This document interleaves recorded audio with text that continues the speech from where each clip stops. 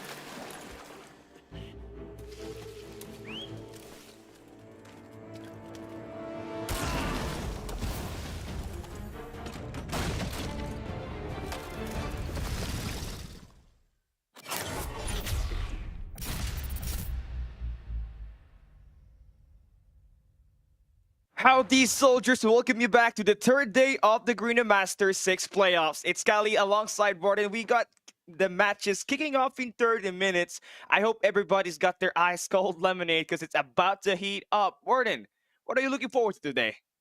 I'm open for some upsets. I'm open for some changes. I want to see something different here because the narrative for Garena Masters 6 has been pretty stale here so far. We've only seen 3 teams that has been able to make the impact for the grand finals here, brother. It's going to be an amazing fight that we're going to have at the upper bracket here, which brings us to our first topic of the day. As Smart Omega goes up against Elevate, both teams coming here today, sweeping their first competition.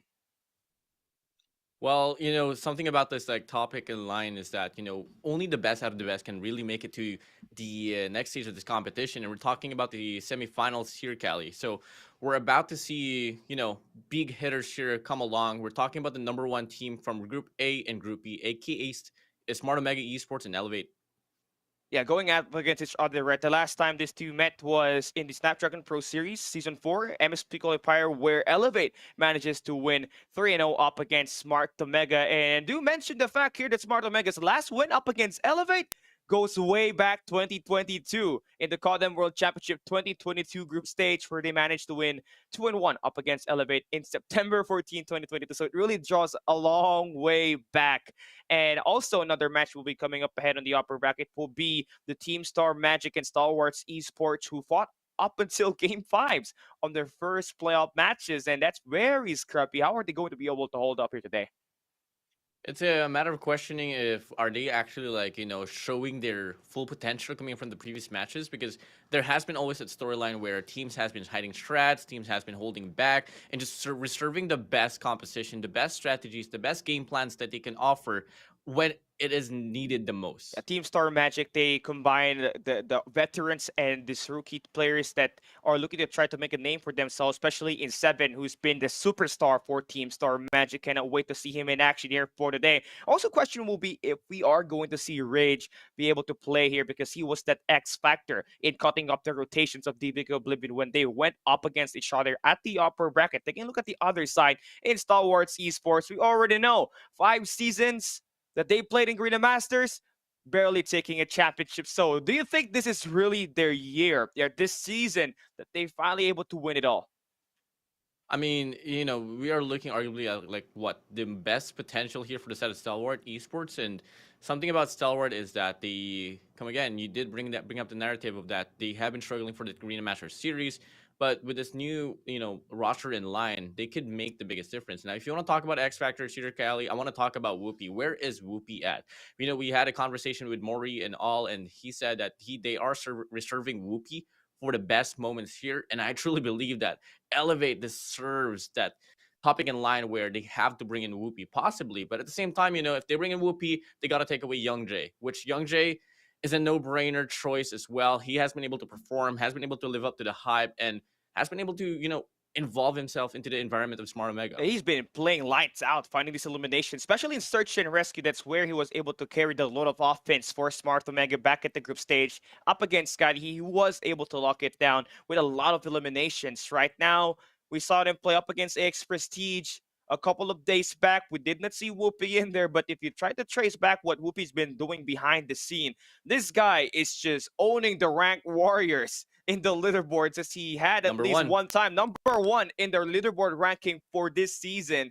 It kind of fall down in there, but the grind doesn't stop for him. We all know that he might just be the best player right there. Now, we do take a look at what's going to be happening up front, right? We saw so much changes when it comes to fighting. And speaking of, right, we got the MG42 showdown here for today. Talking about it, right? Yesterday, you saw Scatty with a double LMG setup.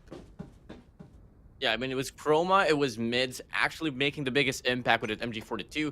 And we had an interview as well with Mids where we asked, why the MG42? And guess what? He just simply said, it is overpowered. We want to use it. We want to put it into our arsenal because, we want to have the best odds as well of winning the series. Now we got our MG42 showdown here for today, right? This is going to be the semifinals.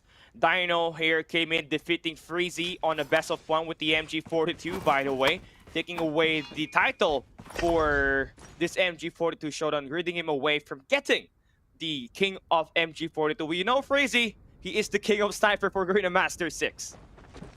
Well, you can't really get everything out there. I mean, I know for a fact Freezy is more than capable of doing that, but come on, man, give us some shots with the rest of the players. Now join back here inside this game here, Callie. I mean, just by looking at the statement here, Josh will be taking the lead here. Dino finally responding back to you with his kill. Can you find the chain? It's odd because Josh doesn't play a lot of Call of Duty Mobile for DVK Oblivion. Barely had any, repetitions in there. We saw him only play one game up against Scotty yesterday where they got eliminated. Had a lot of moments where they managed to force a map 4, but they just couldn't finish the Kurahana Metropolis. But for Josh, he defeated PJ to be exact at the kill house, which remains a lot of spray downs for him, right? So he's going to take the lead here for now. It's going to be 3-2. It's Dino that was able to come back up against Freezy, so you can really never count this guy out. Yeah, in regards to experience here, Josh has it better compared to Dino. Dino, I've had a lot of conversations with him. I mean, in fact, he's like my best friend in the Call of Duty Mobile community. And something about him is that he is pretty scared. Every time that he is put into the spotlight, when the whole world is watching him compete and perform here on the stage, he gets a bit scared. So we need to see a bit more of a different take here for Dino. After all, this is just a 1v1. You get the spotlight is all going towards you. Just make the best out of it, man. Yeah, for sure. Now, Dino's going to have himself quite a bit of a disadvantage here as he's definitely got the lower ground. Josh just trying to see if he can find this guy right here, but actually leaves him out in the open as well. Huge target on his back right now as Josh tries to heal up. This MG42, the campaign, it has a pretty OP iron sight, right? It just comes in built in, so if you guys want to take a purchase of this, make sure you get yours now before we actually see the draw expires. And again, this is the most important weapon that you want to use if you want to win the playoffs. And right now, for this 1v1 gunfight, Josh has been able to light things up. Yeah, really good positioning here for a set of Josh. I mean, if you want to play 1v1 Rust here, you got to take a hold off this elevation right in the central part of the map. And that's exactly where Josh is at. He is able to find a 2 spree here. And all he has to do is just wait for Dino to peek out and go for the spray. But finally, Dino gets the flick. And now it should be his turn here to gain some elevation. But Josh is going to be responding right around. You need this gunfight. If you're Dino right now, you got to be able to push this one up. Here comes the attack. But Josh still wins it. Another headshot for him. Just unfair. Josh having this right now with the MG42. He's hitting every stride that he can get. A minute left here for Dino to be able to come back. Right now, Josh is just trying to take care of his life here. He's just not taking his time. Just waiting. Trigger discipline. Dino gonna be on top. He spots him. Easy kill here for him. And Dino, oh Dino. Tackless man you are. And what is that? There was an airplane right there. I think that came from the inspec, right? Coming from the MG42, but it should be an easy killer for Dino. Just gonna be coming from the back, and we'll be able to get the kill. But trailing with 3 kills here needs to move in quick. Only 30 seconds left on the clock. You gotta run. You gotta scramble here right now if you're Dino. You gotta be able to push up right now. Gotta search for every angle where you got Josh just holding right now. Gotta be perfect with his gunfight. Sprays it. Takes him down. There we go. Cut that lead down to 2. You can still got 17 seconds left. Josh still spawning on the same side. You can go in for the beatdown. Sprays. The challenge is there for One Josh. more kill. He falls. And now Dino can have quick. this chance to actually tie it up. Dino just needs to search for him for the last 4 seconds. And Josh decides to take a peek. He knows where he's at. He's just gonna buy time. Smart play for him. No comeback for Dino this time. As he falls, Josh advances to the next stage where he's got a chance to take home the 10,000 CP prize pool. Winner takes all. I mean, come on. This is the semifinals we're talking about. Very unfortunate effort set of Dino. I mean, if only he played more confidently in the early stage of the game, maybe we could have seen more of a high kill round there between these two players. But with that being said here, Tin and Clasher is going to be up next. And whoever advances will obviously have to go up against Josh at the grand finals. Josh has been able to upset almost everybody that he's fought here so far. He defeated PJ on Kill House. He also manages to win up against your boy Dino right here for AAA Odine, right? Now, that team's still going to be in the lobby, right? The great part about this, Dino may have taken that loss, but they're still in the competition. DVK Oblivion is not. Okay, so now we're moving on to next. It's going to be what you said, right? Tin, obviously, who was the player that beat down Scared, by the way, in the same map as it is. And the fun part about that was that they were ego challenging every gunfight right there.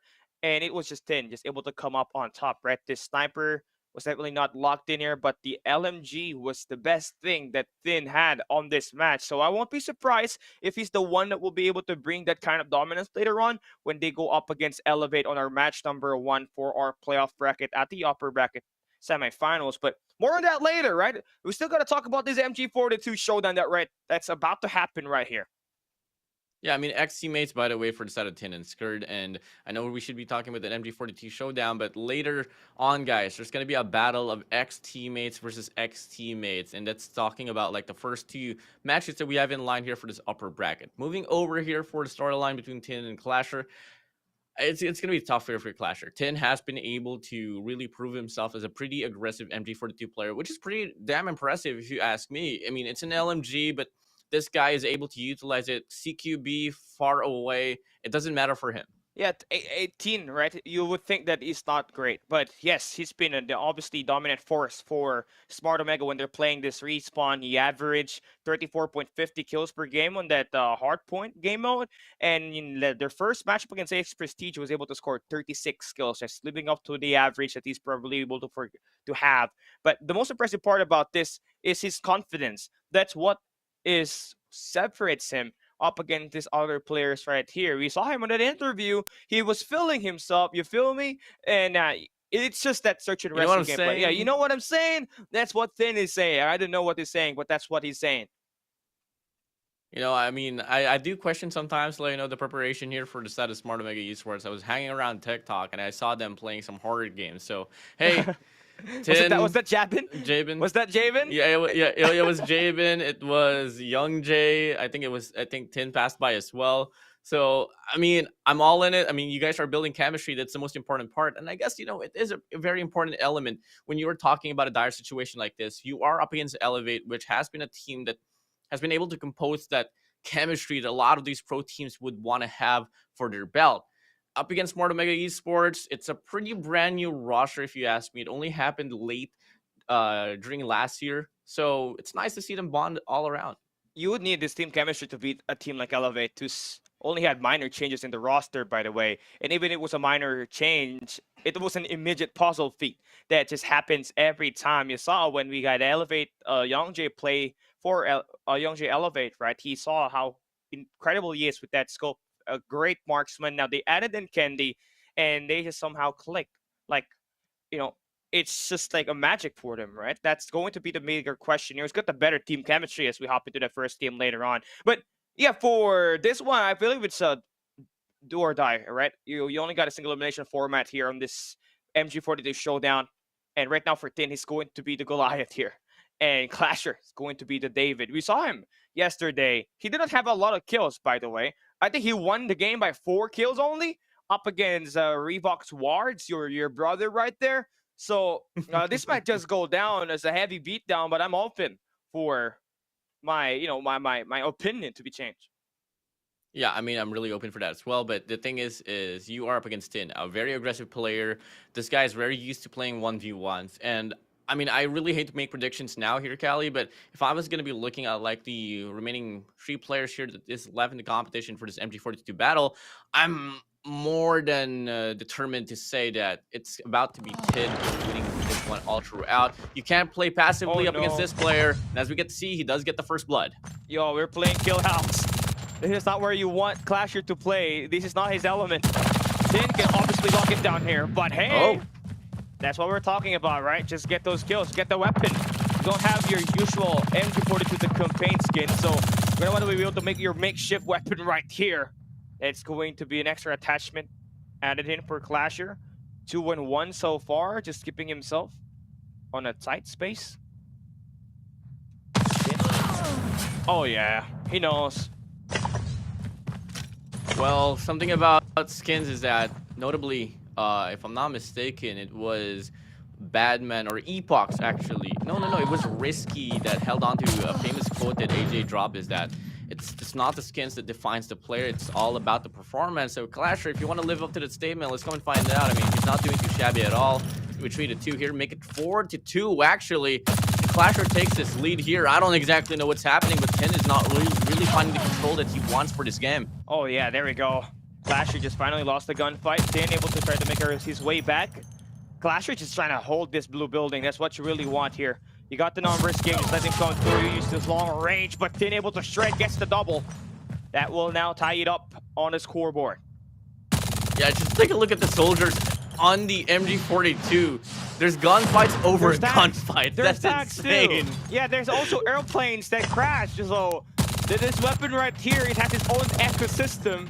Wonder if that's ants too, right? I want to see some ants in there. I want me some fire ants right there. But nonetheless, right, this skin right here is just so cool once you get the in-game spec. But then you get this round and this lead, just score the 2 points here. That will put up. I'm looking. Yeah, 6-4. I mean, I'm just loving the adjustments here for the set of Clasher. He is not playing too passively, just like how it went down with Wards.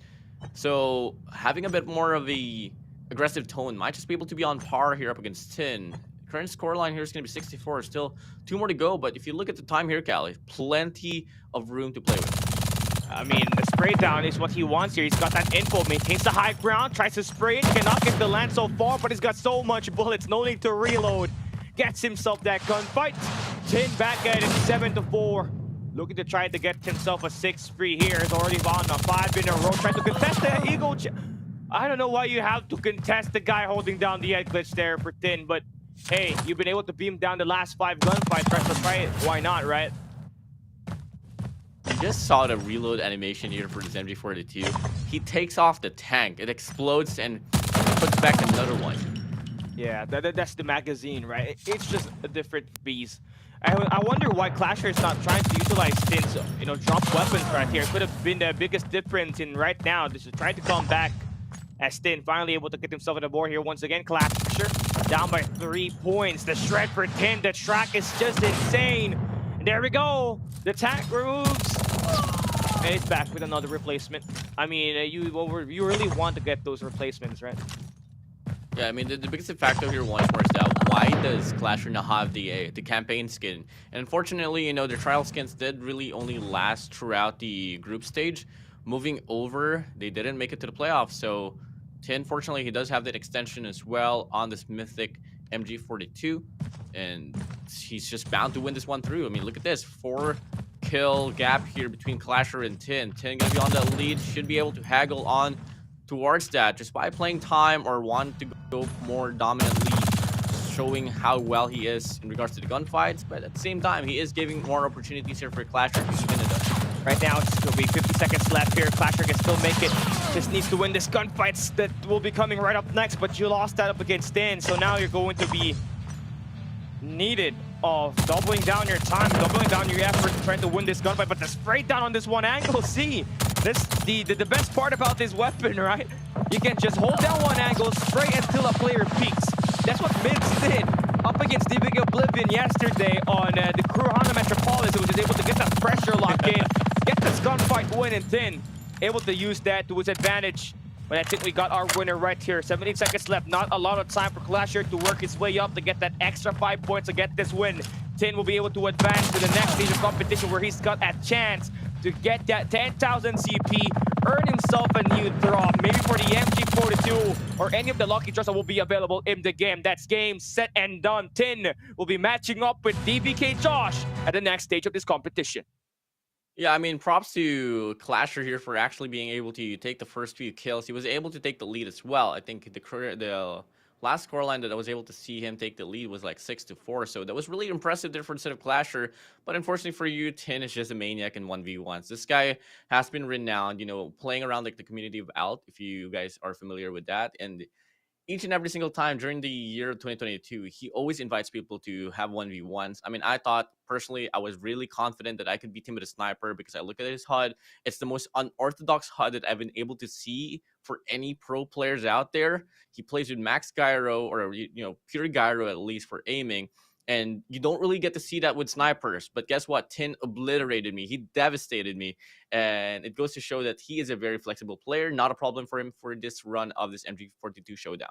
He's the one that made Smart Omega just become a totally different piece especially when they're playing this hardpoint, right? Because he can change to any weapon he wants, and that kind of flexibility right there allows them to play any pace they want, right? They can play that Fennec, he can play that R9. If you want, you can really snag him in with the AR later on, and we're going up against Elevate, right? But the best part about this is then he's got himself a chance to earn the 10,000 CP, which is the prize pool on the line here for the MG42 showdown, and also his teammate that win later on up against Elevate, which will be our first game of the day. And this is going to be a really nice matchup that we're going to start the day off, so you guys can't really miss this. So better make sure that you guys got your food right there, because I know for sure this is going to be a long game up ahead. Yeah, maybe you're watching on the couch, on your computers, on your tablets, probably on the toilet, perhaps. Guys, just prepare for a pretty intense match here in line, at least for the first two. I don't exactly know if Adine is going to be able to offer a great match in between whoever they're going to be going up against with on that match number 8, Cali, but one thing for sure is that they always got to prepare. You know, we never really get to call as well on how far the narrative for each team will go, because we're open for dark horses. I mean, I never really expected that Adine will be able to make it at this stage of this competition. Talking about the last 3 days, by the way, of this Green Master 6. The playoffs is open to whoever wants it more.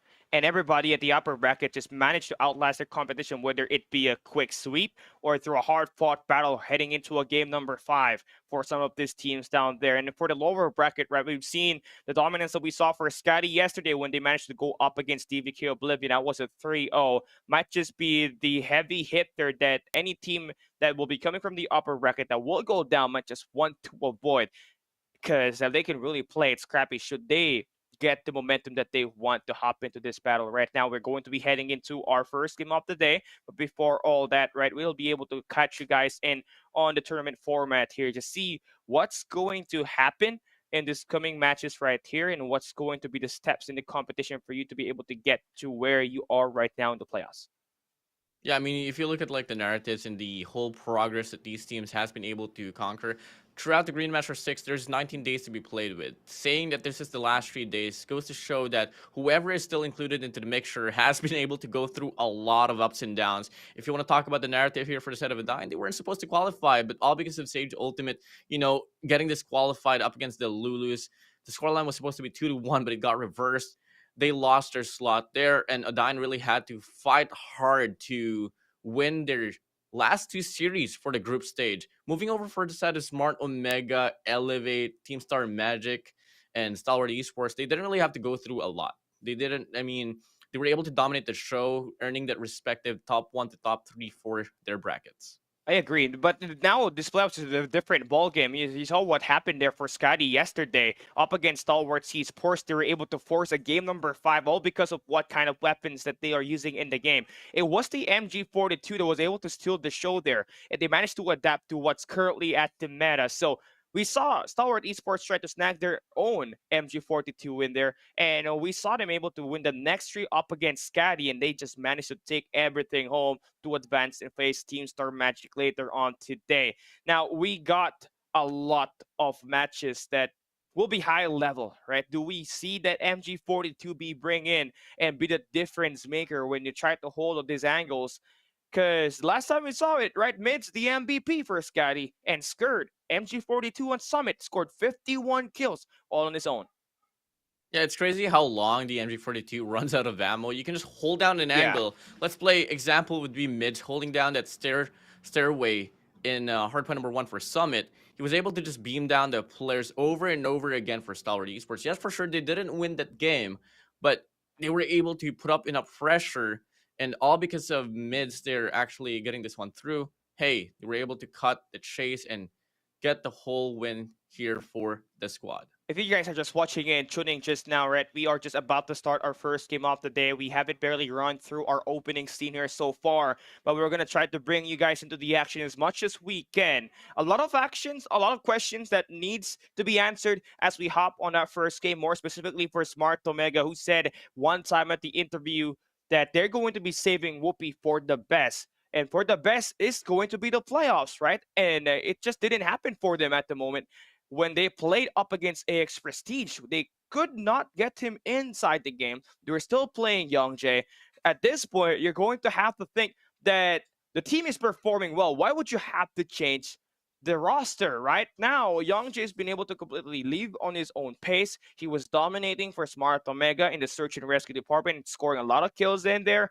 Now try to sub in Whoopi, who barely played in this group stage, maybe even at these scrims as well. That will totally change the dynamic of Smart Omega in here. Yeah, I mean, there hasn't been any rumors around that Whoopi is actually playing scrims. I mean, you guys know rumors are always going to be right around the corner here for Call of Duty Mobile, and we haven't seen that one play out. But moving over now to the tournament format here, Cali, come again. We got the first phase and the second phase said and done. That is the qualifier stage and the group stage. We're currently at the playoffs here, third to the last day. Yeah, I mean, the heat is just building up here. Everybody just wants to get in on the action, and every matches that will be starting from here on out are going to be high level competition. So it is going to be an insane battle that we're going to have in these playoff matches right here. We have filtered down the best of the best from the group stage, and only 6 teams remains in this playoffs right now. The tournament format already done and dusted. If you are looking to try to score yourself the same kind of qualifications for GM7, and this will look to be the same kind of qualifiers or format that we're going to be helping into. So you guys stay tuned on that. Now we do have our matches just being best of 5 for these players up until the upper bracket finals and the lower bracket finals. And then once we hop in at the grand finals, that will be a best of 7 with a 1 map advantage for the team that made it on top at the upper bracket. So that will be a great advantage to have, as you only need to win 3 more maps instead of 4 will be the team coming in at the lower bracket. I mean, if we're going to be basing it off from the system during the last 2 years that we've been able to see Garena Masters as well, not only that you get to win the prize pool, not only that you become the champions for this Garena Masters, but you also do get invited as well for the next initial tournament. Don't quote me on that, but it is something that is worth mentioning, and it's a big possibility here, Cali. I mean, the heat is building up right now, man. As we draw closer to the championship Sunday, $25,000 is on the line for Garena Masters 6, and the champions will be crowned and pocketing the lion's share of $10,000. The stakes are high, and everybody wants a piece of that pie. That number 1 spot, that money right there is life-changing. But if you do fall, you still get a piece of that pie, right? Second gets you $4,500. Third gets you $3,000. Fourth gets you $1,500. And for those teams that will not be able to make it to the lower bracket semifinal, they get to at least get themselves $750 as their own prize. Yeah, I mean, today we will be able to determine as well another team that could possibly fall. And is it going to be either a Dine or Stalwart or Team Star Magic? Something for us to find out later on, right after the third match. Moving over to the 9th and 12th place, 13 to 16. Congratulations to you guys. You all are still able to put up the impact and showcase your skills here for this stage of Garena Masters 6. Moving over now to the map features here, Cali. I'm open. I'm really open now. I mean, I'm very desperate for something different, especially for search and rescue. I mean, I want to see Apocalypse, Corona Metropolis, Terminal, Seaside as 4 of the 5 maps that we're going to play inside the game. I think that's going to be a nice curveball. Just let everybody think why this map just got picked, right? But if you guys are been tuning in for Garena Masters 6, on the group stage, our most picked map was Summit Hardpoint, followed up by Hacienda. Then stand up as your top 3 for search and rescue. We don't even want to consider this a top 3, right? It's just basically Tunisia as well as Coastal. But on this best of 5 in this playoffs is where you get to really throw in a bit some curveballs, because they only get to ban 1 map each per game mode for each game mode. So this allows for you to be able to throw in one of these most picked maps and try to open maps like Takeoff, Corona Metropolis, which we did see be brought out there by Scotty, Team Star Magic, as well as Stalwart's eSports yesterday. Now, Terminal in the group stage up until now hasn't been picked yet. So that's kind of an oddball here right now for any team. But just by judging on how many days we've played here so far, right, I think you're going to have to be pretty comfortable in bringing that one out. I think you got so much time in scrims already to be able to find some strategy in there to be able to make those plays. So right now it's just about being ready and getting this map stored into a best of 5. Yeah, I'm out of questioning as well where Terminal is at. Is it because of teams, just reserving this map for arguably like a choice for a wild card pick for the map, or is it just because of the fact that this map is just not so good to play at. I mean, looking at the layout here for Terminal, it is so far away comparing it to Tunisia, to Coastal, Rohan, Metropolis, and Takeoff. I mean, Takeoff might be similar for Terminal, but at the same time, if you take a look at the works that B bomb side, it's a chokehold, and it's very hard to get a break or hold down the bomb side. Yeah. Moving over now to the bracket here, Cali. A quick recap here once more. First match in line is going to be Smart Omega Esports. Elevate is up against them. On the match number 2, we got Team Star Magic and Stalwart Esports. And on the last one, whoever loses that match number 8 will have to go up against AAA Adine. I mean, lots of histories and lots of narrative that will be run through this bracket, but you're looking at that Smart Omega Esports and Elevate match, where the last time Smart Omega has won up against Elevate was almost 2 years ago, September 14, 2022. COD World Championship 2022 group stage where Smart Omega won 2-1. And the last time it was a close game. We go even further back, a couple of months. August 13, 2022, Smart Omega and the Garena Masters 2022 Season 3 playoffs at the LAN event. Smart Omega was able to win 3-2 on Search and Destroy Takeoff. And that's going to be, a long way back. Do we finally see them break the curse? Because Anything Really Elevate has won the last 3 matches that they went up against Smart Omega Esports, tracing back to Garena Master Season 4, all the way to the MSP qualifiers for the Snapdragon Pro Series, which was held last month. Now, for Stalwart Esports, 5 seasons in, they haven't won any title yet. Their closest was last season up against Elevate, but they placed second. So will this finally be their year with a newly stacked roster and a team that just managed to beat Elevate at the Snapdragon Pro Series Season 4? Do they have what it takes to be able to win and finally bring home that title? So take a look at today's match here. We start the day up with a bang. Smart Omega Esports goes up against Elevate. A lot of history, narrative that we want to see answered.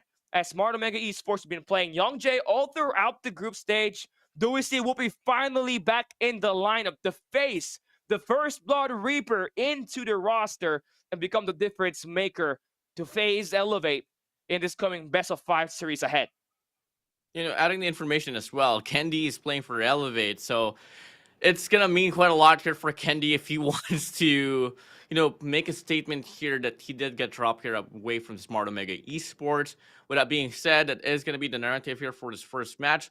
Next up in line, Team Star Magic against Stalwart Esports. Last time we were able to see them play out, Team Star Magic was able to win 3-0. So I know for a fact Stalwart Esports is looking for some vengeance. I mean, this is a team that obviously have been on a rocky start. I mean, all of their matches for the past 3 games so far have been incredibly close.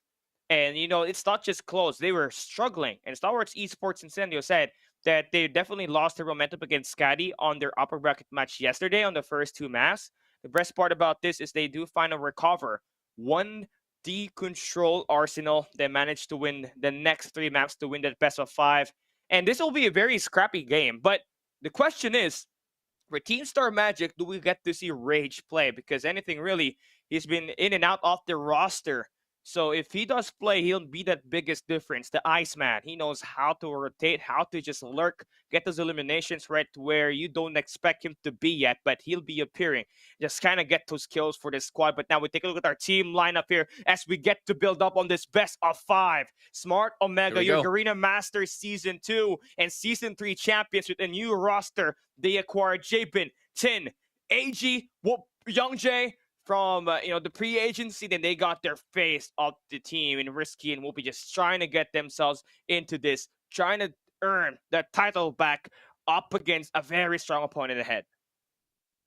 Where is Whoopi? Where is Waldo? Show us the player. Show us the player come right now. We need to see it. Is it gonna be official or not? And looking like we're yeah. Young Jay's not on his seat. That's Whoopi right there. So Whoopi's going to play. About time we see him play. The number 1 rank leaderboard warrior is coming to town. Well, better prepare. I mean, reserving the best for the best, as Mori would say. And the best will be Elevate, Yopi, PJ, Klo, Luffy, Susano, and Kendi. And these are your players here from the side of Elevate. Once more, are they going to be ready? Let's come and find out soon enough.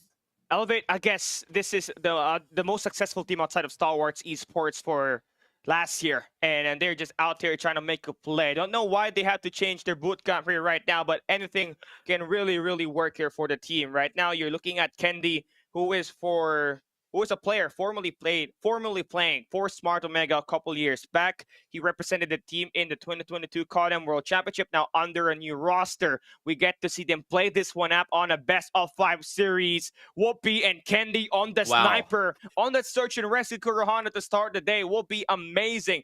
But taking a look at our first set of maps here, first 3 maps, we got Hardpoint Summit being picked here by Smart Omega. Now this is an eagle pick right here. This is the strongest maps this is the strongest map that Elevate can provide. Omega decides to challenge that here for the day. Now they also got Search and Rescue Kurohana being played on map 2. And on our first 3 maps, they're to complete it, Control Raid for Smart Omega. Then do we have to see a long distance game? We hop Yes, into please. Hardpoint Hack the Yard at game 4 and Search and Rescue Tunisia on that map number 5. Oh man, come on, man. This is Olea at its finest here. Take a look at this. Hackney Yard hardpoint forced by Elevate. You know for a fact that Olea has been preparing for this moment.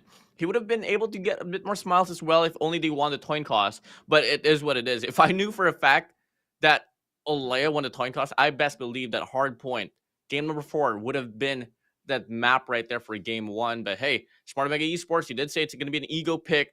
It's going to be a battle of those CQBs, Cali, and a battle of those MG42s as well. Yeah, now, I mean, yes, that MG42 is going to make a difference, but who's going to wield that for Smart Omega? I'm looking at the close-range combat quarter here, right? This is going to be PJ's best map when it comes to playing Hardpoint. He scored 40 kills, 23 deaths the last time he played on this map. And right now, for a team like Smart Omega, you're obviously going to have the same kind of performance to be coming in for AG, who's scoring 40 kills per game so far consistently all throughout the season. Then there we go, Whoopi. You got 10 playing also here as that R9, that secondary SMG player that can really make the difference in this up-close battle, in this Hardpoint Summit. But it's a battle for rotation and also who's going to have the better operator skills. You do mention Whoopi will be playing more of a hard point hold here for him as he's got that Gravity Vortex as his main operator skill.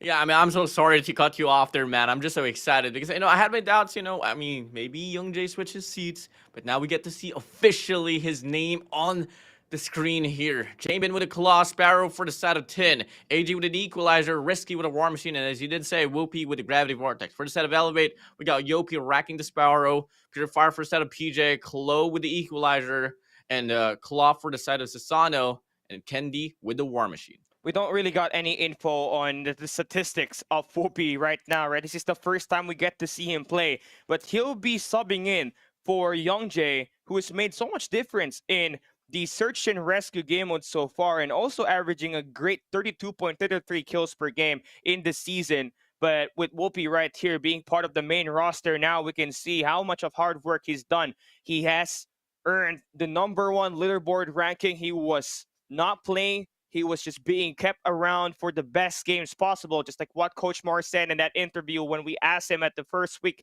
of the group stage. Now they're coming into town. They want some deadly beatdown, and they want to challenge Elevate on that Hardpoint Summit, their best map last year.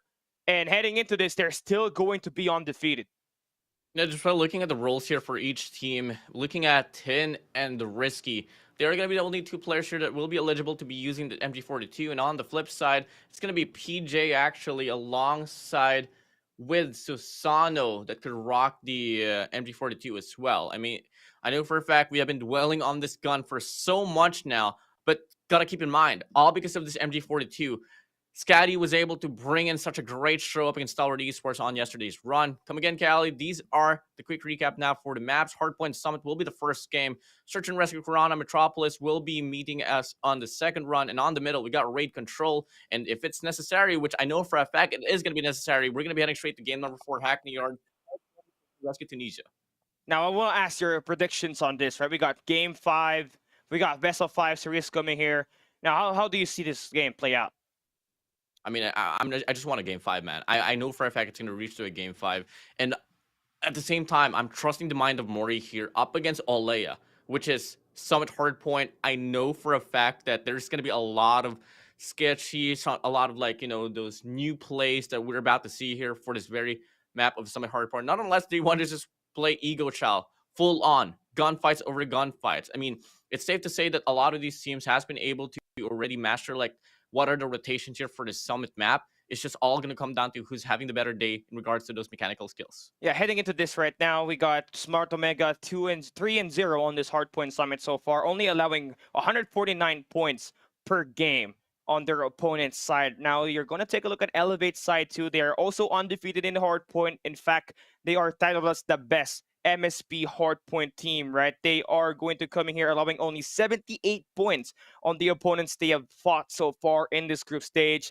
Now, who's to say who's going to be the even better map manipulator here, especially on a Hardpoint Summit where the P3 and P4 requires that early rotation that will get you that unlimited reinforcements to score a monohill on those kind of hard points. But how do you actually maintain that is going to be the biggest question as you got those operator skills going to be coming along the way. This will be a close match right here. I am feeling like it's going to go to a game number 5 as well. But if things just go for worse here, see this game just dominated, might just end up on another 3-0. In the comment section down there below, you guys make sure to give your own predictions as we are about to start this best of 5 series between the number 1 team in the group stage in Smart Omega and the defending champions of Garena Masters in Elevate at the upper bracket semifinals. What they're fighting for is the next stage, the upper bracket finals, where they are a step closer to advancing to the grand finals and earning themselves that 1 map advantage.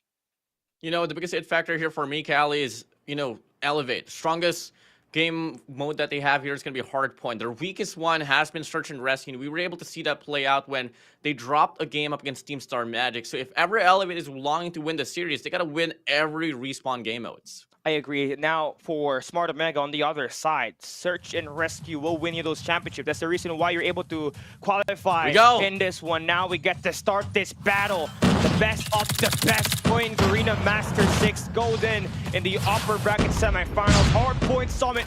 Let's get it on the way. Yeah, let's get it on out here, man. So far, we are seeing a lot of heavy battles here in this Hardpoint number 1. No definition here, not just yet, but if you do take a look at now the formation here for the side of Smart Omega eSports, they do take a hold off towards this computer side. At the same time, they have players here just swan diving instead of Hill coming from 2F.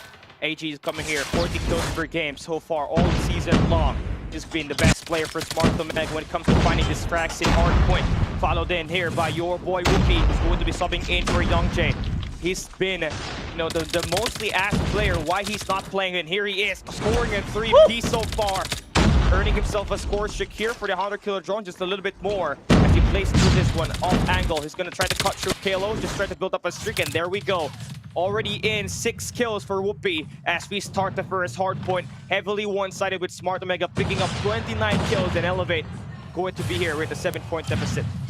Yeah, I mean, 7 kills already here for the set of Whoopi, enough to accumulate a full-on bucket chicken meal. Come on, man. This guy is able to rack up the show here so far.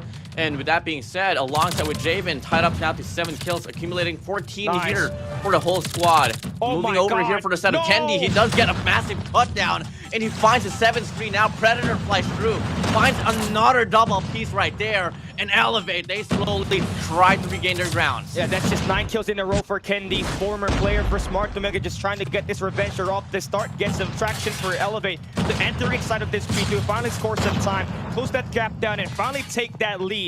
As you got Smart Omega just scrambling around the map here so far. PJ holding up with the KRM. The signature has been brought out. You already know that this is going to be a tight show. Oh yeah, PJ here finding a 4-combo spree as well. It's just spree after spree instead of game. You can tell it's getting quite heated up. The lead is on here for the set of Elevate, but long-term run, they don't really have the rotation as well here for the next hill. 4 players already located here for the set of Smart Omega eSports, but Elevate, they're not going to waste any time. Allocating now 3 players perhaps here to make a push towards mid-snow and 1 towards silo. I try to make this break on the anchor is what you want. Yopi's still on 3 kills so far. Definitely not having his day here so far. Number 4 in yellow with Susano just trying to cut through zigzags. His teammates gonna try to get through cable car platforms. Need a multi-angle attack to break this down, but Whoopi advances, opens up the gravity vortex, stops the push coming inside of the slopes, and he finds himself a double there. But Elevate able to get the spawn flip. Kalo winning this gunfight off the back, but he's gonna get that loss of the gunfight up against Risky, who takes him down with an MG4 to do so to start this P3. First 30 seconds belong to Smart Omega. Yeah, and the tail end of the hard point now is going to be kicking in here to Elevate. They don't have any options but just to barge in here, coming from the front side. Coming in, Elevate still on the verge of looking to get the break here, but at the same time, take a look at the rotation here for the set of Smart Omega Esports. They do want to let go of that power position already because it's as desperate as it seems here for the set of Elevate. They go for the barge, the spawns get flipped, but Elevate does get the read as well, and they just want to settle for next instead. Yeah, that's just going to be a money hill just being claimed there by Smart Omega. Talk about Whoopi right here. 14 kills to his name. Almost feels like he never left Smart Omega on the group stage. Feels like he's just as ironed out as ever. Better than ever. As we hop into P4, right? This is going to be where the operators will be invested for Elevate. Kalo decides to bring in that shot, but Tin able to stop him for that spree. Trying to get this break inside, just utilizing these angles. Able to take down Susano and Candy in the spawn so far through Garage. But this is just going to be a heavy blow, right? A nice trade we're seeing for Elevate as they just trade hard points. And investing in the operator just paid dividend here for Smart Omega to be able to get that lead. To not favor their side so far as Elevate continues to build this game back out to their ground. Oh, this Purifier here. We've seen this moment before on the hard point number 4 where a Purifier gets whipped out and all of a sudden the game gets turned around. 2 players, 3 players from the side of Smart Omega Esports longing to get the break instead of Hill, but fortunately Whoopi was there to get the flank and they hold on to the spawns. PJ extends furthermore with a Purifier, zones out the players from Smart Omega Esports, and as we wrap things off here for the first set of hard points, we are going to be seeing Elevate take that lead. A nice hold so far for Whoopi at the edge of this P1 right now. Whoopi just trying to get that high ground. He's going to be able to hold off there's a couple of more players inside here. Do want to get this break inside. Jabin finally getting eliminated. Whoopi finally able to get himself at least sustained inside the game. Only had 3 kills to start the first 2 hard points, and now he's got himself 15. Now finally able to get some grounds. Smart Omega just falling behind right now as Elevate continues to completely lock down the points inside the hill. There's just 3 members inside, then you got number 2 and PG just roaming around, get these eliminations, just lay inside the OBJ, just be that feisty player that just distracts this player. Just not really get inside to play as a team. Head time here for the start point, going to be given for the set of Elevate. Smart Omega Esports still doing whatever they can do here to try to get some contestment, lower down the bleeding perhaps. I mean, the goal here is not to get that extensive lead here for the set of Elevate. So we are seeing now, finally we do get to see the break here, climbing along here for the set of Smart Omega Esports. But Elevate is not going to stop at all. They want to take every little bit of points here. It's just soaking this hard point until it's dry. And moving over now, look at the spawns here. Elevate having a great look. They do have Green Radar as well. Got caught third for Smart Omega here, but Susano's just been on a different level here today. 21 kills for him. Not definitely the highest in the lobby, but his teammates needs that high ground control, that long range presence to be able to get that caught down inside. Now just building up to almost a 50-point lead here is Elevate. Mega cannot really get themselves going here so far. You need a multi-angle push. AG brings out the equalizer. Finally, you're able to get the flush inside of the hill. You do have this spawn read right here for AG, and it's just getting this averages is done, getting these eliminations as he's got himself 22. Right now, hard points still remain intact in favor for Smart Omega. Yeah, props there for PJ, having a pretty slow start, but he is able to regain his grounds now, just next to Kendi and Susano here, making the impact. And I mean, if you overall look at the board here, each and every single player inside the lobby right now will have 20+ kills. It's just all going to come down to the team chemistry here, brothers. Also, the spawns, bro, that's where things will get decided. And Smart Omega thinking bigger picture. They want to be able to set up next, get that early setup here. Is AG to try to truck down Whoopi, the route man for Elevate, to try to flip this spawn. Smoke's already there to cover around the distance. But this is the problem. This was the money hill for Smart Omega. This is where they are able to extend that lead further as we hop into this. They're going to be bringing out their operators as they manage to cycle it in really nicely so far for Tin. Inside of the hard point, or he's got 60 seconds locked down. He's got himself 25 kills. But now you can see PG just trying to break through the backside. He's going to get himself 2 kills, make it a 3-piece. That will be allowing them to get some shots inside, but no reinforcements really there to flood the point. So that's still going to be Smart Omega Esports getting this point inside the hill. Yeah, a bit of a sloppy taker first out of 10 with a Sparrow, and he's not going to be able to make it up now with an R9. But despite the fact that we get to see the hardpoint get softens up, it's only going to be until now that Elevate will be able to get the impact, but they're not even going to be able to hold their grounds until this very moment. 3 players already found over here for the set of Elevate. Smart Omega eSports scrambling across. Long to get the break, and they do get the remaining scrap time. Should be a time here for Elevate to go for early rotation towards next. Yeah, they just keep on flooding inside the point here. Elevate just keeps on barging their heads, and now just kind of spawn too much, and you're going to have a couple of your players to spawn up on P3. Now you're going to be outmanned by Smart Omega on this rotation battle heading into P4, so you're gonna have to be able to win your gunfights right inside. But Javen able to sneak on by, finds himself a double kill, and that will break the hill. And right now for Kalo, he loses that gunfight. The spawns have flipped. Smart Omega eSports able to chain that P3 to P4 hardpoint, and Elevate gonna have to fight foot to nail to get this shot to happen. And they're going to be able to stay inside the hill, but still it's Smart Omega that has that spawn to their favor. Now look at this, man. PJ breaking loose. Kendi now providing the cavalry here for the rest of the squad. But Smart Omega eSports, they want to double it down. They get a hold their ground. Street players pushing up now for the set of Elevate. They long to get the break instead of Hill. But Smart Omega eSports wants to double it down. Investing that claw right there, but won't be able to make the most out of it. And at this last and final time here, should be a run out now for the side of Elevate. And it's going to be another lead here given to them. Only 40 points to claim here for them to wrap up this game. Yeah, nice flip that we got there for Elevate. I mean, they just had themselves push through catwalks, get the overwhelmed numbers inside of the garage, and they just managed to completely flip it. Smart Omega now down by a lot of points. Gonna have to remain semi-perfect here on this P1, not let a lot of time in favor for Elevate. You do have to bring out the gravity vortex here to stop the push coming from mid-doorway, but doesn't really able to find any of these eliminations so far. Whoopi able to get himself at least involved in the gunfight while his teammate AGB sent out to operate with the equalizer to get some shots inside of the point and outside of the parameter that has been working for them so far. Can we see the comeback kings become the comeback kings up against Elevate? 200-point mark now already reached here for Smart Omega eSports. And we're seeing the formation here from the side of Elevate. Barely any notice, barely any presence here on this hard point. They tried to get a break here coming from the main entrance, but unfortunately for them, Smart Omega eSports meets them at the end, and they lose their gunfights. Yeah, trailing behind by 14 points. Now it's a single-digit lead. TJ, 34 kills to his name already. He cannot be stopped. The close-range combat, the KRM King, cannot be maintained as he scores himself a couple of points there on this scrap. We move into this next hard point. This will just find everything. You got Smart Omega just trailing behind by 50 points before we head into this now. They are just in striking distance. PJ really able to dance there, but AG there for the shot down. Able to stop that first wave of gunfight, but Whoopi off the flank will be able to get that read. But you still now have a couple of points here. 20 points to win for Elevate. More presence here coming from the side of Elevate, hopping in. Tin finds a double with a Sparrow. PJ doubles it down with a KRM. They get the break instead of Hill. Smart Omega eSports, they need to barge in, but they gotta meet PJ inside. Overall, we get to see formation scramble here for the side of Smart Omega eSports, but they get the break as well. Back and forth battle as we speak. Gotta fight this scrappy if you are Smart Omega right here. Only need to be 5 points is Elevate. Whoopi be able to play the objective inside. Can it let go of that point any longer? But Whoopi brings out this barrel. That will still a couple of contests coming in from top side, but they will not work. It is Elevate that takes map number 1. Scrappy fight we got there. A great premonition of what we can expect as we hop into map number 2 as Elevate managing to just completely take away that map.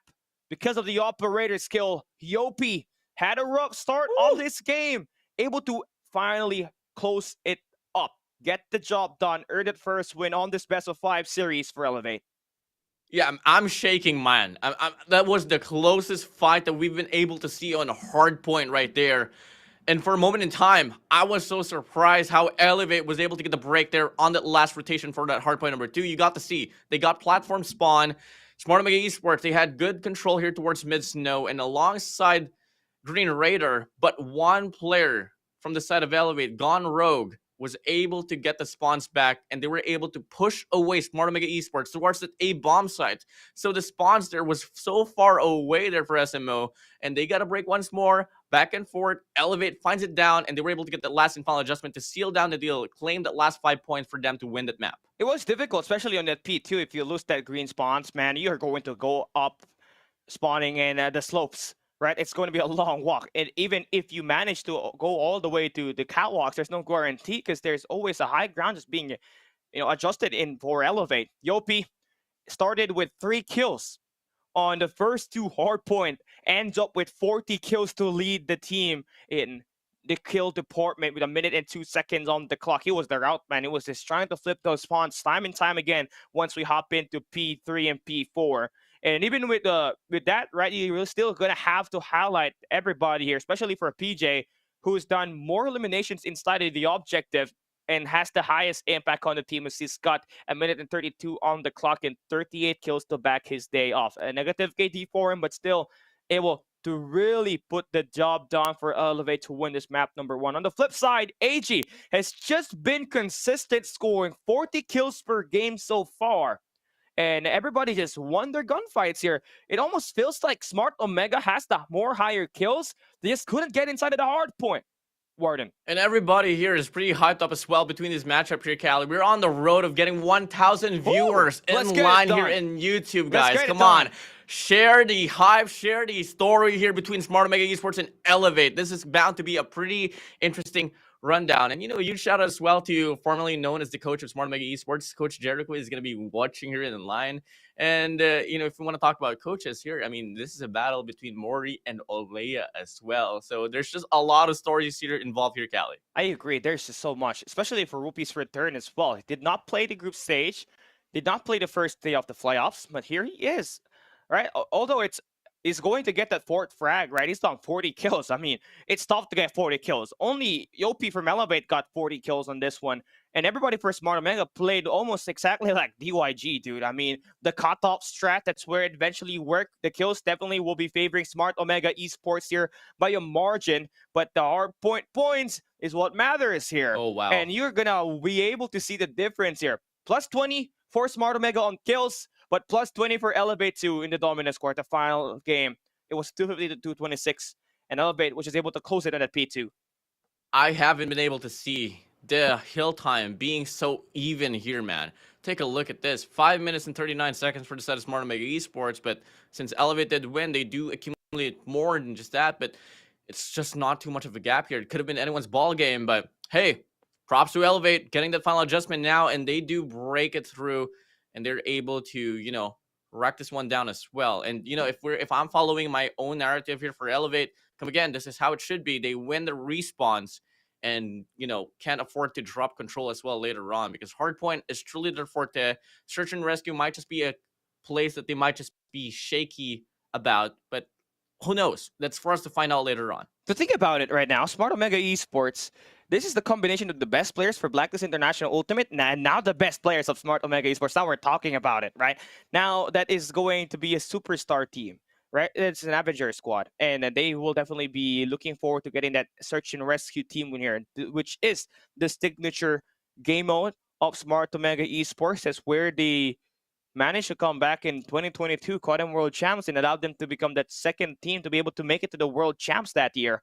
So let's see if the star-studded lineup will just be able to go up against Elevate on that map number 2 and avoid a 3-0 here, because for the last 3 matches that they played, starting from Snapdragon Pro Series Season 4 and all the way to Garena Master Season 4, man, Elevate has managed to 3-0 sweep Smart Omega Esports on their last 3 runs. The last time, again, Smart Omega won a game all the way back to September 14, 2022. COD World Championship 2022. There's so many twos. But that's been almost 2 years. Almost 2 years of winless up against Elevate in a series. That's a huge drought right there.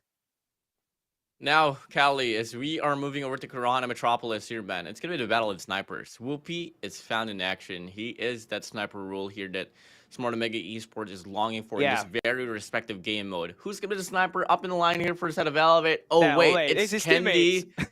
Kendi, bro. Kendi, I'm just like, my brain is surging right now. What are like the possible expectations here? Who's going to be the better sniper? If it's going to be Kendi, that's going to be twisting the whole titlement around that Whoopi is the #1 sniper in the Philippines. Well, it's too early for Kendi to get the title yet. He's got to earn that right now. And up against the First Blood Reaper himself, this guy, Whoopi, every time we see him play the search and rescue, the search and destroys, he's been able to get those early engage for Smart Omega, allowing them to play those numbers game and completely shifting the narrative around to favor their side and just get a lot of confidence in to secure those victories right there. And for Elevate, You know, they don't have Luffy anymore. They don't have the Terminator to cancel down Whoopi, but they do have the Candyman right there that will serve in some candies, gummy bears. Okay, no. Okay, he's going to be able to play. Obviously, Candy's been the best player for search and rescue for Elevate. He's scoring 11 kills per game for the entire season so far. So he's really that consistent in finding these eliminations. But up against Whoopi, though, what will be this score line, right? We got to keep track with that, right? Whoopi versus Candy on this map number 2 right here. Kurohana Metropolis, our second most unique map that we got for Call of Duty Mobile, about to kick in. Let's get this thing started with Elevate, starting on the attack side. Lineups here for the set of Whoopi. Trusted Dino. Will he be able to find anything? You know, nothing at all. Early round take here, and Candy finds Jabin already. First blood it is here. Served rightfully with the set of Candy. Where is Whoopi at is the question. Looking like he is going to be playing around at A-bomb side alongside with AG. But, you know, this is search and rescue at its finest. Tin will be able to bring back Jabin up. Interesting. There we go. Candy takes the first one up against Whoopi on the sniper battle. Now, I know Jabin is there, but it's the secondary, right?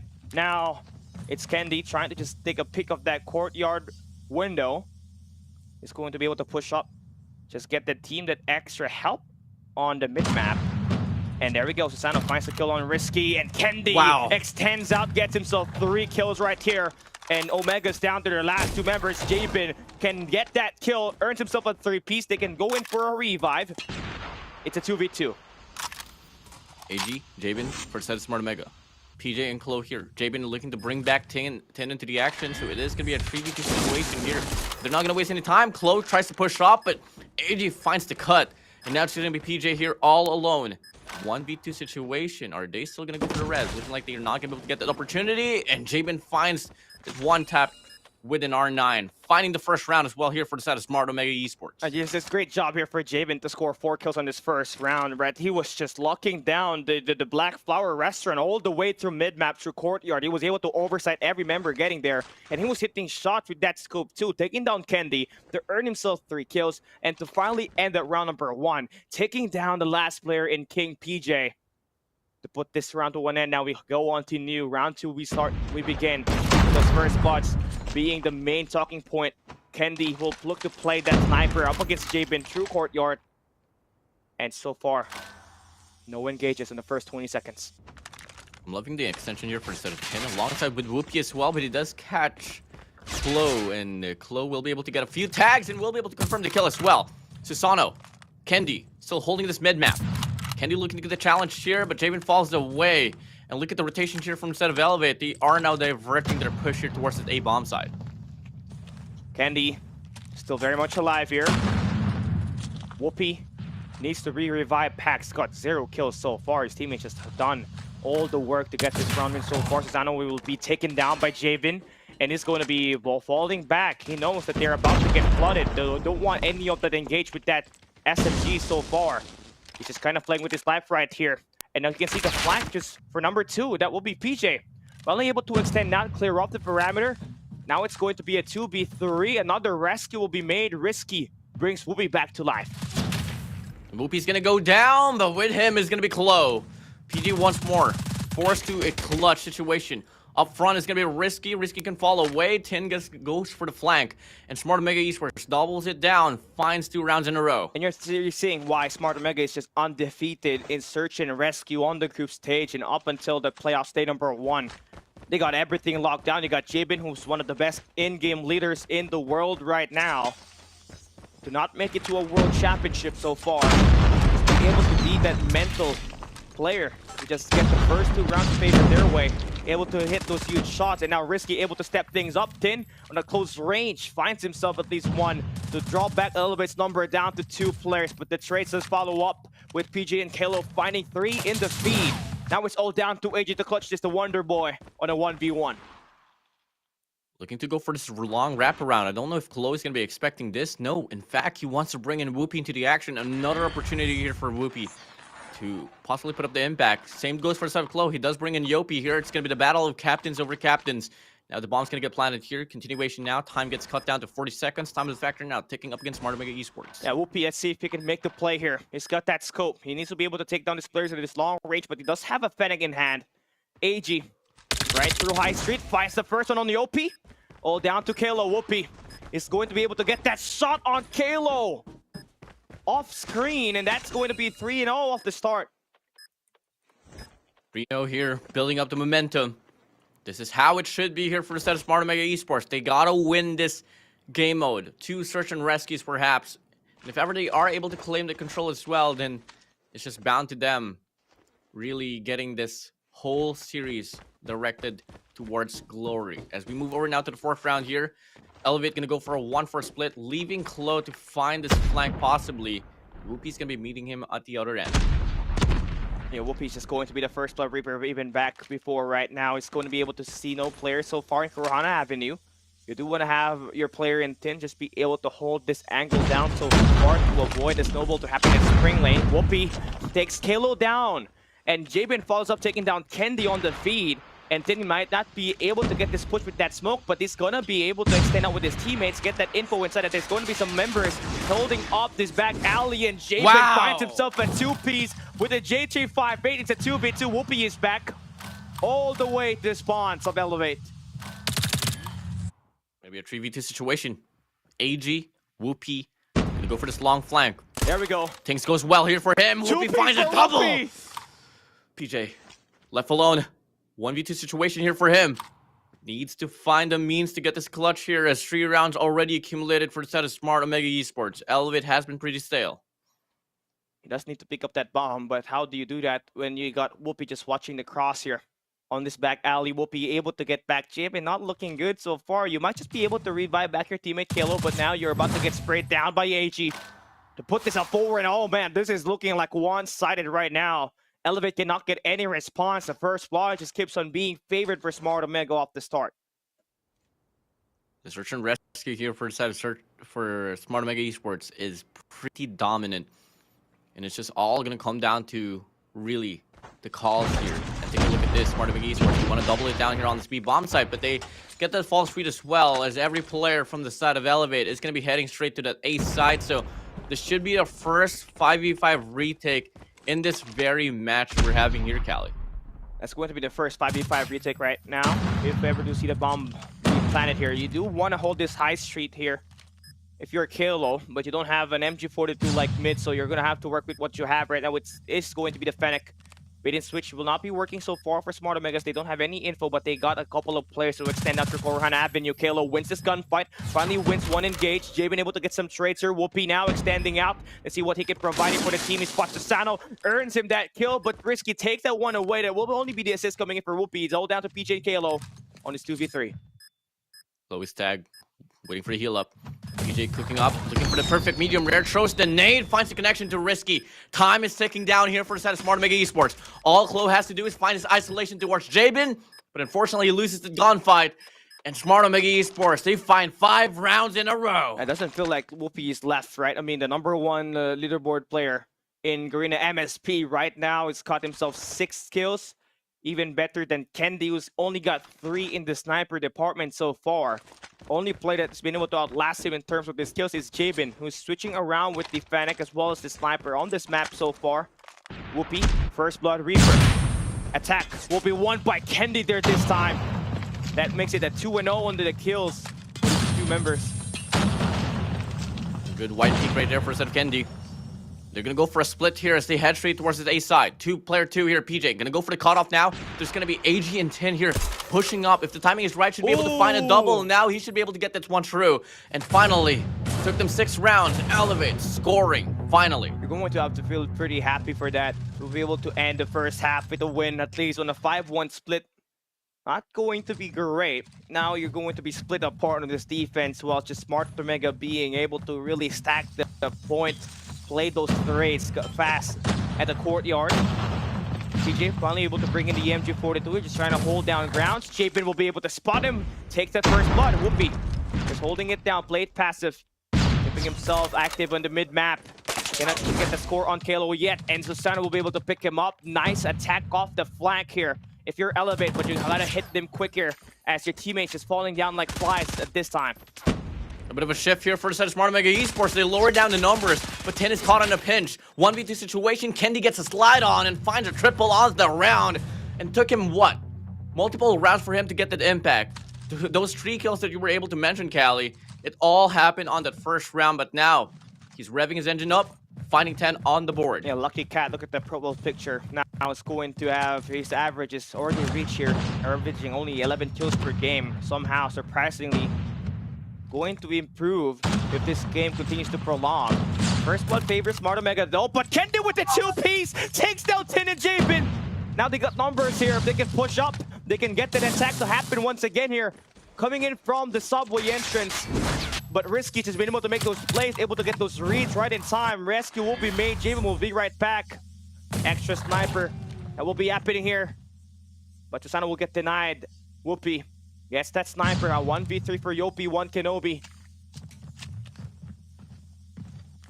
Holding it down. Look at a 1v4. Tin is back in action. Goes for the ISO. The triple chow will be able to take him down. And now Smart Omega Esports here is going to be on match point. On the run here to get the respondment of the game modes in this series. I mean, Kenny's just been a different beast here so far, but the SMG is where you kind of lack if you're Elevate. You got Yopi, 1 Kenobi. The force is not strong on him right now, so he's only got 1 kill. But Smart Omega Jabin, you can see his teammates just fully locked in to get this search and rescue. You can tell that they got a lot of repetitions on scrims. They're just so decisive when it comes to finding these attacks and where do they want to decide to take that hit. They got a 4-man just being stacked on the Kurohana Avenue while they send down AG to play the back alley, the Wonder Boy.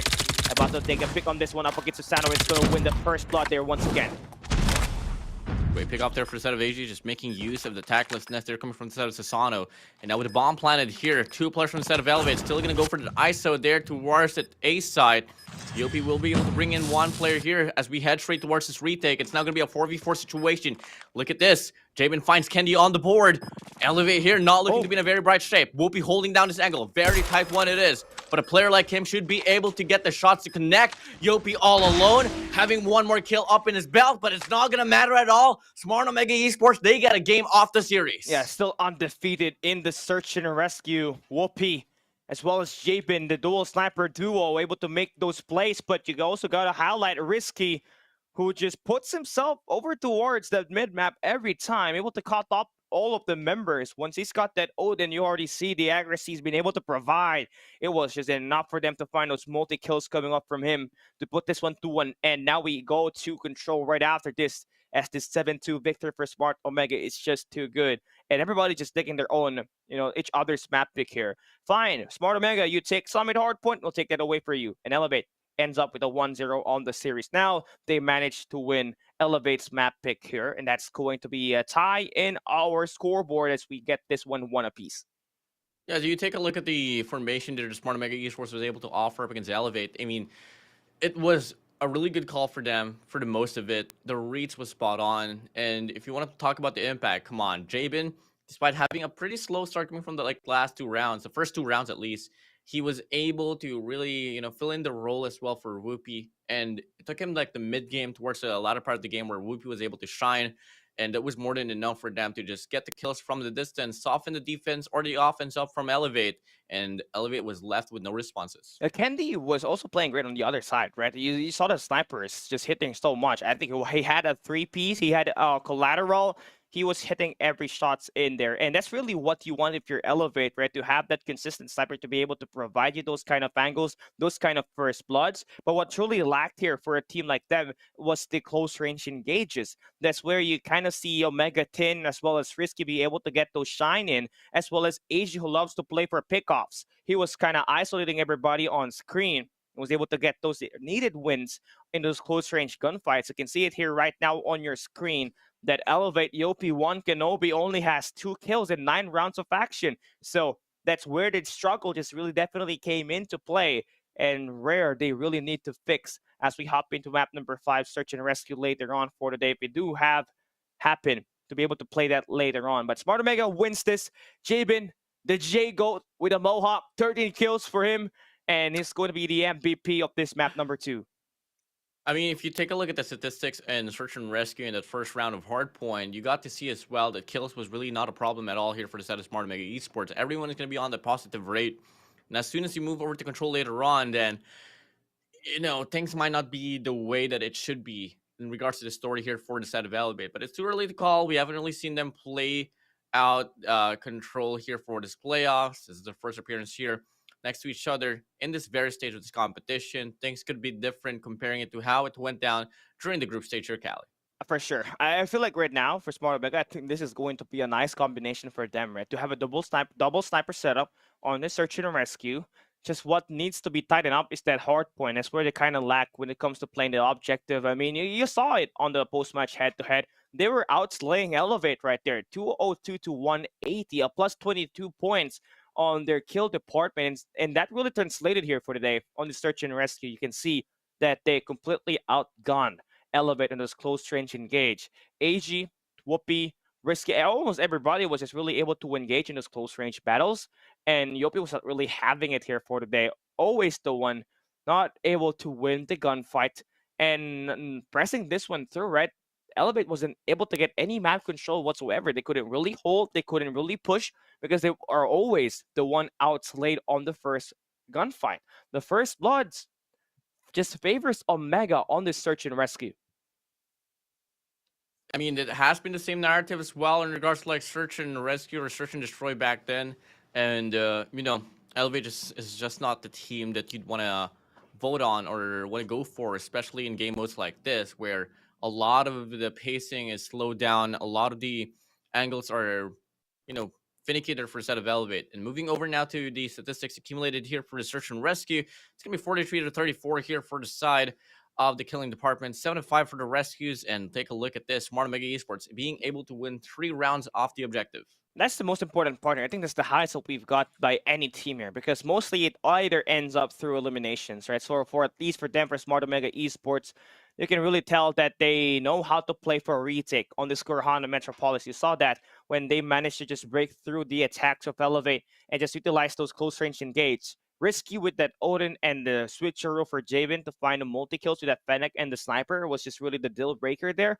And again, failing to have Yopi to be around when this fights for you for Elevate was the top part about this. But obviously, search and rescue, search and destroy, whatever it may be, it's always going to be a strong suit for Smart Omega Esports. This is their identity. This is where the Comeback Kings manages to really live up to that name and put it on the record books. And on the other side, Elevate has a strong case of being infamous chokers in search and rescues. We already know that since last year, and looking to be the same problem that they faced here today when they went up against Smart Omega Esports with Whoopi back in the roster.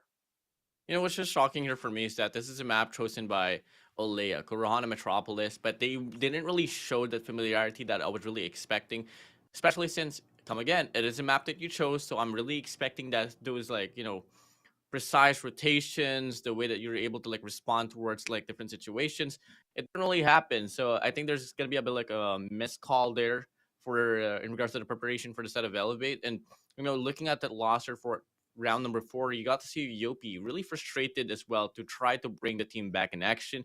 But that's already enough there for Garena Metropolis. Search and rescue, we are going to be moving over now to control raid. And in regards to statistics in line here, Kelly, I know you have it all. I mean, Smart Omega is undefeated in raid, and you saw what they can do here on this map right now. This is the garage invasion, the DYG strategy that they always love to accumulate. You saw that, a bit of that glimpse from Scotty and Divik Oblivion yesterday, where they just sent out 2 of the members once they got that map control at the generators and through the gym at the garage, where we see the attackers just spawn in from, right? So if we got Smart Omega starting on the defensive side here, which they might because they picked the map, they get to pick the side too, they might just be able to get a capsize here. But obviously, this is a style makes fight. Smart Omega is a great defensive team in control raid, but Elevate is an insane attacking team on this map. So this will be an amazing battle that we're about to hop into map number 3. A lot of history between these two teams on this map entirely.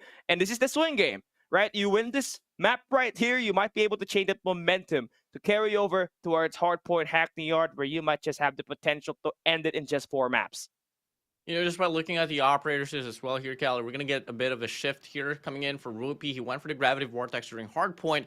Now he's going to be rocking the Annihilator. For the side of PJ, Same story, different operators here. He did use the purifier there on the run for hardpoint, but this time here on control, he's going to be rocking the Annihilator as well. So we're going to be seeing an Annihilator showdown here between PJ and Whoopi here, Callie. Amazing. I mean, we always see Annihilators just be popped in by the most accurate player ever on a team. And that right there will be Whoopi for your team. And obviously, for a team like Smart Omega, you would definitely need to rely on those Annihilators to be able to make a push into the sites of, these areas on the map that we got here for Raid. And also for PJ, you do want to be able to provide that once you're defending or attacking. So you just need to be able to really maintain your life out there, hit those shots, because once you mistake it, once you miss the shots, it might just be over for you. Right now, we're going to start this map number 3.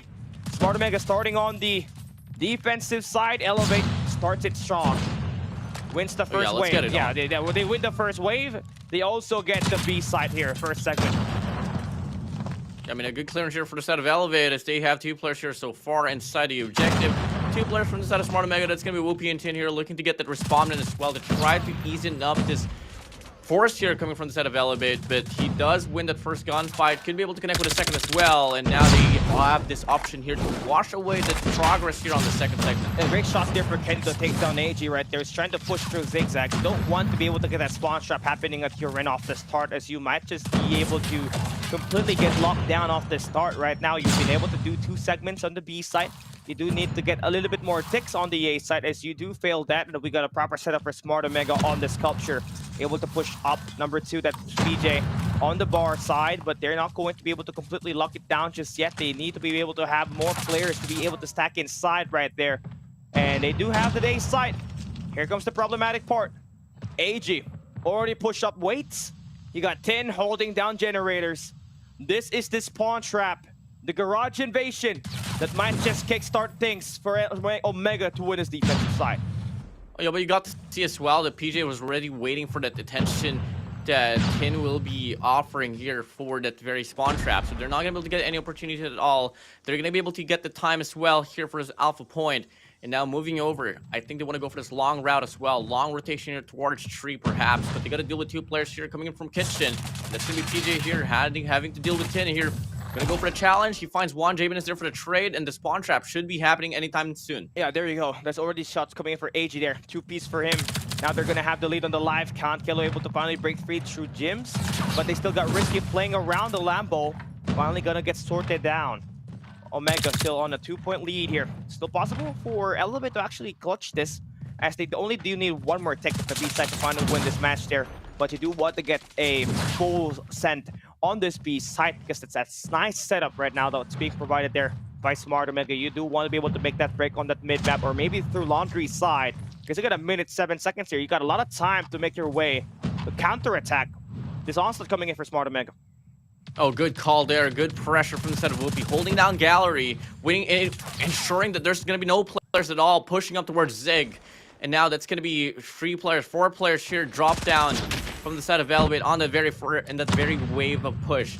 And now we get to see Kenny's going to be all alone here in the 1v5, plus 3 for the life count as well here for the side of Smart Omega eSports.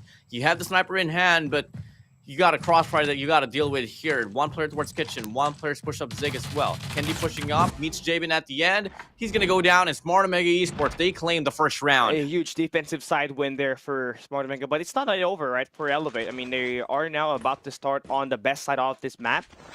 And again, they just really have to work their way on the attack side. That garage invasion, it will be persisting. It will not just be a one-time thing. It will be exploited by Smart Omega up until they win this match. So now you get to start on the defense. You got Omega just trying to burst in. There are 2 operators here. PJ going to be able to win those gunfights all towards the capture. And now they're going to be able to funnel down the spawns all the way to the swimming pool while PJ cuts down the zigzag. Coming in, gonna go for the extensive push. If I was them, honestly, just try to divert back. Just don't put too much pressure. Play around the objectives. Until then, you are bound to secure this round. First initial defensive side here for the set of Elevate is not looking too shabby. And they're getting the proper reads as well. Reinforcing this B control point might have been the best choice here for them. A 3 players from the side of SMO will go down, all because of the crossfire set it up. Yeah, PJ now on an Annihilator. Now he takes 1 onto 10. They got a couple of players just moving down the swimming pool. He finds 2, but will be finally able to cut him down. That will be a push that might just be able to open up on the A site. They still have PJ in there on the basketball court, and you'll be on the flank that might just be able to take them down, secure those flanks, and that will be the wave of gunfight being won by Elevate all the way to top, all the way to the bottom A. Now they are going to be able to funnel them down towards B, get them that time inside. You do got a +6 on the live count here, but you're giving away too much time on that B site. They only got 2 segments there, just one more, and they're looking to just try to give it away and play for these exit kills. Yeah, if you're on the side of Elevate here, just play and hold it angle down. No need to put pressure here. After all, Smart Omega still needs to get the kills or get the capture on this A control point. So going for the spawn trap for me is not going to be the most necessary thing out there, because you're leaving your teammates on the spawn and they're bound to get spawn trapped as well. If ever Smart Omega eSports can get their shots to connect, this might just still be a very possible round for them. That's going to be risky, just playing mid-map, right? AG's got himself an equalizer, so that there's a high potential that they might just be able to get a 2-0 here. Should they find an equalizer to find some eliminations there? Right now, spawn trap now activated here for Smart Omega. Yep, there we AG go. now pushing up on the basketball court. Kalo holding down bedside. You got Susano able to win some gunfights. It's a 5v5 on the speed. You got Predator Missile be brought out. Oh, wow! And that's going to be a Predator Missile for AG to take down Whoopi.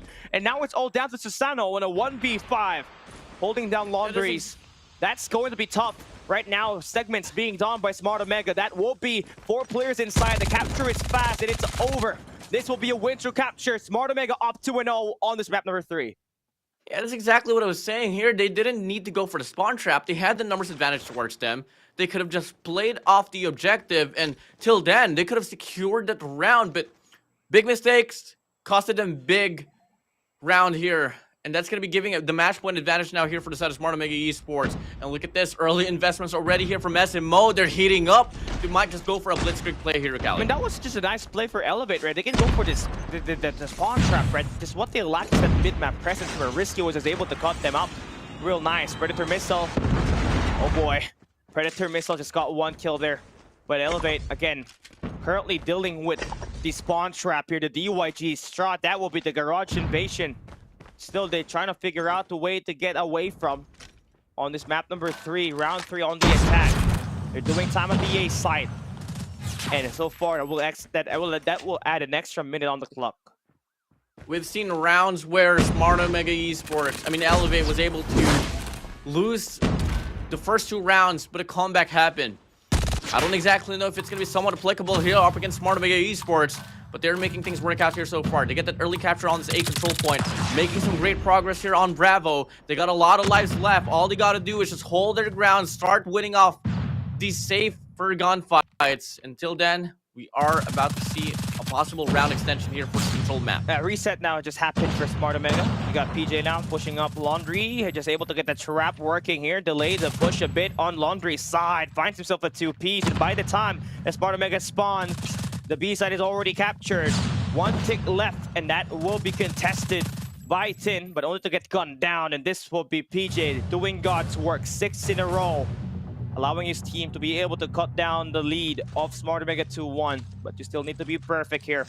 As you go back on the defense, you need to be able to relentlessly stack your way through, avoid whatever disaster happened on that round number 2. Yeah, the intensity rises here. The pressure is on.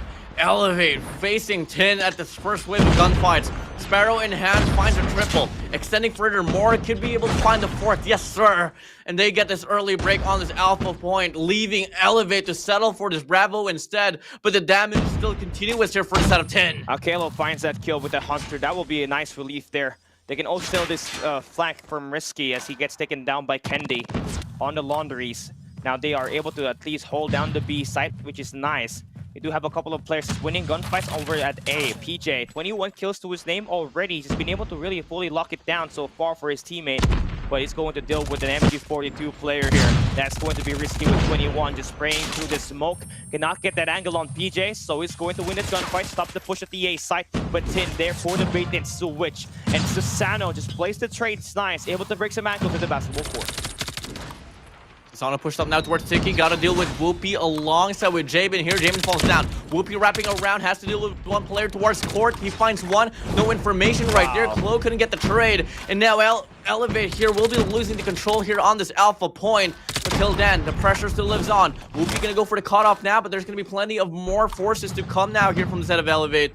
But no progress at all here for this capture. They want to push towards mid instead. Look at what Whoopi did, right? He was able to distract the players that made them get an opening at the B site. Now they got 2 ticks in.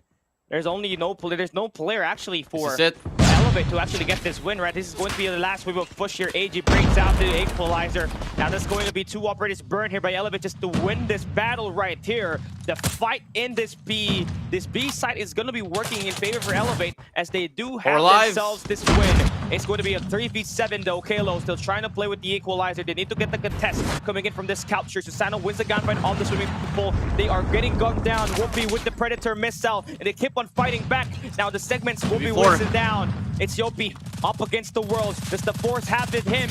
It's a 1v4. Ace gonna get gunned down. Smart Omega Esports takes away that round win, and they will be able to take the 2-1 on the series.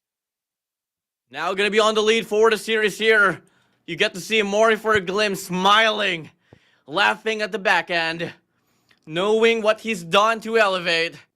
And that's what we meant. That's what we talked about upsets here, bound to happen. But Smart Omega Esports, the question is now, can they take back a game of Hardpoint away from Elevate? Well, Hardpoint is the best map of this is the best game mode that we have here for Elevate, right? They obviously know how to get it done right over there. But looking at the swing game, right? Search and rescue. Now it was a win for raid control on Smart Omega's side. They are just a step closer and finally able to win their first series up against Elevate since September 14, 2022. It goes a long way back, right? Almost 2 years in the making for them to finally able to win their first series up against Elevate.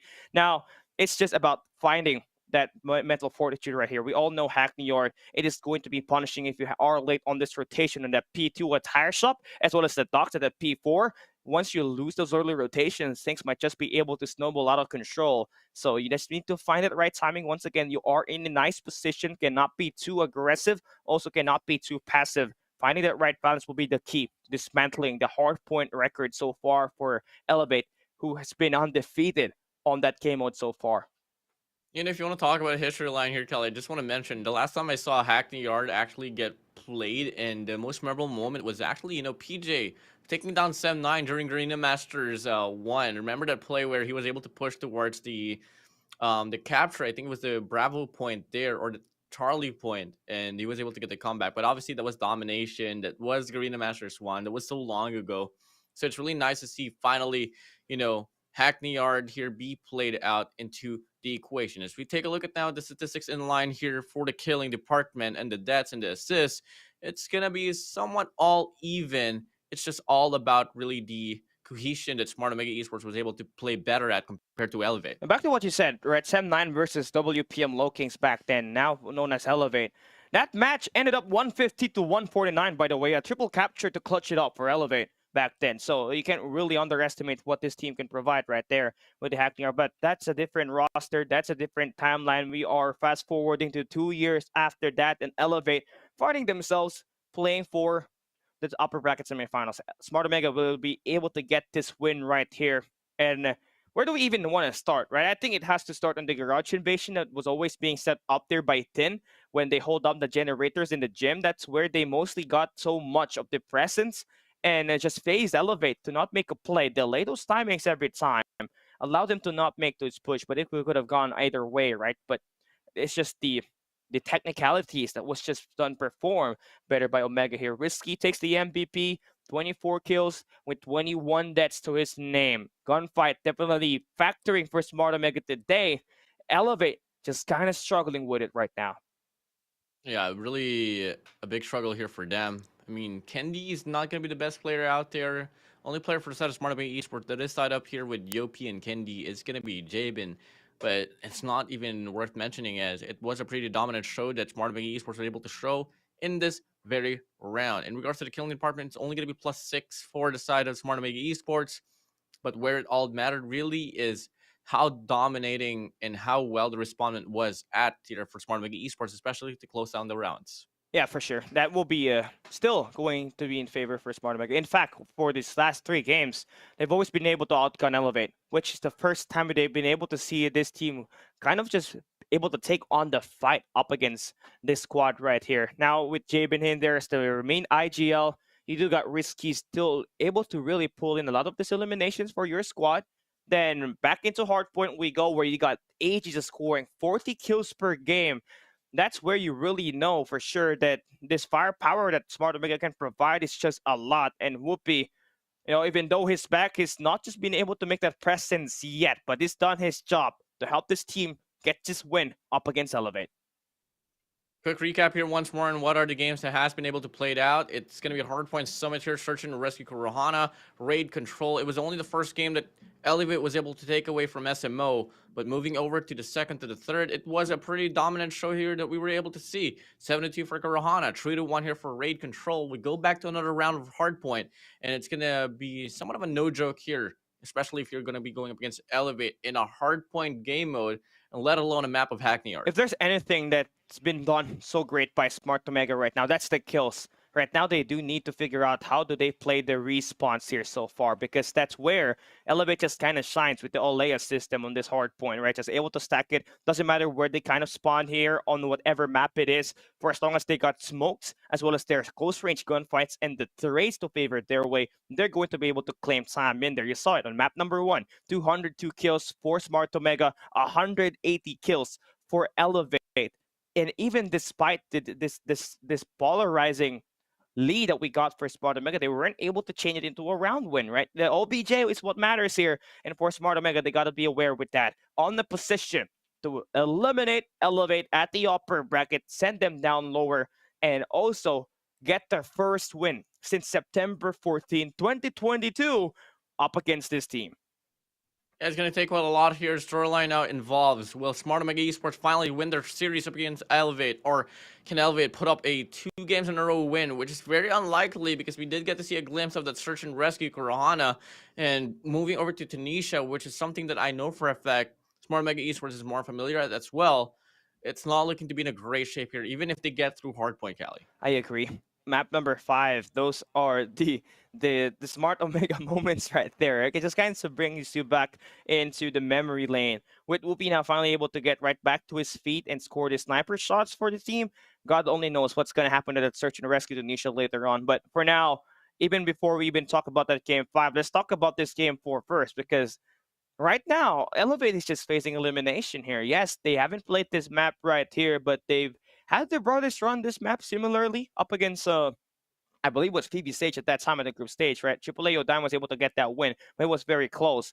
That's the only sample size that we can really bring into this map right here. So it's just finding the right timing once again. Get those early rotations, especially on P2 to P4, to finally get this win. Either on both sides, right? Either on both these teams. That's what they need. Get those money hills, cash it in, and just build on from that. Yeah, let's freaking go here, man. I can't wait to see how this one's going to play. There's going to be a lot of money hills here that might just get unlocked. And, teams, players like from the side of Elevate and Smart Omega eSports can just show us how to play this map into perfection, or the best potential that you can offer into this battlefield of Hackney Yard. Moving over, Cali, I want to hear your thoughts overall. If ever we do get to see a game number 5, do you think Elevate can actually find a respondment and actually, breaking the curse of their game 5s? I feel like it's going to be a Smart Omega win if we're hopping into Tunisia. I feel like with Jabin plus Whoopi, this is insane snipers right here that might just be able to carry that job for you. And this is not without Tin and Risky's involvement on the gunfights yet. What more can AJ provide as we hop into game 4? Smart Omega in a position to put Elevate at the lower bracket. Can they end it here in Hackney Yard Hardpoint?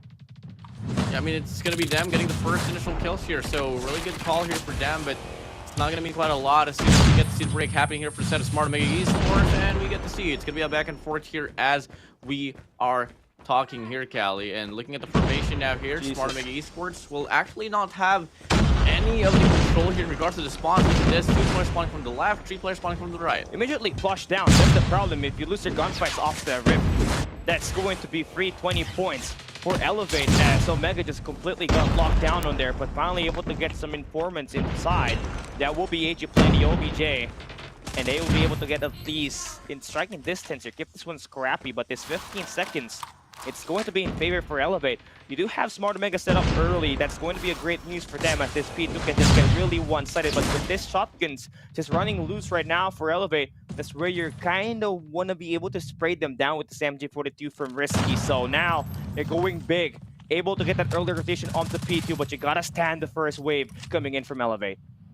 You want to get the break here for this very hard point towards Blue House, then you got to drop some smokes here. You can't cross without dealing with a crossfire coming from the side of Risky, Whoopi, and 2 players here coming from the side of the backhand of the hard point. It's going to be Tin and AG. So everything's locked down here so far for the side of Smart Omega eSports. Elevate on the flip side, they are now able to make a push here towards bottom side hard point. They're able to get 1 kill. Whoopi is there for the trade, and another reset will be offered here up against Elevate. That's going to be tough because you can see right now that Sin holding down trailers on that mid-map to be able to cut down the spawns for Elevate, but finally they get a bit too closer inside. They can go in for a multi-attack here. They got the players holding down the trucks, but they cannot win anything at all with Risky with the 3 Ps, and Elevate will lose all of this fight, only able to get scrapped. Smart Omega turning in this one into a Bun Hill while also setting up for that P3 heading into phone booths. Yeah, big bag cash with a big bang ending right there for the side of Smart Omega eSports. They also get that rotation once more towards P3. We're going to be moving over now to tents, and now we are seeing, look at the formation here from the side of SMO. They got 3 players here holding down the hallway. 1 player just securing the hard point, and they wash away the players of Elevate once more. This is Brazilianness at its finest here from the side of SMO. They also prioritizing the MC42. No player has done it for Elevate here so far. They've only been utilizing the usual Fennec and the AR suspects, but finally able to find some residents inside is PJ. But now they're going to be broken by the operators here, and that's Whoopi with the Gravity Vortex, only able to find 1 inside. Kenny gets right back inside the hard point. Whoopi's gonna get taken down, and Elevate able to get that lead back into their side. Yeah, it's going to be a staggered change here in regards to the lead, but they're longing to get this one through until the very end of this hard point, so hey, props to them. Hustle it down. Still gonna go for the contestment here. SMO we go, but they lose the gunfight now. And we are seeing that it's just gonna be a rundown here from the side of Elevate. They take this drastic lead now. But SMO, once again, early rotations here towards next. That's exactly where they're good at. That's something that's missing on their game earlier, right? That's what's gonna be tough, taking down the players coming in from the parking lot. Right now, it's been pretty scrappy for most of the hard points we've got so far, but Kendi on a 3 spree, making a 4 piece for him. Able to get the break inside at the hard point all on his own. He's got a War Machine available that can be invested. That might just be gunning it off, right? This might give him the first 30 seconds on this hard point. Omega completely on the reset, and Kendi's just on the tear, spreading it down. Predator Missile cannot be locked in, but it's going to be able to earn it later on, bring it out as Smart Omega manages to enter inside only for a brief moment. It's really crazy how SMO is still able to put up the impact despite the fact that their spawns is all the way down to Narnia. They are still able to put the pressure here, not really giving enough room of space here for the set of Elevate. Mitigating the bleeding down, should be able to make the impact as well for the long-term run. And take a look at this, 4 hard points in a row. They get that early rotation once more, but they really got to deal with the system as well from the set of Elevate, where they really rely on those retakes. And so far, the retake percentage here from the set of Elevate has been 100% here, Cal. Yeah, still it's not 100%, man. I mean, they only got scrapped on that P2. They got completely denied on that one. Smart Omega's hold is just on a different level here today. I mean, they've been able to cut down most of their players. Their players have been able to win his gunfights, right? I mean, it's barely back and forth here right now. But on this P4 is where you kind of just might be able to get a snowball in control if you're a Smart Omega, right? But you got completely broken by Whoopi out of nowhere.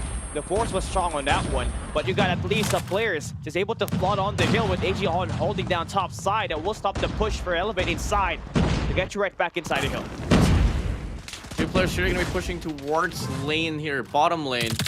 We are seeing that it's just going to be Smart Omega eSports here holding it down, and looking at the numbers and the time here left to be played with here on this hard point number 5, then we're not going to be seeing any contestants anymore here from the set of Elevate. I mean, they still want to go for it, but what are they going to be able to claim? The last 10 seconds inside the hill, not exactly the shape that you want to have, but at the same time, you know, there has been a lot of hardpoint games where Elevate was able to win, all because of the continuous contestment for that scrap time. And now we go to see, wrapping around wrap up here for this first set of hardpoint. Still gonna be on the lead. Elevate, we go. It's just 12 points that they got here. Then that can immediately be changed here by Smart Omega as we hop into this T1 once again. Going to be back and forth. Scrappy Pin brings out the Sparrow, burns it early, and is not going to get any value off of that. But his teammates able to get a good control on the top of this warehouse so far as Javen finds himself a double. Oh, he's got 13 kills here so far. His teammate AG already has got 30 kills. That guy averages 40. Might just be able to run through a 60 piece should the hard point just be this kind of close.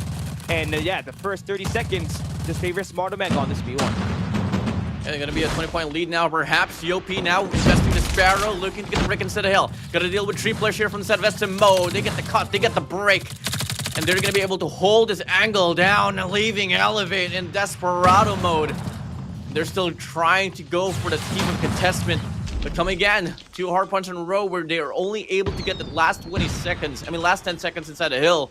And moving over to the rotation here for P2, we're going to be seeing them late once more. Can they find a flank to force the spawns away from the set of SMO? Or are they still going to trample and fall to their knees? Yeah, Smart Omega just kind of pushed too far, and now their spawns have flipped. Elevate now manages to get inside, and tiny missiles like that for Smart Omega just costing them this early rotation. All those for what? Just to get broken on the first 10 seconds of this hard point.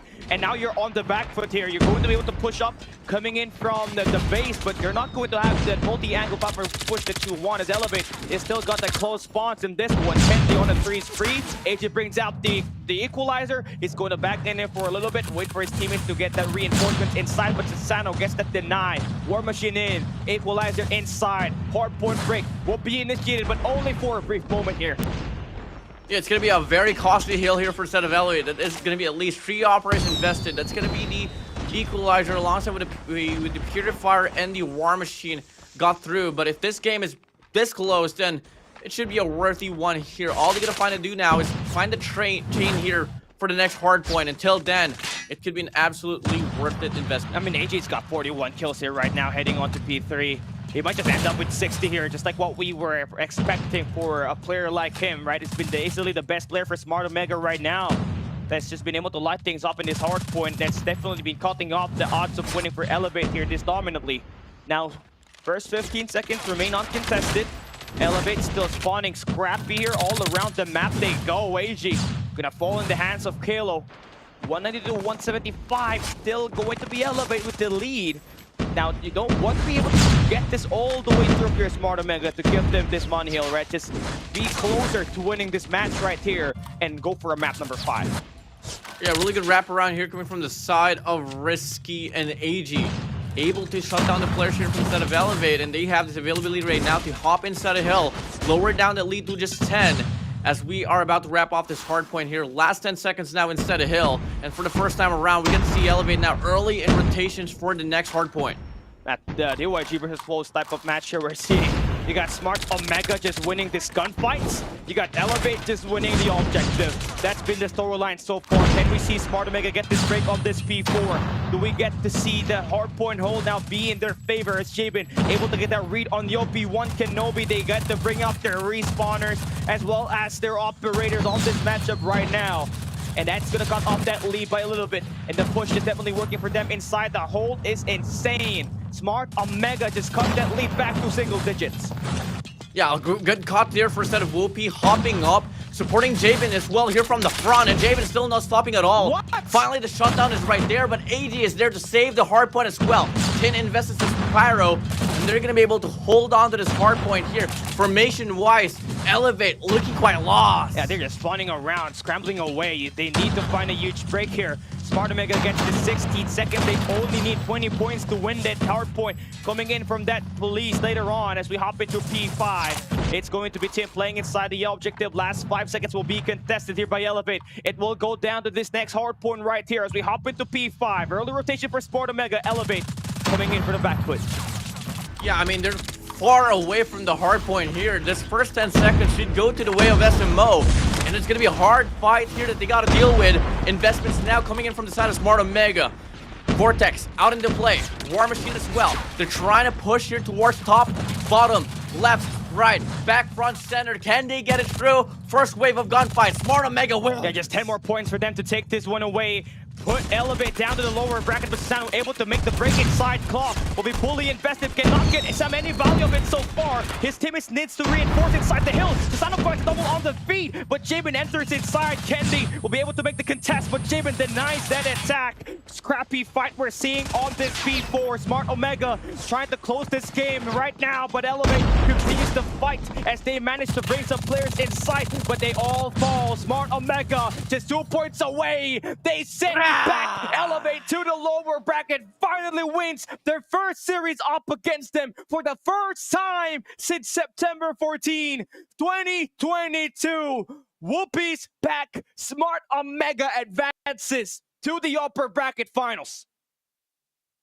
Wow. Congratulations, Smart Omega Esports, for being the first team to advance to the upper bracket finals. GG's, well played. And talk about the mistakes they're now here for the side of Elevate. You saw that Purifier out there for the side of PJ. He decides to challenge Jabin out from the hard point, leaving that opener there from the side of SMO. And the rest was history. They got the closeout. They got the break here coming from the opposing side. And Smart Omega Esports closes it out now to game number 4. I wonder what's the difference on the kills, because you can see AG alone had 45 kills higher on this match right here. Risky with that MG42, almost the same exact thing, right? And Elevate, this is quite shocking, because mostly you're going to see them win this hard points, but no, not on this match right here. Smart Omega was able to lock down that Dox and that P5. They scored that into a money hill. As we take a look at the stats here, it will be AG almost kidding 60 kills. Just like what we mentioned, he almost... You called it? We almost called it right there, right? 59 kills for him, 31 deaths. And look at this. He's the only player that manages to score at least 40, and he's got 59, almost a 60 piece for him, 197 on the impact rating. And that's been, the kind of slaying power he can really provide for the team. Before, he's only playing the hard point like 10, as well as Jabin. Now he's out here slaying, and whoever came up with the thought of putting AG as the main slayer for this team has got to get him a race, man, because Smart Omega is back in track, looking to be the title contender right now as they win up against Elevate, the defending Garena Masters champions. I mean, I know for a fact Smart Omega Esports here is longing to get their third title for this Garena Masters series. So props to them. A step closer now from the grand finals. Just got to deal with whoever advances between Team Star Magic and Stalwart Esports. But man, Callie, the gunfights really came in huge here. And you love the fact that Smart Omega Esports just played more objective here in the process. Yeah. But you're going to hand down most of the credits here for the side of Jabin. 2 minutes and 20 seconds here, Callie. No players from the side of Elevate even came close to that margin. I agree. I mean, he's able to back it up with some kills in there too, right? 33 kills for him. Although he's got a negative KD. Who the hell cares, right? He's got himself the OBJ. You would think he's going to get more kills. He's going to get more deaths in there since he's the one just soaking up the time inside the hill. But no, definitely able to sustain his life out there, able to almost get a 1-for-1 trade every time he gets himself some engagements on this battle. And the last time we see Elevate lost right in the lower bracket, on the upper bracket, right? They could not make it to the grand finals. That is, and Garena Masters Season 3, by the way. And that is going to be some insane narrative that they're going to have to pull through, because they just got brought down to lower bracket round number 2, where they're going to have to face their brothers in AAA Odine just to be able to make it to the next day of competition. And then we can say that might just be no, never mind. I take it back, Warden. I take it back. Elevate is going up against Scandi at the lower bracket. So that right there is going to be another insane match, right? But still gotta give props to Omega on this win right now. The scene is alive. The Barangay, the Comeback Kings, manages to get this one back into their feet and looking to try to get that trophy back into their side. Barangay Smart Omega Esports is back in track. It took them a bit of time for them to put themselves back on the pedestal, but they have been able to make it work out. We had a conversation with Tin back then. Ask them, who are you guys longing for to take down And they said it doesn't matter if it's going to be Elevate or Stalwart Esports. We'll own them down, and we'll take this one all the way through until the grand finals. Well, he's got this. He's got the stats to back it up, right? I mean, and this is such a solid win. Smart Omega Esports came in the group stage solid in the hardpoint control, search and rescue. They were undefeated. Scatty tried, but they could not get any map whatsoever. Smart Omega, right here, just different. We know for sure that the respawns is their biggest problem, but that hard point where they're able to outslay Elevate time and time again, which is the most impressive part about this, is that they were kind of using the playbook of DYG for a little bit. You see with Matt just getting all of these eliminations, and that will be AG for them. And this is just it, right? Revamp roster for Smart Omega Esports. This will take them all the way to the grand finals, Warden. Man, oh man. I just want to hear the thoughts of Smart Omega Esports. I just want to talk to them, ask them how they are now as they have been able to find the groove here. About in action. If you want to talk about the killing department here, Cal, you want to talk about AG being that it factor and why there's such a huge discrepancy between them and Elevate. Yeah, and again, Coach Murray said in the interview on the group stage that they will be getting Whoopi on the best games possible, the most important ones. And Whoopi right here just did it, right? He was able to help his team get this victory up against Elevate. And the outslaying power of Smart Omega is the most boggling part about this, right? This is their strongest version that we've seen them since Garena Masters Season 3, 2022, and Call of Duty World Championship 2022.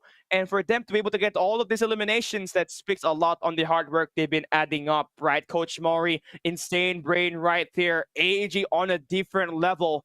This is Smart Omega back to where they belong. The way that Hardpoint was so identical here, 226 to 250, gave it all away for a set of Elevate. They responded back with their own hardpoint run. Hackney Yard, a map chosen by Elevate, totally got dismantled right there. Rotations was sloppy for the set of Elevate. Smart Omega Esports had a better look. A bit of a slow start in regards to the gunfights, but the rest lived on here for them. Kurahana Metropolis, raid control. Smart Omega Esports showed their mastery. And that will be it, right? That's just going to be it. Like, now we're heading into our highlights, see what just happened here. Honestly, for me, Warden, if Smart Omega was just able to take care of that last hardpoint hold on P2 of this hardpoint summit, they could have won the game up against Elevate, right? They could have got in 3-0. Yeah, 3-0 for sure on this matchup right here. And there was no fight whatsoever in the kills. It's just that the spawns, which is kind of manipulated better here for Elevate, which was not done particularly by Elevate in this map number 4 that we got on Hackney Yard, right? Which is the most surprising part because they did so well at that summit, but they came up late every time with that Hackney Yard hardpoint.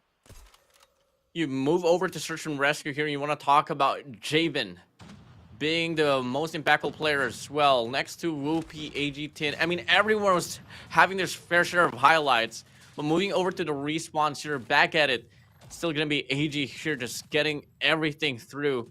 Props to Smart Omega Esports. I mean, it's going to be about time here for Elevate to kind of realize that you just can't play brute force against SMO because they have the better gunfights now. Yeah, it's insane, right? The amount of work that this team has allocated is just completely out-favoring Elevate's strategy right now, and this might just be the best time for you to be able to relearn the strategy here because going in for a no MG42 setup is not going to be it. You saw Risky, he was able to shred those players holding only on one angle. He was not even just aiming down his sight, was just spraying, firing all of those angles, and was just able to land all those shots, especially here in this Hackney Yard hard point, where he scored a lot of kills along with AG, who almost dropped a 60 bomb up against Elevate's face. Whoopi, again, just did his job in this match right here, just played his role, let AG be the difference maker, and that allowed this team to get this victory right here. You know, the story here for a set of Whoopi, missing out on like the majority of the days here for the group stage and all the way down to like the first few days as well for the playoffs. He just came in with his aura, with his charisma that, hey, I'm back. I'm about to take a spotlight, but not up against AG though, as he's going to be the MVP with 126 kills overall for the series, 4,294 for the average scoreline, and a KDA of 1.56. 55 kills per game in hardpoint now with that 69 kill performance from him. That is just insane. AG is just on a different level when he plays this hard point, right? Definitely one of the best players in the season. So everybody's just going to have to watch out for this guy once you hop in that game mode, because he'll be able to deliver time and time again. And that will conclude our first match of the day. We got a lot more in store for you guys, as we got 2 more games that we have to play. And right up next will be Team Star Magic going up against Stalwart's eSports. But before all that, you guys have been looking for that guy, him, the face of Smart Omega Esports, and you guys will be able to get into a little bit of insight for him as we hop into an interview with Superman himself, First Blood Reaper, Whoopi. Let's get an insight with him as we hop into this interview segment. Mr. Whoopi, how is it Hello. going, man? Can you hear it? Can you hear us? Yeah. You can you hear me? Yeah, we can hear you. Warden, you can take the first question here. All right, Whoopi. I mean, it's as simple as a question like this. You missed out a lot of the days already for the Garena Master stage, and you know you got reserved for the best, as Coach Marty would say. How are you feeling back in action here? Yeah, I'm feeling I'm on fire because I reserved my firing station in this playoffs. Okay. You know what I'm saying? You know what I'm saying? You know All what right, you okay. mean, right? Yeah, we know what you mean, Whoopi. Obviously, that's a great fight coming in for you guys. But did you expect this to be a 3-1? We expected it to be 3-2, but yeah, we did our best. We did our best on our scrims to master our rotations and something. All right, Warden. All right. Yeah, Warden. I want to take the last question here before we hop into Sure the break thing, brother. here. Yeah, Whoopi. Everybody's been looking for you, right? So, what can you say to the viewers? You have all the time to talk with them. Hello, I'm back. Don't say lie to the comment section because they're saying something. Okay. Whoopi's back, and he's going to bring that chip back to Smart Omega. Agree? Yeah. Gotta agree. Agree. Okay. Thank you so much, Whoopi. Congratulations on the win up against Elevate. And yeah, see you on your next schedule. Good night. Bye-bye.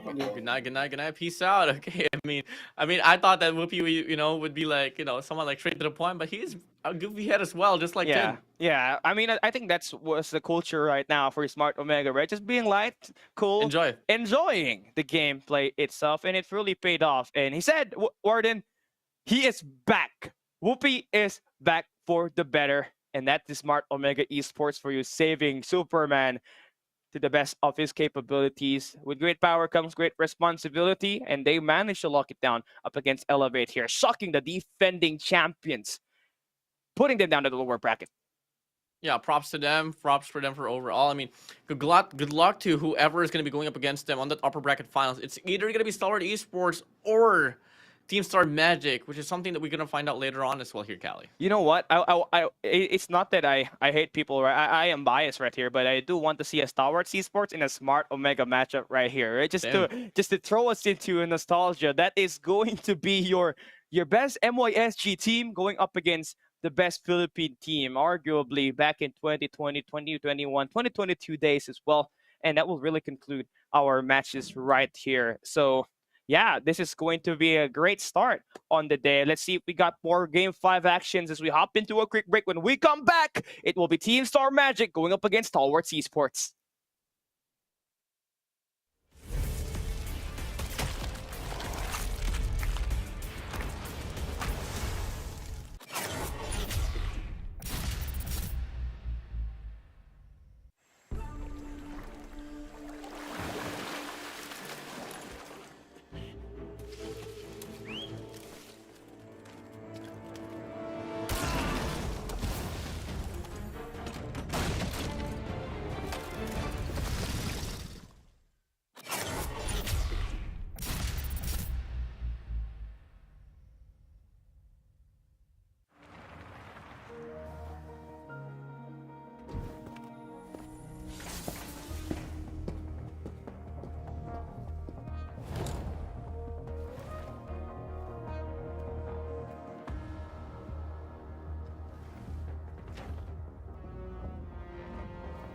有些真相只能用鲜血交换。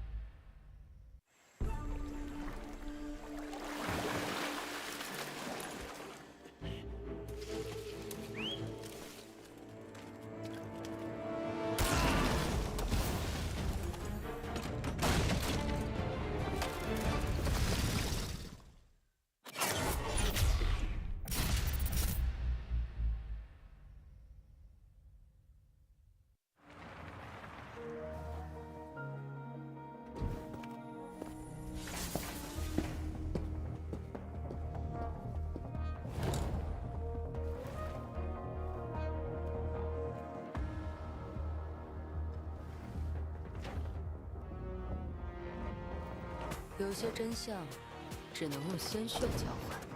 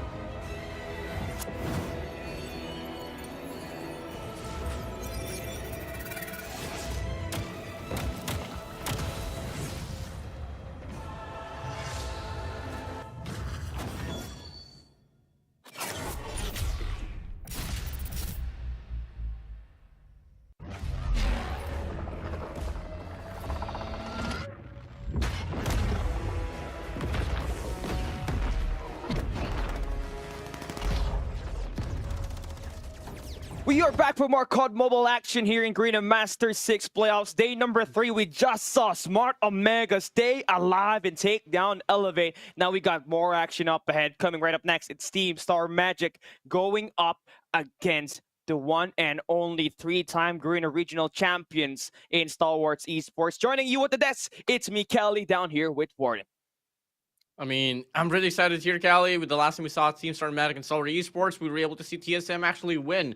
But there's like some certain elements as well that we're gonna bring up is that, most of the players here from the side of Stalwart Esports did play in Dubai, which the latency was a bit a struggle for them. But at the same time, I don't really want to take away the fact that the systemization here from the side of TSM was pretty good at that very moment. But the question is now, can we see Rage back in action here for this Mary matchup? Because we got to see that the biggest factor there was really Rage getting that slays here for the squad. Yeah, looking at the playoff match that Rage played up against TVK Oblivion, he was mostly top fragging when they played a search and rescue, and you really need someone like him to be able to make those plays, especially up against a very high IQ team like Stalwart's Esports, who's got the likes of Incendio, one of arguably the best in-game leaders in Garena MSP. And looking and tracing back, what's going to happen here, right? Winner will be advancing to the upper bracket finals where they go up against Smart Omega. So whoever wins here is going to have a delight show up there to try to fight for that one map advantage as you head into the grand finals. But if you do get taken down right here in this matchup, at the upper bracket semifinals, you still got a chance to stay alive as you do get dropped down at the lower bracket. But it's going to get rough down there, my dude, because Elevate is down there along with Scatty, and you don't want to really try to go and be fighting right there because it's gonna get chaotic. I mean, if you take a look at now the line here for the side of Stalwart Esports and Team Starmatic is that whoever loses will have to go into Dine at the bottom part of the bracket. And something about Dine is that the only thing that I can really compliment about them right now is that obviously they are coached by Olea as well. So double whammy here for Olea, but I'm not so exactly so certain if the experience backs up the performance here coming from the side of Adine, because they have been able to make a lot of few scratches there for some grassroots teams. But in regards to going up with a team like, let's say, TSM or Stalwart Esports, that's where they start to struggle. Yeah, I agree with you on that one, right? So that will be Smart Omega that will be advancing on the game number 1, which we just saw earlier. But if you're just tuning in right now, just Smart Omega manages to take their first win up against Elevate for the first time since September 14, 2022. COD World Championship 2022 group stage. That was the last time they were able to get a victory. So that's going to be a big win, not just for Garena, but also for the supporters that's been eyeing out for Smart Omega to make this place work. But now we're focusing on what's going to be right up next. And this battle right there is going to be important to make your way to the upper bracket finals. Team Star Magic, the old and the new, combining to become the next best thing. You got Team Star Magic Rage, 7, Josh, Genos, Idra, and Yato. Yeah, I mean, all eyes here for the side of Idra, as he is really the core player here. Has been able to attend pretty much every single game for the side of Team Star Magic.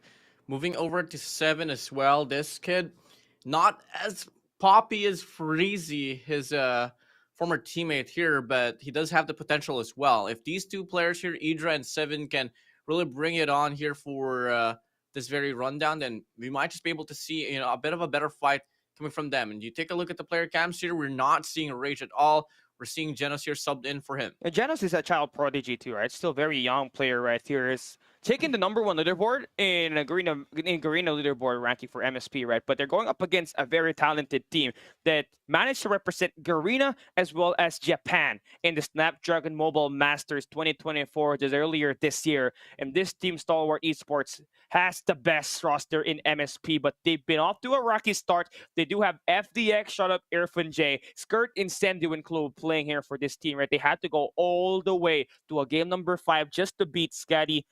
And this team right here needs to be able to learn the process of the new meta that we have currently in store, because they really struggled with the double LMG setup that we had for Scatty. Look at FDX right there.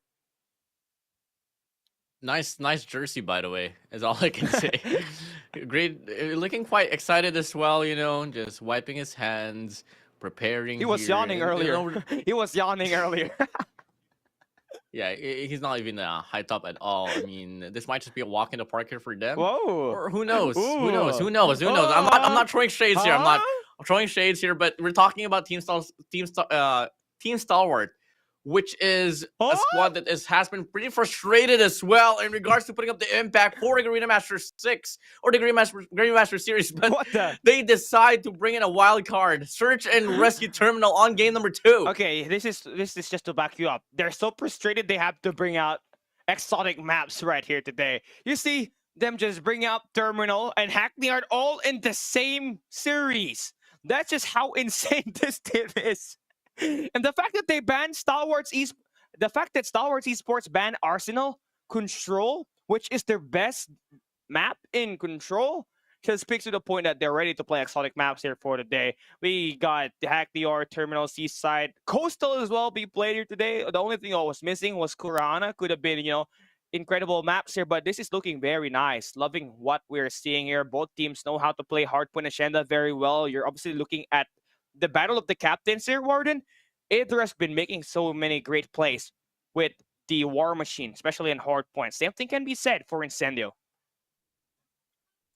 There's just there's like a big thing about the maps here, Cali, is that, Hardpoint Agenda, very stable, but once you move over to game 2, game 3, game 4, it's all coming in pretty exotic. You don't really get to see a lot of Control Seaside. Never you really get to see Search and Rescue Terminal, and how much more as well that repetition for game number 4 is going to be Hackney Art Hardpoint. So a lot of preparations probably is already included here into the mixture for the set of Stalwart eSports.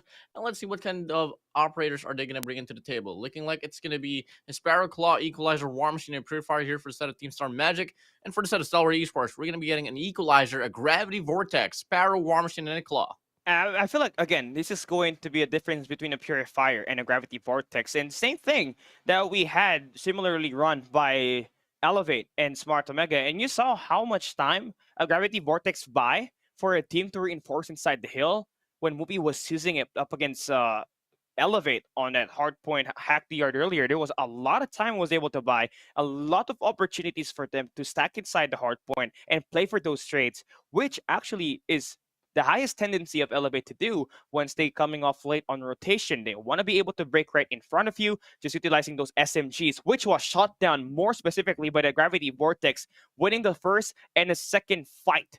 As to take a hold of that hard point for Smart Omega was the key. And right here for Stalwart eSports, they're thinking bigger picture. They want that Gravity Vortex to take in effect once they try to hold in this hard point agenda coming right up next. Now, just by looking at the player roles here as well for the set of Team Star Magic, it's going to be Idra alongside with Yato that could absolutely rock the MG42. Moving over for the set of Stalwart eSports, it could possibly be Skurd or Clove as well. That is going to be something, a bit of a question, but at the same time, we have been able to see Clove rock LMGs back then, and he didn't really struggle. So, hey, it may be the Battle of MG42 series, such a perfect map for a perfect gun. I agree. I mean, I feel like Scared's 51 kills, Hardpoint Summit yesterday with the MG42 just kind of capitalizes on that, right? That guy knows how to play the objective very well. Obviously, he's the 2021 Eastern Finals MVP right there. And they're going to be able to get those eliminations. It's all right. Just a couple of lapses right here. Still kind of shocked on what happened in that match 1. Looking to look at the same scenario here on this map number 2.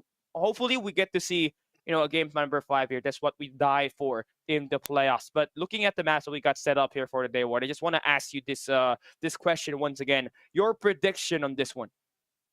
3-0. 3-0. All right. Yeah, straight up 3-0 here. I mean, I love Team Star Magic, but I do believe that Stalwart eSports, once they're fully prepared, once they are now fully back in action, you just take a look at the players here. They're back to their homes, their comfort zone, and we're talking about the playoffs. Coming in with frustration that they haven't been able to win any Garena Masters titles up against Team Star Magic, which is a newly composed team, much more brand new compared to Stalwart eSports. There's just a lot of preparations that I hope that in mind that, TSM would be able to prove me wrong, because I do believe time makes the biggest difference. Experience makes the biggest difference as well.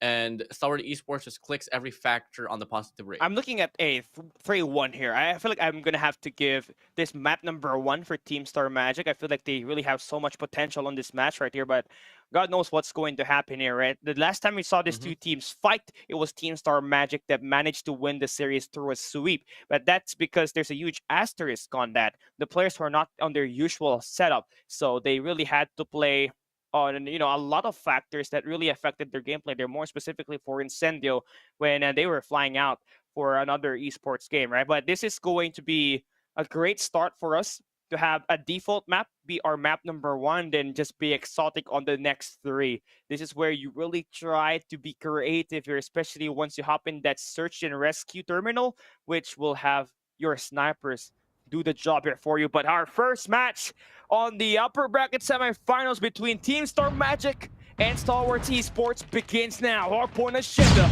Let's get it on the way.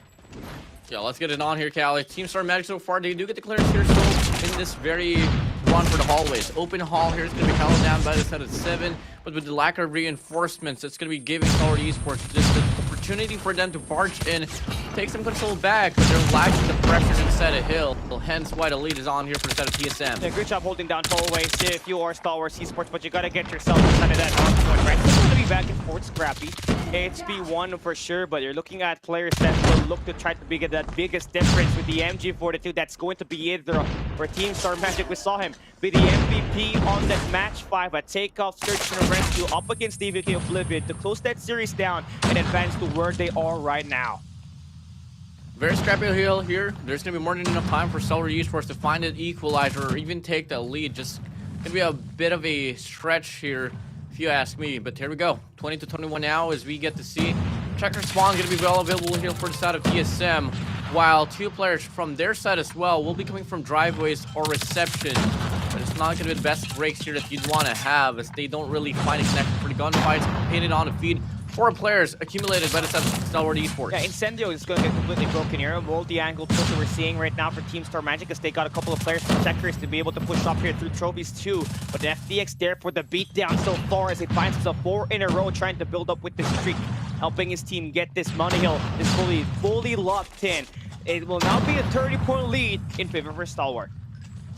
Yeah, it's going to be a pretty drastic change here as we get to see some sorts of solidification here from the side of Stalwart eSports. Once they get the power positions, once they get the position that they want to have, they're just able to hold everything down, and we get to see some investments as well coming in from the side of FTX. Not exactly so much of a fan of this, but hey, if this is what it's take for you to get this dominant lead here away from TSM, then take it, why not? Yeah, for sure. I'm gonna love this right here. You got someone like Skur just able to get 12 kills there so far for Stalwart. I mean, he's been able to be that MVP so far when you played that hard point. When they played up against Scadi, right? That MG42 can just really shred it with that weapon in his hands right now. A couple of operators just being brought out here by Stalwart eSports. Incendio gonna have that war machine, but only to get cut off by Josh. Now, they still cannot get inside at the hard point here so far, right? No matter what kind of angle they try to take this break, they've always been silenced, they've always been gunned down. Stalwart is locking down every gunfight just being thrown by Team Star Magic. And now look at this player 2 here. FTX gonna go for the pinch. He's gonna be able to not gonna be able to win the gunfight. The pressure still comes through here, coming in from the front end of the hard point. They're not gonna be able to just get the consistency as well. It's gonna be a back and forth battle here in this very hard point run. Well, we get to see a bit more life around here from the side of TSM. Being able to close down this hill, might just be able to cut down the lead to only 60 points, but it's still a bit of a statement as well, as we are seeing here Stalwart eSports just having a much better look in regards to the resources. Yeah, very slow start for 7, honestly. I feel like for the MVP of the match up against Scadi here, he's just really able to light things up here so far, just kind of playing slow. Only got 5 kills so far, which is not his usual average, as he gets himself 35 kills per game. Now, that's going to be rough, especially if you are not able to push off of these areas on the map where it's going to be money hills, right? For Stalwart eSports, they're just going to get the time inside that hard point. A couple of breaks coming in for Team Star Magic, coming in from shore side. They will be able to get some time in, but look at the flaw just going in for Stalwart, and now they managed to win the gunfight in there once again. Yeah, once more checker spawn here from the side of Stalwart. They are going to be losing the first 2 gunfights here instead of Hill, and now that should be a break here from the side of TSM. Going to deal with 2 directions though, coming from Hall and Checkers. Close slides in, finds a triple up in the board. Genos gets the trade, FTX puts himself into the action, still lives on. We get to see TSM just being able to lock down most of the gunfights, but most of the heavy works as well came around from Josh and Yato. And the rest of the squad will go down, trampling to their feet. We head straight back to hardpoint number 1 here. Second set we go. Now he's going nice play set up right now for Stalwart eSports as they go back into P1 reset. You do have the whole Oasis pretty much covered up in all 4 angles. Got a couple of players inside the hardpoint that will be taken down by Idros. Got himself 30 piece here so far. But they're heavily outslaid right now. The highest kills they got for Team Star Magic is Josh with 16. Looking at Stalwart, right, they got 4 players with 20 kills already, just prepared, locked in to win this fight. End this fast as they can. Finally advance to the next stage. Played at map number 2 right up next. And if you're Team Star Magic, right, you're just really gonna need to be able to wake up from a deep slumber. This is such a huge lead now. You're able to throw it away up against Stalwart. It's a big shoe that Dino has to fill in. We're talking about the second set for this hard point, and we're currently at hard point number 1, and he's still stuck at single-digit kills here, Cal. Take a look at this. 9 kills here for him. He's in the replacement for Rage. He's not doing his role the way that it should be, and that's kind of like one main factor as well. Why they are, you know, struggling to put up the fight here in regards to the gunfights. And nice shots now coming in. Now we're on P2. You need this break. If you are Team Star Magic, you need to be able to find a huge money hill here because it has not been possible here at all. And Stalwart eSports can just put themselves inside with the operator's kill skirt with the 2-piece. Gets himself 24. Still got the Sparrow in his hand. Got 9 magazine on that. Can still be able to prevent those plays kicking in from driveways. But gonna get shot down there by Idra with the War Machine. And there we go. Finally, a massive break for Team Star Magic to get themselves inside up the hill. To finally reduce back that lead. Yeah, 4 pressure from the driveways. Stalwart eSports, can they get the break? Crossfire, did they got to deal with?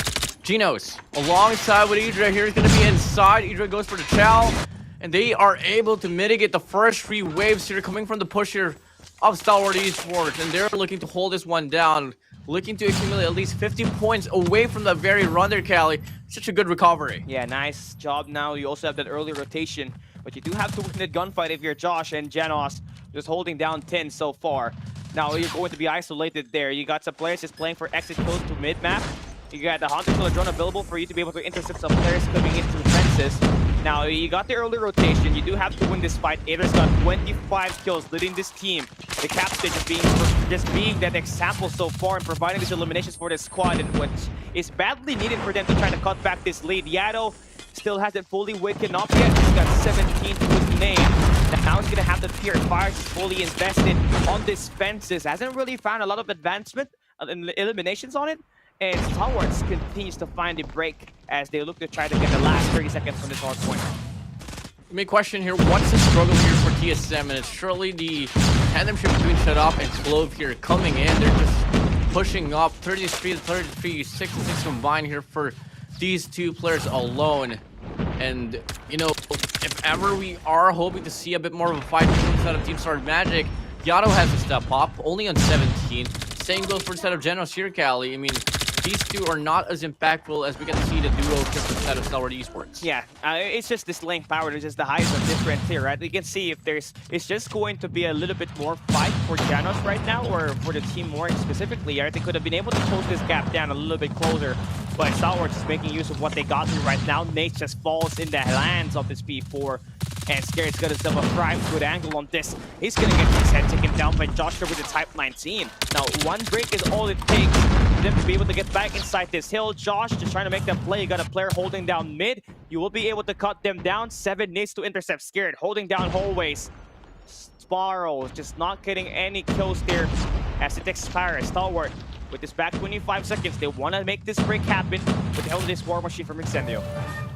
A really good cutoff there from the set of Incendio. He finds a double now, only has to deal with Janos here, and he's gonna go down. Still gonna go for the Chell, extending the push even more, looking to get the cutoff, and the rest of the cavalry arrives here from the side of Stalwart eSports. They claim the remaining time inside a hill, taking the 200-point mark directly under their belt. Yeah, just a 60-point lead that we got here for Stalwart as we open up P1 here. Looking like they're going to be able to have this win to their side, as they just completely lock down the kills in this part of this match, right? Clovis got himself 41 kills, a silent but deadly performance from him. Then Shutup's got 36 to his name. If you really need to come back, Team Star Magic, the push has to come now on this P1. You need to be able to play it scrappy, avoid all of this time to be taken away by Stalwart. on the first 30 seconds. Yato able to win one on the gunfight. He got a couple of hallways players here. That's going to be Janos with 78 kills to his name. Plays it on the corner. Plays the trades nice. Wins the gunfights. You need this as you try to look down to be in striking distance as we hop into P2 later. Oh yeah, not a bad fight at all here for the side of Team Star Magic. They are actually putting the pressure up against Stalwart. I mean, take a look at this. They're still continuing with. They still want to barge it inside a hill. And the formation here from the side of Stalwart eSports is just coming in a bit too late in regards to pushing as a unit. And we get to see the cutoff now. Hill won over by the side of Team Star Magic once more. And that's exactly what you'd like to see for a TSM fan. Yeah, right now this P2 is going to be needed here by Team Star Magic. You would want to have that war machine or an equalizer or a star to be able to make this break work as you try to push up on the checkers. But you got a couple of players there that will be scared, that will look to try to cut you down. Get the bench play working and you just fall down. Jonas brings out the equalizer on the feed, able to break inside the point. Incendio trying to hunt him down. He's gone rogue. He's going to be able to make that play once again. Gets himself a 4-piece before getting taken down. And Scare brings out the lighter. Sparrow just able to shred everybody. Explodes the pieces. Team Star Magic falls down. And Stalwart only needs 25 points to get ended here. Yes, Skirt here going to go for a Robin Hood run. Will be able to get the break inside a hill. And they got more than enough time for them to end off this game. 5-man push here coming from the side of TSM. Idra on the front lines with a War Machine will be able to get the break as well. Josh here holding his ground. Player 1-7 holding the corner up, but they got to deal with Stalwart eSports here pushing up towards staircase. And now we are seeing TSM still living on. Yeah, you just need to deny the next hard point hold here. Stalwart eSports is trying to get that early rotation from Incendio, holding down the patio. Josh going to be in defenses. He's able to lock that down, kills Incendio on that. Now there's no more player that you need to take care of on the high ground, but you kind of step away from the hard point here. You need to be able to flood it inside. Scared has got that MG40. You already know what he can do with that. He's able to shred the player in that warehouse. Now Stalwart eSports, the countdown begins. Just 5 more, 9 more points for them to win this match right here. They've been able to really spawn down Team Star Magic on the lion statue, and that will conclude it. Stalwart eSports takes this map number 1, a 50-point victory, coming in from an impressive performance. A 50 bomb just dropped there by Scared with the MG42. Yeah, not bad of a fight though for the set of TSM. Only a 50-point gap right there. I mean, for a moment in time, especially on the early stage of the game, that I thought that, okay, yep, my prediction is going to be going pretty right here. Might just be a 3-0, a pretty quick one. But we got to see at the end, TSM was able to rev their engines up, bring it on towards the middle, and at the late stage of the game, it's just that they lost the rotation for the last Infidel Hill. Until then, the closeout came along there from the set of Stalwart eSports. It was a very overwhelming start if you're a Team Star Magic player, because after that first 4 hard points, you saw that every member from Stalwart eSports already had 20 kills each. Then you still got Janos with 9 kills so far, which has made the drastic impact on the slaying power and the will to be able to break inside of that hard point for Team Star Magic on this match right here. And those kind of lapses just really was the game changer. Look at Scare, brings up that MG42, shows up with 53 kills there and 197 impact rating for him. He's been able to slay while also playing the objective. That's the meta right now. Doesn't matter if you're a roaming slayer. What matters is that you're able to slay while also playing that objective, and that's what Scare's been able to provide for the team here as he gets himself 53. You know, having MG42 for your squad, especially instead of hardpoint, is no different comparing it to having a sentry gun back then alive and active in the competitive scene. Skrd was just able to hold his ground towards patio, towards inside a hill, coming from rocks, beach side perhaps, well side.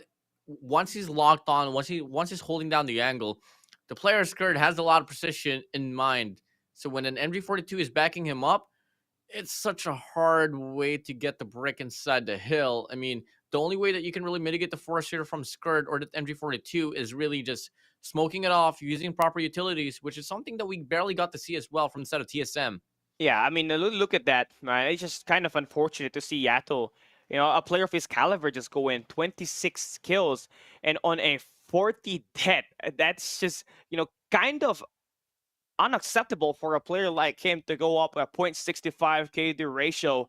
And adding to the point that only Either was the one that almost able to win a 1-for-1 trade every time an engage happens. Right now, it was able to get 41 kills with that MG47, but it was just kind of a late start that they just had. Genos came in here, just couldn't really win those gunfights. He did have 53 seconds. It started that hard point, but man, that's not enough. You need to be able to provide for your team when you're the ones late on those when you're late on those rotations.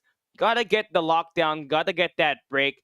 A 0.65 K to ratio for him as well, and that might just conclude it, right? Need to find a better angle on this, but you're playing Terminal right up next. I mean, this is a map chosen by the side of Stalwart eSports, and when you have gunfights being lost over, talking about Yato here, man, I mean, the shade was already directed towards Genus, but Yato having the least amount of kills for the side of Team Star Magic is very alarming here for me, Callie. I mean, Genus not too far apart in regards to Yato, 28 for Genus, Yato with 26. But when you're going to be going out of the battlefield 40 times and 43 for the side of Genus and Yato, combining for 83 deaths here, Callie, I don't think Terminal is going to be an easy shape here for them as well. Yeah, I agree with you on that one, right? I mean, I feel like it's just Stalwart Esports coming in locked in and ready for this fight. I mean, you obviously know that Scared, after the performance up against Scotties, is going to be able to replicate that kind of attack right there. And you saw it, right? It's just the same amount of kills he got up against Scotty in that hard point summit yesterday, where he scored 51 kills, just +2 here for this. We take a look at our post-match head-to-head, and this will be, just a heavy battle that was not won by Team Star Magic. Look at that difference on the kills, 213 to 165. That's going to be a +66 for Stalwart's Esports at the end of the day. But the hill times were kind of close. Just that the gunfights, the slaying power is just what lacks for Team Star Magic. Yeah, I mean, a 48 kill discrepancy is not something you'd want to have for a game with like Hardpoint. Moving over to the hill time, not going to be too far apart. I mean, it was, after all, a 200 to 250 score line right there. But, a lot of those impactful hill time really came off from that really important gunfights as well as Stalwart Esports was able to win, especially on the garages. I mean, there was a time as well where Team Star Magic was able to hold their grounds inside a hard point, but Stalwart Esports was able to barge in towards Staircase. And it all came down to Incendio, which is a player that is on the bottom end of the scoreboard, but he was able to make that play to really soften the distance that they needed to claim to end off the game. Now the craziest part about this, right? We get to see map number 2 right up next as soon as we can. Finally. And it's going to be Terminal, our first instance on Garena Master 6, the first one to be played. Hey, you might say it's a terrible map, but it's not terrible. It's a great sniper map, and a couple of moments that was shared in Call of Duty League just a couple of months back, right? They featured this map, definitely had a lot of moments and highlights with it, but with Search and Rescue, once you have that first blood with your sniper, you might just easily be able to get those trades back. But if you can get that initial flood, right, you might just be able to get all of the snowball in your control. Yeah, I mean, this map here really favors those snipers who plays aggressively. With the addition of Search and Rescue in mind here for the competitive scene, you are able to bring in your teammates at least, one time back into the field. And that's something that, a lot of these teams can probably utilize, especially if they want to get those openers or just play aggressively. You're looking at Seven here as that main sniper for Team Storm Magic. He was the best part, more specifically for this team right here, when they played in the group stage all the way to our first game, when they played up against, if I'm not mistaken, was the DVK Oblivion, right? It is something that will look to become a hard part about them. Right now, it is just all about finding that right timing in here once again, and just trying to find so much of those eliminations to come through with their sniper. You do want to have some involvement here from Idra once again, that map 1 MVP for Team Star Magic, to spray down with that MG42 as they look to try to maintain a nice hold on this map number 2 that we got coming up right Finally. next. Terminal. We started with Stalwart Esports on the attack side. TSM here, 7 will be able to get a lot of information coming from the cross as well towards the bridgeway. And Genesis will be able to get the first kill. Looking to be a great start here for the set of TSM as Idra doubles it down. Right now, we are just experiencing the first blood here. Just being done by Stalwart. They're just going to continuously fall. Idra wins that 5v2. FTX shut up all alone. They are able to get the frags, but it's just a sniper showdown there of Josh and 7 finding that one through. And that's going to be 1-0 now here. Great start for the side of Team Star Magic.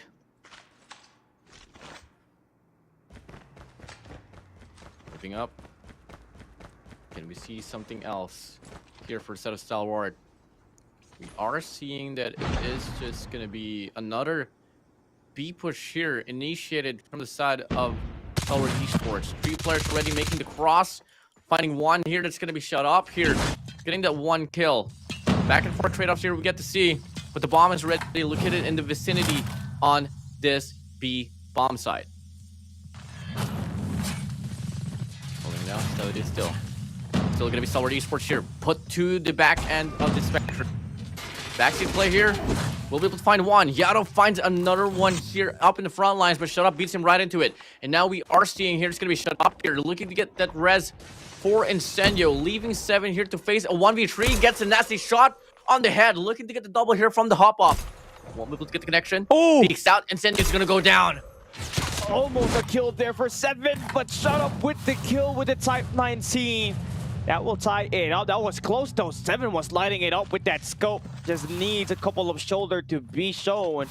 That's enough for him to make those shots, and that's what you really need if you're 7, right? If you really want to win this match right here, force a match number 4, play that next hard point, you're gonna want to have this kind of dominance on the defensive side from your squad. But Shut Up just gonna try to blindly push his way up towards this airplane right here. Little does he know that there's going to be a guy holding down this one. That's going to be Janos, but he cannot get any of those kills converted. Really unfortunate there. Should have been an easy double kill for him. If not, could find the kill confirmation. Should have been able to at least buy some time back here for the side of TSM. Now we are seeing here it's going to be a 4v5. Making a 4v4 actually is FDX and Genesis is going to be down from each ends here. Time is ticking down, and 7 will be able to get an opener as well to Shut Up. Idra can slide out towards the left. Should be able to get a spray down for multiple people, but the exchange comes in, and Stalwart eSports just finds the better position.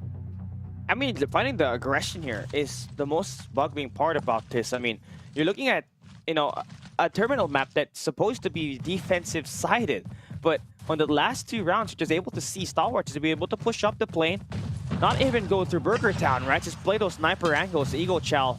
Now they're going to try to barge their way inside. That will be scared with the MG42. Incendio with the shot. Gets himself that kill on Nidra. Still got a couple of more players coming in from the escalators, and Josh will be able to get some trades going in. And there we have it. That's going to be a 2v2 situation with FDX and Shut Up all down as the last 2 members for Stalwart's eSports. Josh going to be the last member alive here. He's gonna get the shot as he slides in. He did not see the guy rotating. He got focused on healing so much his teammates that he just lost that round for Stalwart's eSports. Yeah, I don't know what was the call there for the last player there for Stalwart. I mean, you could have just went for the challenge instead. But Josh was already in the process of making the play, get the cutoff, and will be able to get the shutdown. And now, another first blood here done by the side of TSM. He's going to be leaving Incendio down to the ground, but fortunately, Trophy is up. Smoke is up as well. They're going to be able to get another opportunity to get the shot rate from the side of Incendio, but the Invincibility Shield will be able to mitigate that play.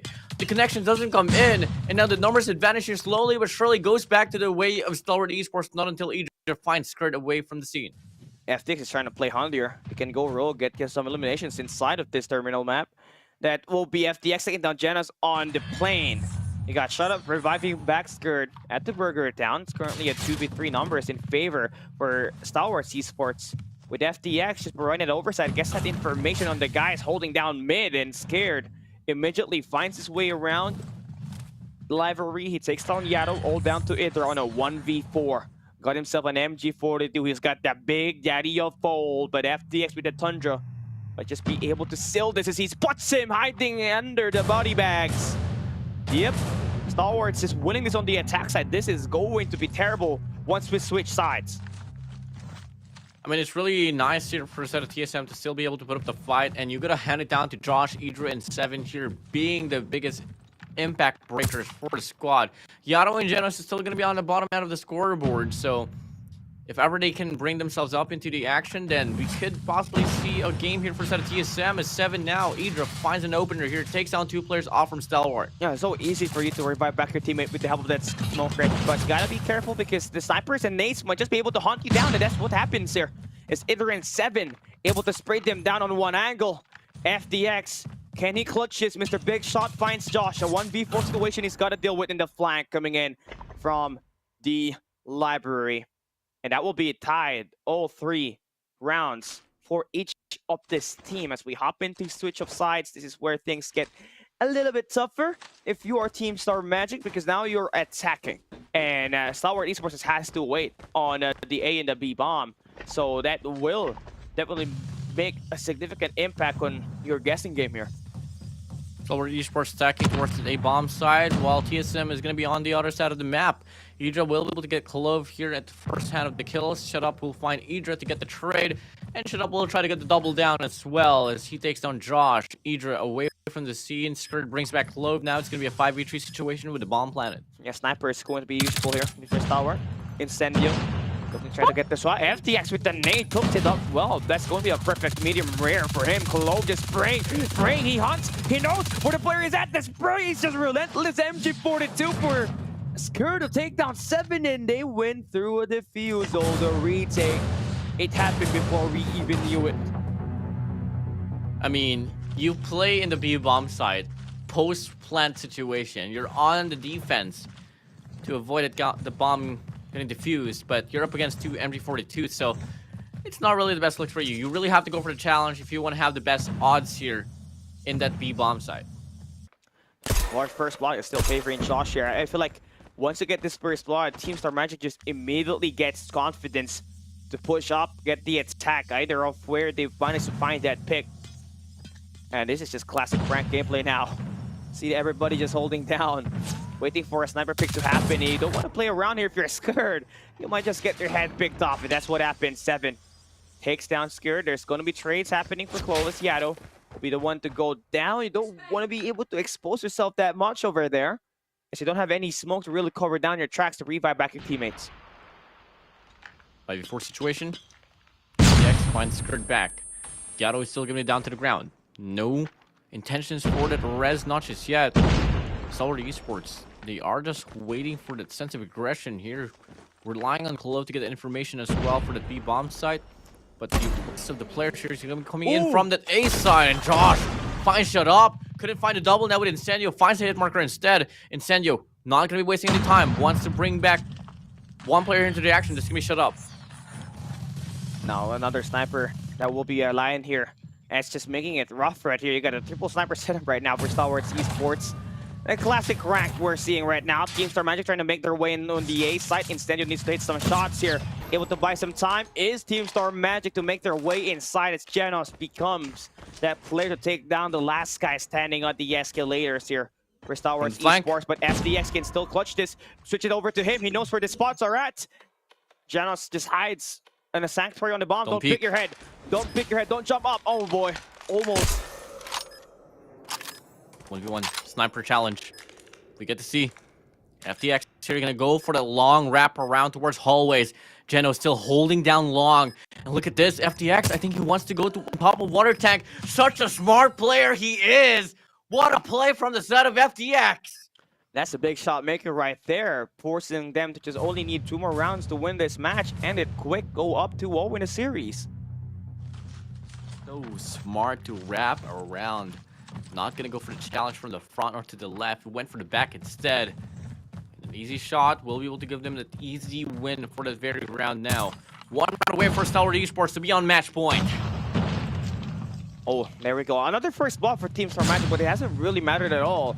And Stalwart really knows how to highlight it up, but now you can see smokes just being covered in towards Burger Town lane. That's going to be shot up, able to pick up 2 kills on that mid-map. He's going to have the water tanks in control now, trying to spray it down for the second time. He's the only guy that might have a chance to take a crack at this now. He's going to try to push up with his teammates, but he needs to work and stay alive. But Josh makes the read. A 1v2 for him. He manages to clutch, and it's all down to FDX. He takes down Janos, repositions, almost takes the guy down in Idra. But the hit mark can only be attained with that slide in. And Team Star Magic able to barge their head over towards A. Get that bomb, win through elimination. Still a doable case here for the side of Team Star Magic. All they gotta do now is just make the proper reads here. Just by looking at it, it's gonna be a 2-1-2 here, offered by the side of Stalwart eSports. TSM, disregarding which bomb sites they want to go for. They really have to rely on this opener here coming from Josh, which hasn't been really the slackiest player out there. In fact, he is the most impactful here next to 7. Both of them tied up with 11 here, Cali. Very slow-paced game that we have here. I mean, very important round for Team Star Magic to not let Stalwart get over the 6-point mark, be 1 round away from winning this. So you do want to be able to play around with that pace. Play through your sniper, where you got Josh as well as 7 combining for 22 kills so far. They have been lighting things up with that sniper. You're going up pretty close, right? You're in striking distance. You do want to get this round win over here. FTX almost spots him though. Pretty stale, pretty slow. Less than a minute to play with here for Stalwart. Team Star Magic, they gotta make the choice here, and looking like it's leaning towards that B bomb side. They could offer a split, but now they find an opener as well in the direction of that A side. Are they still gonna go for B, or are they gonna rotate back here towards Alpha? And now look at this. They want to go for a mid to A split. FDX is gonna be instead at bomb side. Player 1 stirred as well. MG42 showdown. Can he find the shots to connect? He finds one, but the trail lives on here for the side of Hydra. And now the numbers here not looking so bright for the side of Stalwart eSports. Shut up. Not wasting time. Wants to make the play, but he gets traded out as well. Clove all alone in a 1v4 situation. Huge round we're seeing here for Team Star Magic to tie it up a piece here. Clove cannot get any of his teammates revived back, but he does have an MG42. He can spray it up. Spots down Indra, but Josh with the comeback. That's going to tie it up on the series. 5-5 now. Pretty slow-paced match compared to what we saw from that first match of the day between Smart Omega and Elevate, right? Just utilizing more of the sniper here and spamming that MG42 on this terminal map. Definitely going to be the best weapons to have. Josh with the 2 Ps before getting taken down. Yano tries to retrace it back, but Clove says hello with the MG42 campaign. Gets himself 8 kills. Yeah, you take 2, we'll take 4 away from you guys, but the rest comes in as well here. There's going to be a 4v2 situation now. Genos in 7. Genos hasn't been able to get any spotlight here in this very run for Search and Rescue Terminal. 7 finds 1 off the board. That's going to be coming in from Concrete. And now it's going to be Genos all alone here. Makes the clash work out for a moment or so, but he will go down. That's all going to come down to 7 here in a 1v3 situation. Another clutch moment here. This time 7, more than capable of clutching. Just a matter of questioning. Will he check his corner? Looking like he won't. Instead, shuts it down. Stalwart eSports now here, going to be on match point. Yo, that's just tough right there. I mean, I feel like 7, you know, he's trying hard to get this team this win, but hasn't really impacted them in terms of just clutching those rounds, right? Because sometimes most of what happens when they lose rounds is because they just got cut down early, right? They just kind of exposed themselves in the open. And when you got a search and rescue available, right, you can just really revive back your teammate, especially if you're on the defensive side where you got the advantage here on this match right here. Now FDX backs away, takes the head of Indra, and that's going to be 2 going down for Stalwart eSports. Some trades going in for Team Star Magic. 7 with the spray down. It's a 1v2 Incendio. Last guy standing on a 1v3. Needs to revive back their teammates. SD Incendio finds 1, but Josh with the 3. He's got himself 17 kills. We got ourselves a decider that will let us know who's going to take this win. Here we go. Yeah, round number 13 here. Come again. Team Star Magic has been able to surprise us in regards to how much they can offer up against Stalwart eSports. But now they're on the verge of possibly winning up against Stalwarts. The sides get switched. Now going to be STE here. Going forward, the defensive strike. Dino finds the first kill. Shut up finds 1 towards Josh. The trades comes in here, but TSM, they have a better look. The bomb is going to get planted though. Man, look at this. A Rogue Wolf. FTX. Wrapping around the map. If the timing is right, he might just be able to get the flank as well. Shut up. Oh, nice read here. Takes down Genos. Only player alive here for Stalwart eSports and Scare on the plane, right? FDX takes a pick off of 7. This is now a 3v2 situation. A chance for Stalwart to win this. Shut up, he needs to find the right timing here. Yato swings on by. He's able to get the shots, but Shut up wins the gunfight. And Stalwart eSports wins this match right here to go up 2-0 in the overall series. They want themselves that quick 2-0. And now Seaside, map number 3 is where we're going to be happening right after this. Yeah, that was a very close game there, man. I mean, same goes for the side of Hardpoint. Moving over to Search and Rescue, it even got closer. And that was mad impressive there for the side of TSM. I mean, if only I knew that this game would be played like this here by the side of TSM, I wouldn't have predicted a 3-0 here, Cali. Could be game number 5 if ever they are just able to, close out the distance, close out the things that they need to settle. But unfortunately for them, we got to see on hard point, they were able to get that impact for the last and final hill to decide who's going to be able to win. And at the same time, here for this last and final round, it all had to reach to round number 13 for us to see Stalwart Esports win. I mean, we were seeing a lot of great gameplay, honestly, for Team Star Magic, right? You saw Josh there, 7, combining for at least 30 kills. If I'm not mistaken, they were already in double-digit kills even when we hop into round number 11, right? They were just locking things down with that sniper. I think that's really what's going to happen if you try to play a map like Terminal. But those MG42s made a big of a difference as well for Team Star Magic to keep it close. Idra was getting a lot of those eliminations, spraying things down. But same thing can be said for the other side. It's just that the placement is where things just kind of differs here. The timing as well, especially for Yato, once he hopped into the plane, he just could not really confirm the kill on the shot up who got away, hit him back, and managed to win that gunfight to finally close that deal down. 7-6 was the scoreline. So close, yet so far. And now Stalwart is just one round away from advancing to the next stage and meeting Smart Omega at the upper bracket finals. But it ain't over yet, though, as Team Star Magic can still play these next 3 maps and try to win it, but you're going to ask them to play perfect, which is going to be hard. So just try to work with it map by map. As we take a look at this post-game breakdown right here, Shut Up takes the MVP with 15 kills. Yeah, and on the other side here, Team Star Magic, I mean, come on, 6-4 here for Sergino Signato, 7, Josh and Idra, they were playing this game with their full heart, but it wasn't enough at all. Looking at these statistics here in line for the side of Stalwart Esports, though, I think there was more kills here found over for the side of TSM. It's just that, clinch moments where they weren't able to close out on. Moving for the side of FTX really played a big factor in regards to how they were able to close down that round.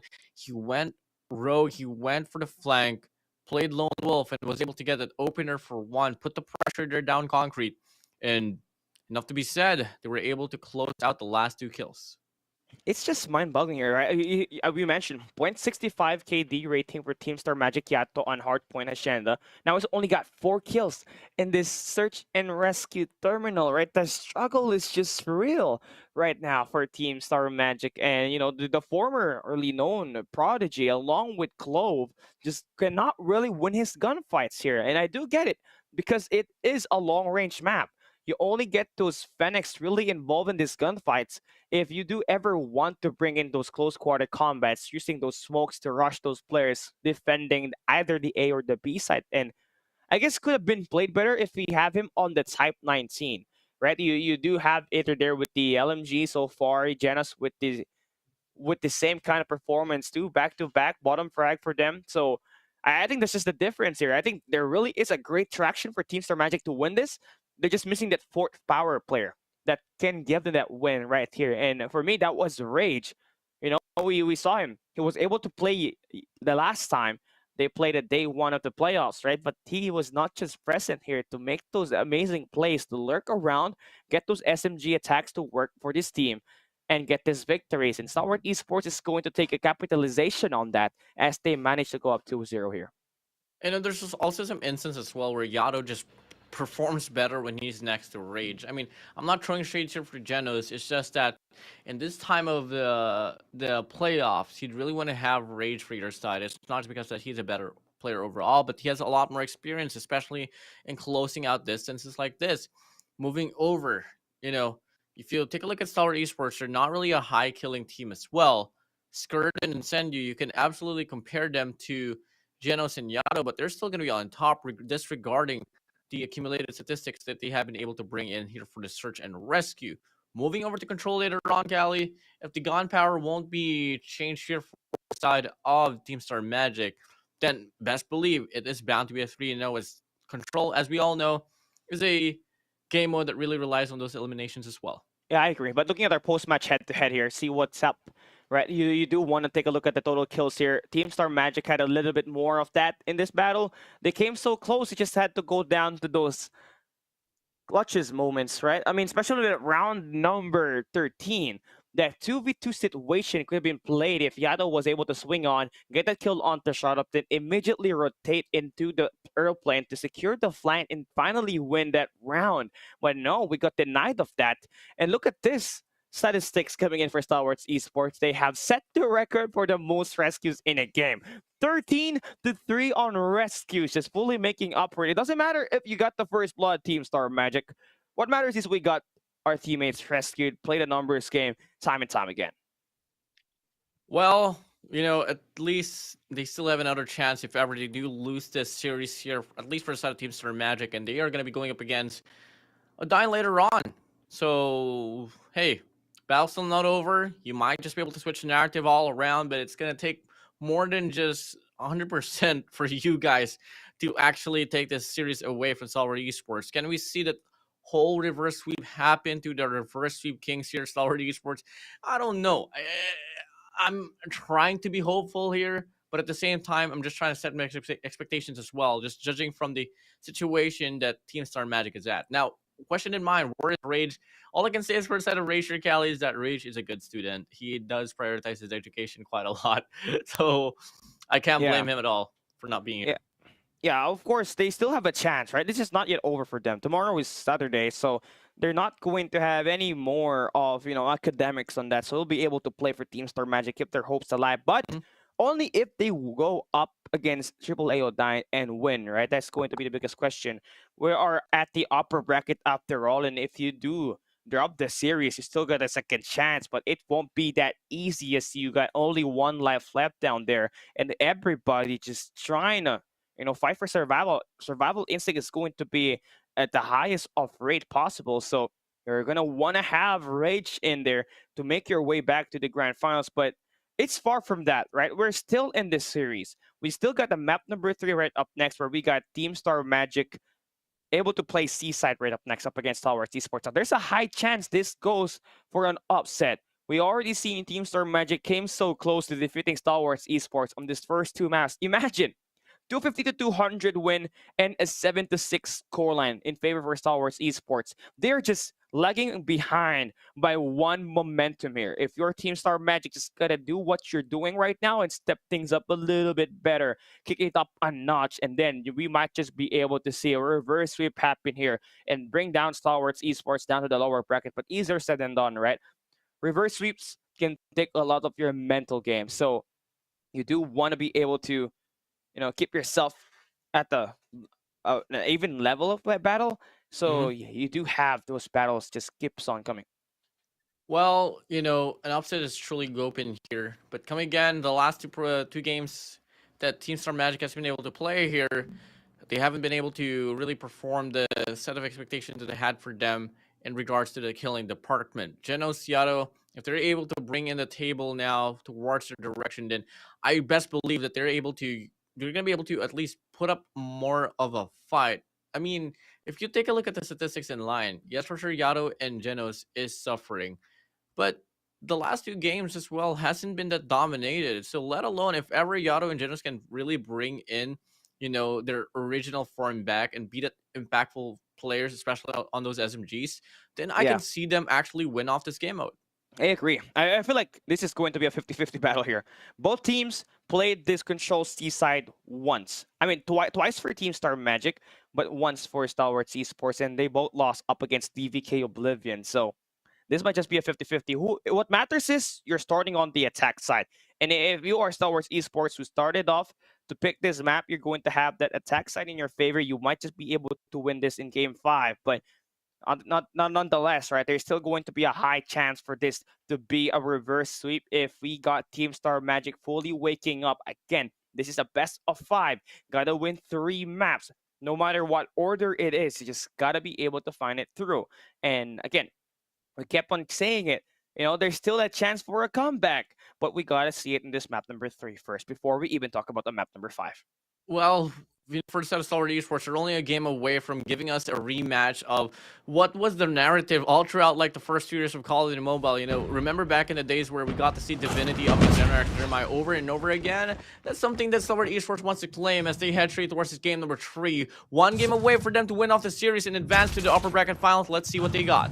And that would be nice if we got them there, just going in for a redux, right? I mean, you just see that old rivalry just kickstart there once again. But looking at it, attack side, again, Stalwart eSports is going to be more lenient on attacking at the restaurant so far, as they send out 3 of their members there, with Incendio just kind of playing for exit kills for potential players coming in from Red Wine Cellar. First segment done at the B site. Got a lot more to go, but they're pausing the time, which is nice. Pretty good call here for the side of Team Star Magic to let go of the presence already on the B control point. Just prioritize this alpha instead, because, you know, once you do hold on to a control point convincingly, you are just able to reap away the kills. So far, Slaying Department, 20-20 here at both ends, has lost 10 lives. And it's just all going to come down to the proper calls. Check out the corners here. Don't play tactlessly, when the trades could come in back and forth. I mean, now we got 7 trying to make this contest work inside of this B site. He spots down, scared, looks over. The guy just ran through. He just wants to get away with this gunfight. 7 just trying to play lurk, spots the guy in Clove on that mid map. So now you're able to get at least the stop on the B. But you allowed these players to get in the A site. Red Wine Cellar is where the attack is coming from. Stalwart eSports just need a little bit more. Push comes to shove, and ST shot up just will be able to get those players stop, and that will be it. 1-0 in favor for Stalwart. Yeah, a step closer for them to winning the series here. Really good start, and now it's going to be their time here to play on the, attacking end. Moving over, let's see what they're going to be able to offer. As we get to see, it is going to be a split here towards Alpha Point. No presence at all here. And that's going to be the mid chapels alongside that main point, already congested here by the side of Stalwart eSports. I think you're going to play through mid map. I like this. Yeah, I don't need to maintain this hold here. Always just going to miss those shots, and his teammates going to be able to help him stay alive. But look at this. Map control now in favor for Stalwart. Once an MG42 locks it in, oh boy, this is going to be a mob grinder. Once again, we got scared. Able to get in deep behind enemy lines. He's got that head glitch right over here that he can use. So every time a player goes down, he can spray them down. That's 1. That's 2 with the help of the Predator missile. 7 finally able to stop that cut down, but look at where we are currently at. Stalwart is holding down A. He got 2 minutes to try to stop Team Star Magic to push on this area. Where do you want to take this? If you are Janos, right, you want to be able to get inside, but you cannot do that alone. You got to be able to play those trades. But the operators now going to be invested here. Shut up, and the equalizer from FDX is just going to work. 3 go down for Team Star Magic, and they get forced right back to their spawn. Yeah, it's so unfortunate here for the side of TSM as they get that early capture, but Stalwart eSports is just having better defense now as we move over to this Alpha Point. They let go of the control. They just want to go for the spawn trap. I mean, after all, you are up by 5 lives here. So it shouldn't be a problem for you to play off those trades. And one player goes down for the set of Stalwart eSports, another one comes alive, and so far it's going to be Scourge here finding a triple with his MG42. That's just unfair, man. Just shredding every time. No reload action need to be done. The same stuff we're seeing all throughout the playoffs, that MG42 making the biggest of difference, but still possible for Team Star Magic to win this. Now you're able to stack inside the A site, but you cannot bring your operator. Impossible. To the best of abilities, is Incendies is able to lock them down 1 by 1. You do have Genesis with that equalizer, able to stop that push so far. Force them to play that reset, but FDX coming from the back will look to try to cut them off. On this pinch, is going to be able to spot down player number 1 is 7, but they cannot get the snapback on that. So Team Star Magic, they still got a chance to win this one. 2 segments already locked in. Stalwart needs to be able to make that push, but they're all the way back to their spawns. Genesis just needs to cut down 1 member, and that will be an attack side win in favor for Team Star Magic. Yeah, it's a very deserved win here for the side of TSM as they went and invested like 4 operators there, Cali. So it should come to the way. Taking a look at the resources here, Stalwart eSports will not have an operator as they enter this round. We got 1 here for the side of TSM. Fully streaked up here for the side of Genos, and Idra, if I'm not mistaken, that should be a 100 killer drone here for them.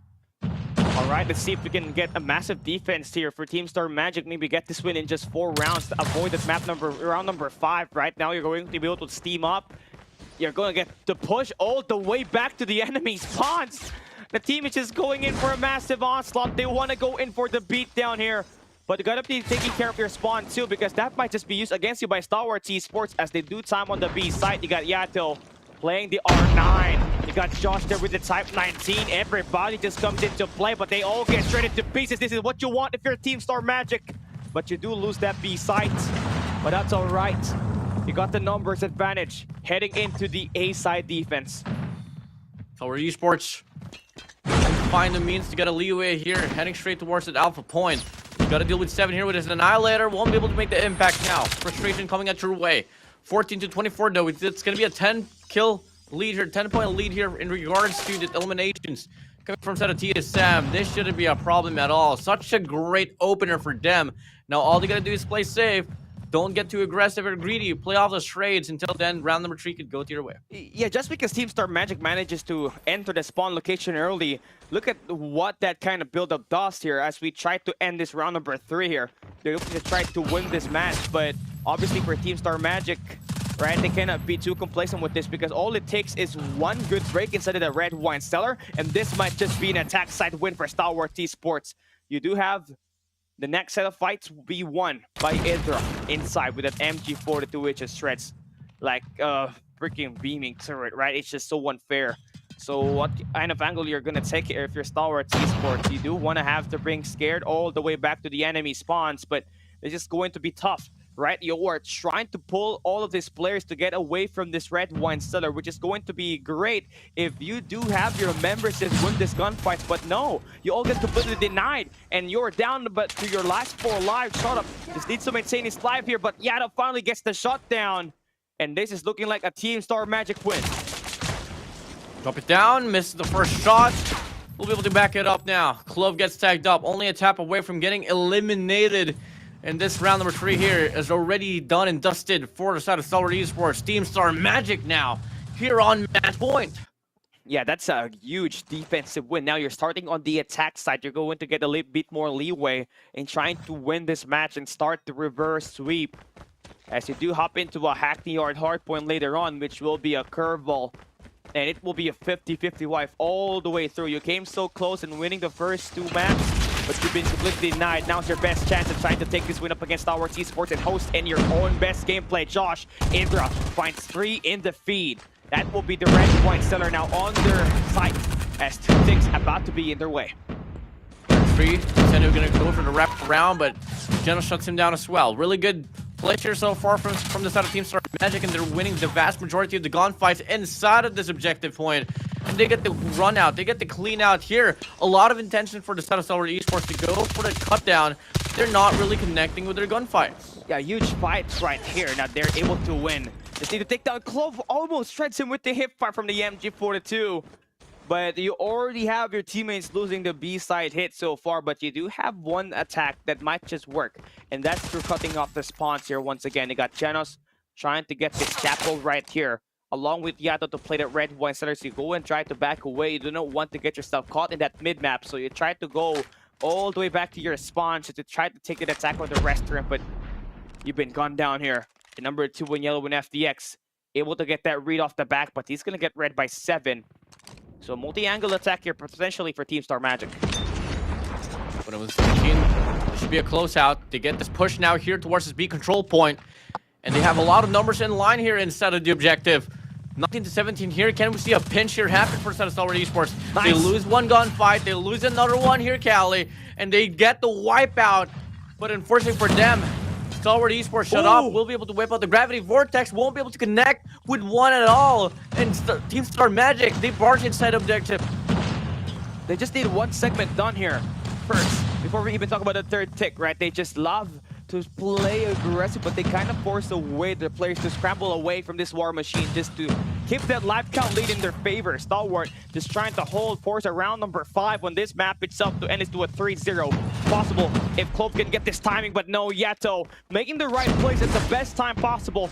Now, this is where you want to try to make that hit. You got 3 players from Stalwart eSports trailing behind coming in from spawn, so you can flood that point, get the restaurant second segment to favor your side. As Seattle just completely cut them up the rotation. It's going to be working here. You got 2 members inside. Stalwart eSports, that are their last 3 players, and Team Star Magic can just win this through. This time capture. And this will be a round number 4 that will be forced. Last field contest from FDX. He gets gunned down, and we see Hackney Yard Hardpoint is our coming map up ahead as Team Star Magic finally able to win a map. A bit of a setback here coming in for the side of Team Star Magic. A really nice one here. I mean, the first 2 games was able to go down to the wire. I mean, come on, 200 and 250 for Hardpoint, 7-6 for Search and Rescue, and we get forced here to a game number 4. Finally, a game 1 over by Team Star Magic in the series here, Callie. And that's what we like. There's a lot of potential involved here. And I can totally see that this might just be a stretch as well, not only for game 4, for game 5, especially if they can work on their system, bring in Yato, the same Yato that we got to see in Control here in Hardpoint. You saw the difference he was able to make with that R9. Right, he was just able to hold down corners all on his own, able to stop the push coming in and all of the angles that he was taking on this map right here.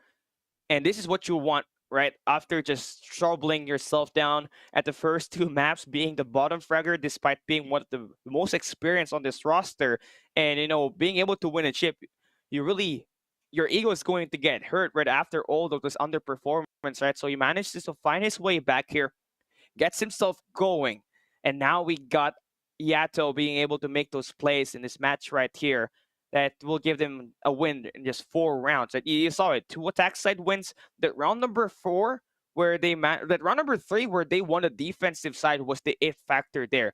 That's where you obviously know that the team is about to win, because once we hit that round number 4, they start on the attack side. They get to be where they want to attack, and you saw that early push coming in from the red wine cellar. They were locking it down at the first few gunfights. Team Star Magic lost the fights because of the operator Stalwart eSports lost the fight because of the operator investments coming in there from Josh with the War Machine as well as the Claw. And looking at our stats right here, Yato still is currently 4th, but at least he's now positive on the KD here, Warden. Yeah, and on the other side here, Clove, 9 kills only for him. I don't know what's up with this man, but it's not usually that we get to see Clove suffering quite a lot, even below Incendio, and 22 deaths there, man. It wasn't just him not connecting with his shots. It was actually him just overall losing the duels that he was granted in Seaside. Yato played Control once the last time around the upper bracket. He scored 15 kills, then 20 deaths in the playoffs up against DVK Oblivion, and this is definitely a lot better for his side, but for Clove to have a 9-22, that is just kind of the boggling part about this, because this prodigies that we used to name before just couldn't really lock it in here. They have 0.40 KD for Clove on that map right there needs to turn it around, especially if you do not want to see a game number 5 and have to decide on that search and rescue coastal where you have taken a loss up against Team Star Magic back at the group stage. And look at our post-match head-to-head here. 2-1 on the objective. Team Star Magic, that's going to be plus 18 on the kills. Definitely what you want to be able to earn your way back, force a reverse sweep on this series.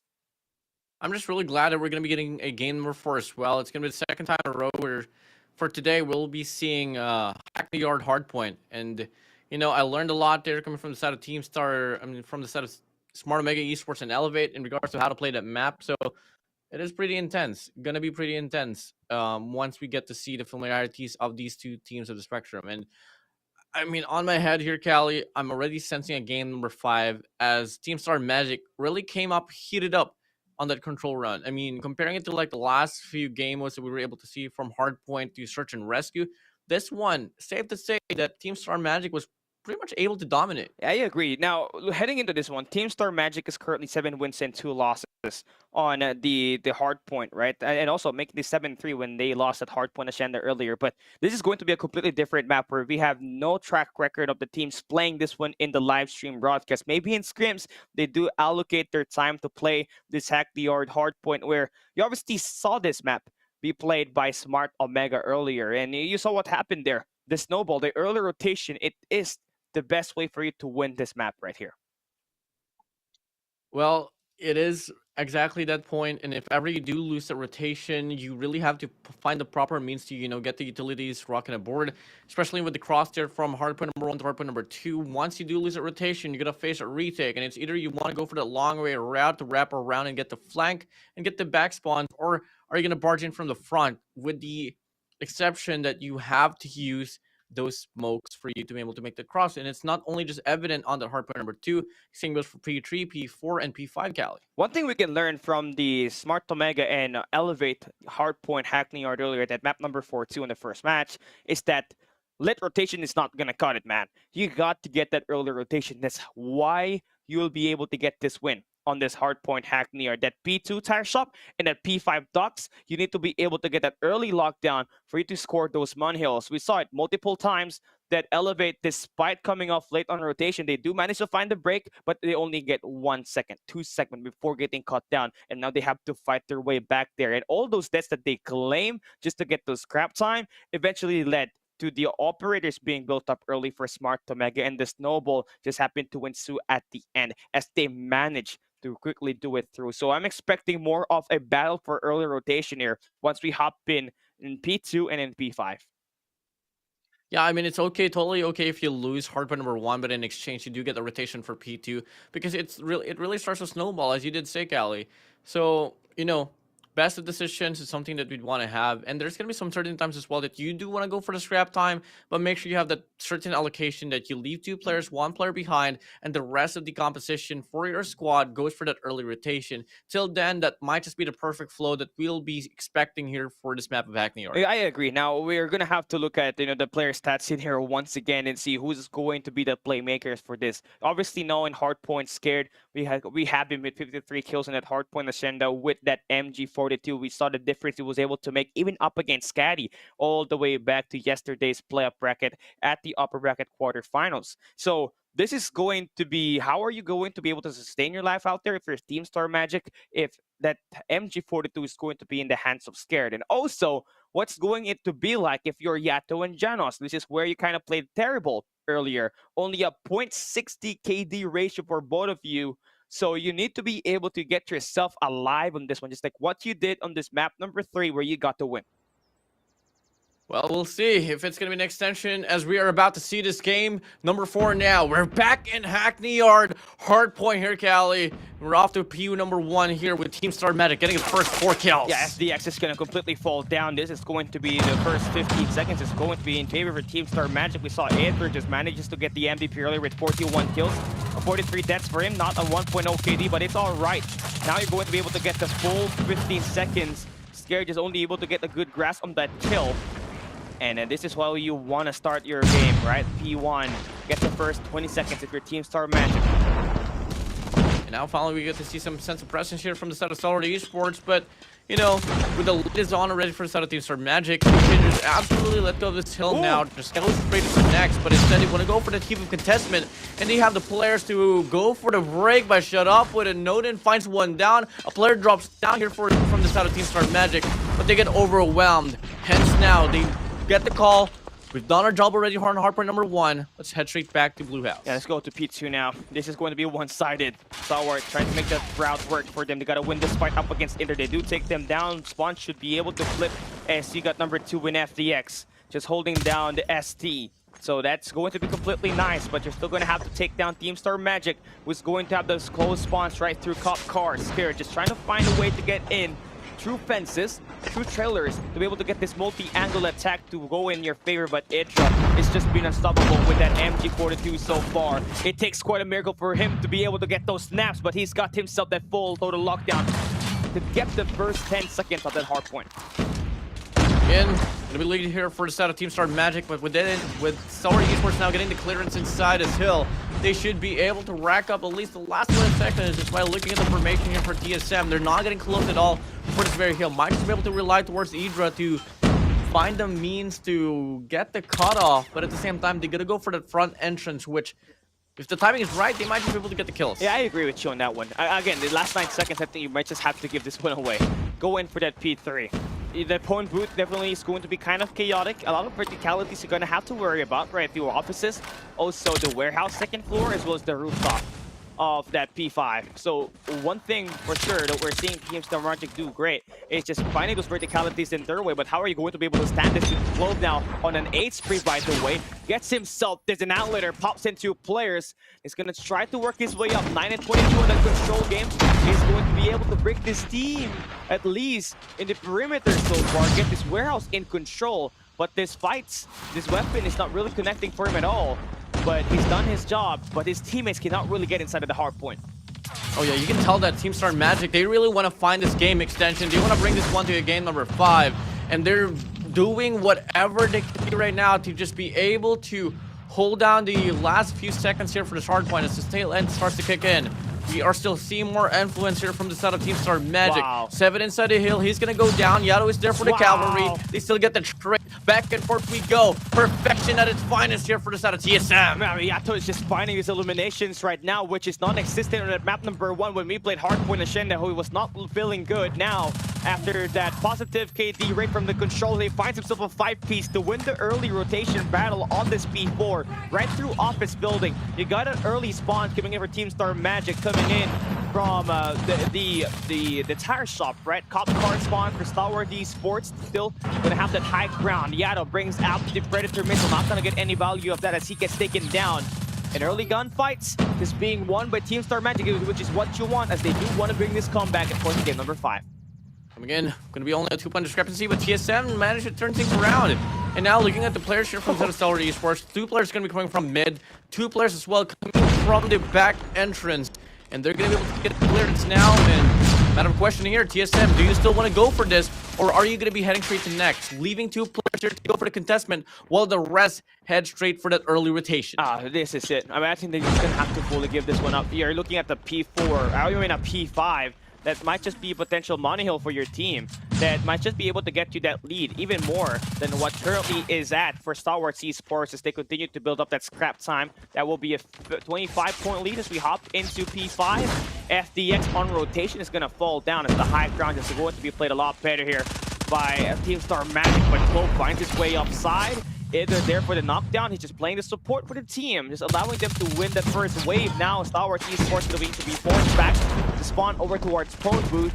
So now they're a little bit of a reset for them. Yeah, it's not going to be too much of a lead here for Stalwart eSports. And it's not going to last any longer for them. They're not going to be able to get the contestment inside the hill. 2 players now hopping inside, looking to get the break here coming from the front. And they're going to be able to get the break in coming in. The washout here from the side of TSM will come along, and now they're trying to hop up here, trying to make a push here in different angles. And there's going to be 1 player here, 7. Going to be the front man. He's not going to be able to get the kills as well. Cali, Stalwart eSports holding on to the lead. Yeah, nice hold here for Cole, man. 19 kills, 2 in a row. Still maintaining that 20-point lead, at least looking at like a 30-point lead as we hop into the next hard point. 131, 102 here. TSM, are they going to be able to get that cleared up? So far, they do have more influence here inside his warehouse. Opening up now. We are seeing TSM still holding out a lot of angles. But Stalwart eSports coming in from the flank. We'll be able to get 1. We'll be able to get 2. Yato here making the play. Where is his teammates? It's a question. And looking like they hop inside a hill. And Stalwart eSports is feeling the pressure here, up it in. Oh yeah, man, this is it, man. 136 to 113 is the scoreline. We're hopping into the P1 reset. And so far, Clovis has been great with the R9 here, just making a lot of this difference in terms of finding these eliminations. Right now, they are still in striking distance to put that lead back towards their side. Bush going to be coming in now, and that's going to be another shutdown for Yato. Could this be a run for the side of TSM? Or will Stalwart eSports finally close this game out on game number 4? We get to see things are frozen and still. I don't exactly know what's happening here, but everything is not moving on the screen.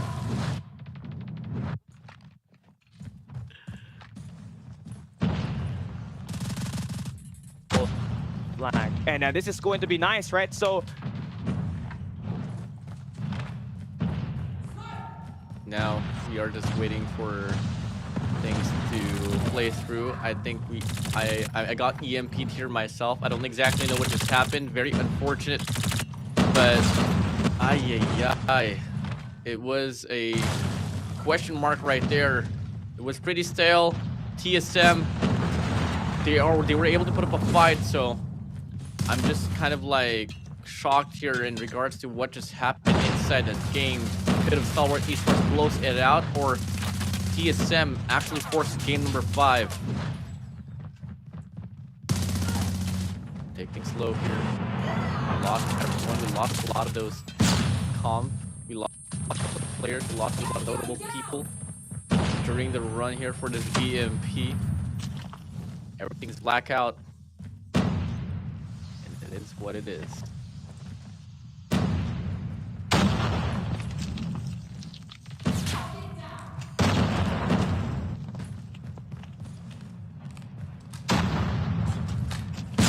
There's going to be a bit of a struggle here for on this end of time.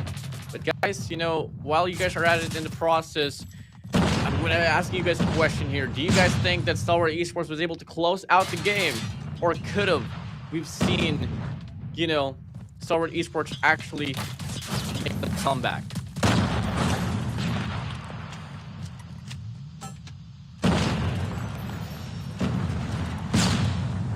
Everything's black. It's just unfortunate to seeing that we have here. But come again, you know, while we're on this process here, it is just a very unfortunate mishap. But I'm personally very excited. I was really excited to see how that end will play through. But we are currently fixing here the feed for us, so we can, you know, elaborate more as well on how the thing will play through. And looking like we are going to be slowly but surely going back inside this game. I can hear some noises. I can hear some gunfights. Now, just no clarification as well of who's winning and who's rocking the boat.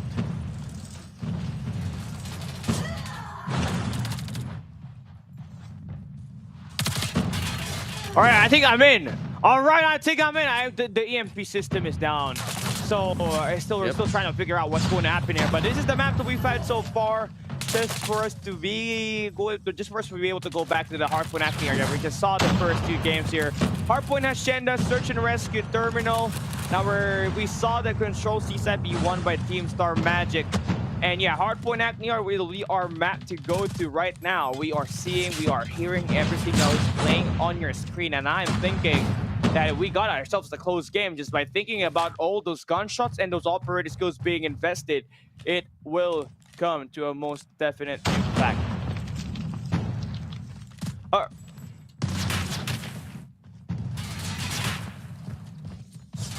Looking at it now here on speed here, we are seeing that the game here is going to be 240 to 184 here, Callie, and the lead is on here for the side of Stalwart eSports.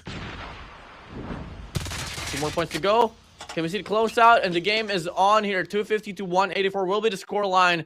And we're going to be seeing Team Star Magic fall to the lowest bracket to go up against AAA Odine. It's very unfortunate there, but hey, props to them. Looking at the scoreline here, Clo was able to make up the impact for the squad here for Stalwart eSports. Though, despite the fact that we did see a pretty questionable performance here from him, we're able to see Clove actually stop up. I mean, 51 kills for the side of Clove, 23 deaths, and 13 assists. And then 37 to 25 and 10 as well here for the side of Skirt. 7, Yato, Josh, Genos was able to get it through. But hey, enough to be said. That's exactly how it's gonna go down. Yeah, that's just kind of unfortunate, right? Right now, if you are Team Star Magic, you almost kept it close, but I don't know really what happened there. I was gone out of nowhere, but Stalwart eSports got the job done. They'll be going up against Smart Omega eSports on this next game that they will be playing on the upper bracket finals. Now, that will be a nice match, by the way, because you're looking at a battle that used to become the rivalry between Smart Omega and as well as Almighty back in the days in 2021 up until 2022. Now, just under a different roster here is just under a different organization, Stalwart eSports here, but they still pack in a lot of these efforts to get those job done. But it's going to be an amazing match that we're going to see there because Smart Omega is fully revamped. Stalwart's eSports been pretty scrappy with all of their matches so far, although they've been pretty rocky again. They still managed to come up on top. They got that mental fortitude to close things down, favor their way, and win all of this series that they've had so far in the playoffs. Yeah, man. And now it's gonna be a matter of questioning now. Will Team Star Magic be able to like regain their grounds here, Cali, or are they gonna be able to, you know, take another L here against Triple Iodine later on? But at this very moment in time, it's just a bit of a mishaps here for them. They showed valiant effort towards game number 1, 2, and 3, especially on the 3 that they were able to win.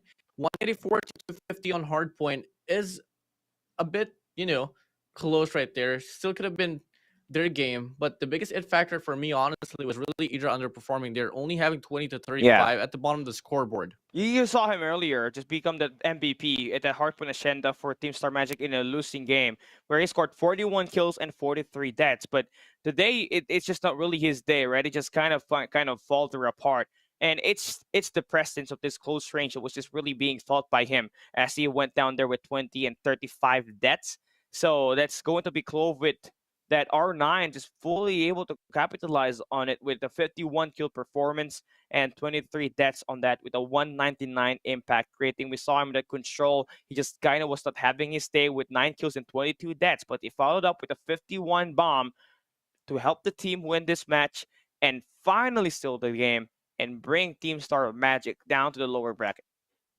And with the win here for the side of Stalwart Esports, and just by looking at the performance here from the side of Skurd, he was pretty consistent as well, coming from that first set of hardpoint, moving over to search and rescue and control, racking up the kills. I think he is bound to be that MVP that we'll be getting to see here, Cali. And just by looking at the overall KDAs that Stalwart Esports was able to accumulate, gotta talk about Shut Up and Clove actually, being tied up with 1.48.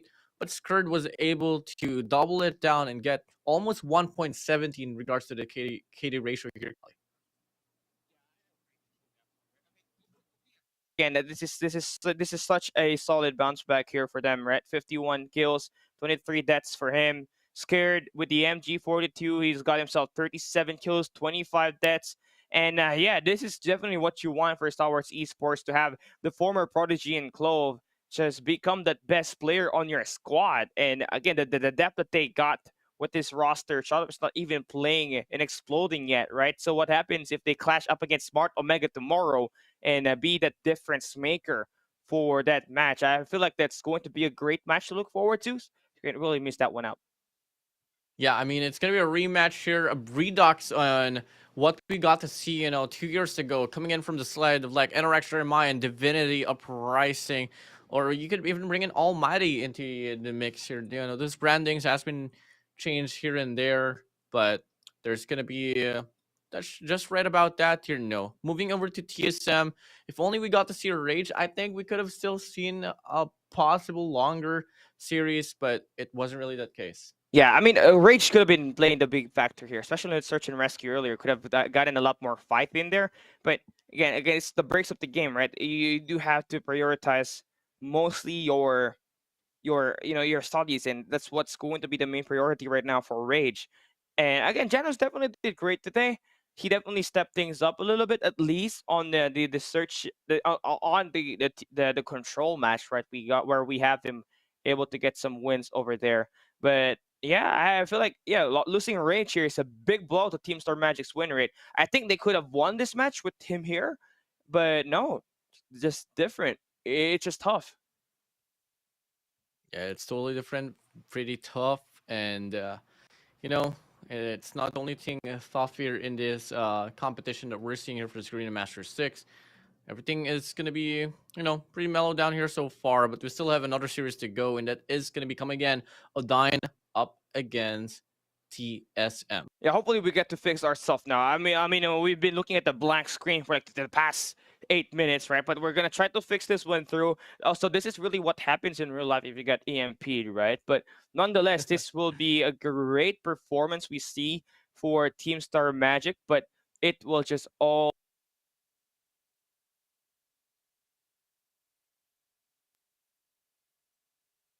against Triple A Odine later on, right after this break that we're going to have in a bit. So that will conclude the final three games that we got here for today as we gear up closer to the grand finals. Callie, oh Callie, your predictions on the playoffs. How are you feeling about it right now? I mean, I don't want to throw this one to you, but so far there has been a lot of unpredictability that really was offered by these players that we got to see from from Smart Omega all the way down to Stalwart, even Scatty. In regards to your predictions here, Callie, how are you looking at? I mean, I don't know. It's just gone. I feel like this is going to still be an unpredictable series that we're going to have all the way. Right now, I guess the only predictable matches we had was the playoffs day one and day two.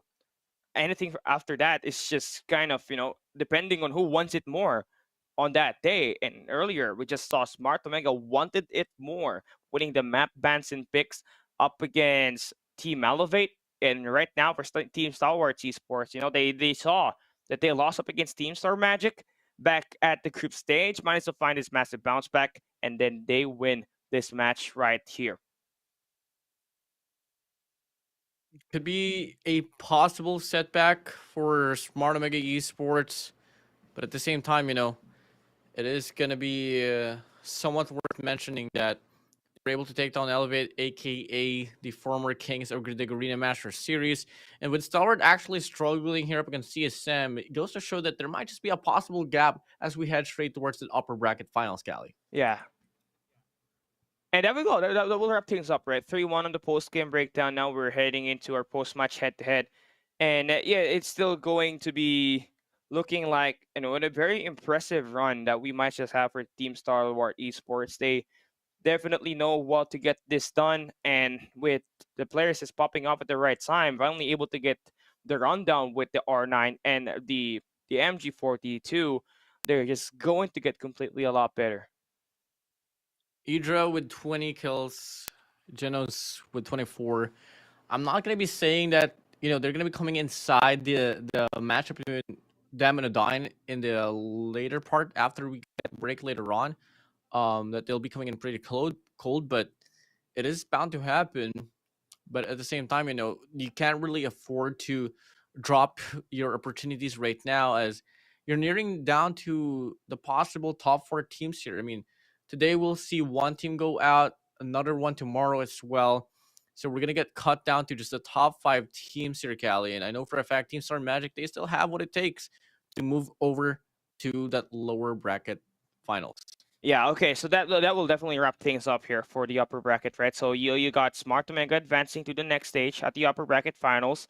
You have Stalwarts Esports going there. They will be able to go up against each other for the first time for so long as well, and not quite sure when was the last time that they met, right? But we're gonna try to search for that as we try to drive you guys into the player interview, and we take a quick break for this. Again, we're just finding ourselves through a little bit of a technical difficulty on the back end, but rest assured, we're going to be able to provide you guys a little bit more of an insight as we drive you guys forward into the competition. Again, looking at Stalwarts Esports, they've been in multiple organization, but the last time they did manage to play up against each other, right, that was in the Garena Masters 2023 Season 4 playoffs, where it was an AMT win up against Smart Omega. So that's definitely going to be nice for them.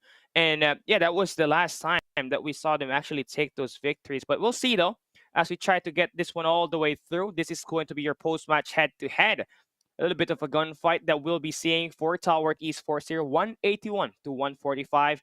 5 minutes and 10 on the hill time compared to 358 for Team Star Magic on a dominant score. We really got to see most of the game, but it was a 250 to 184.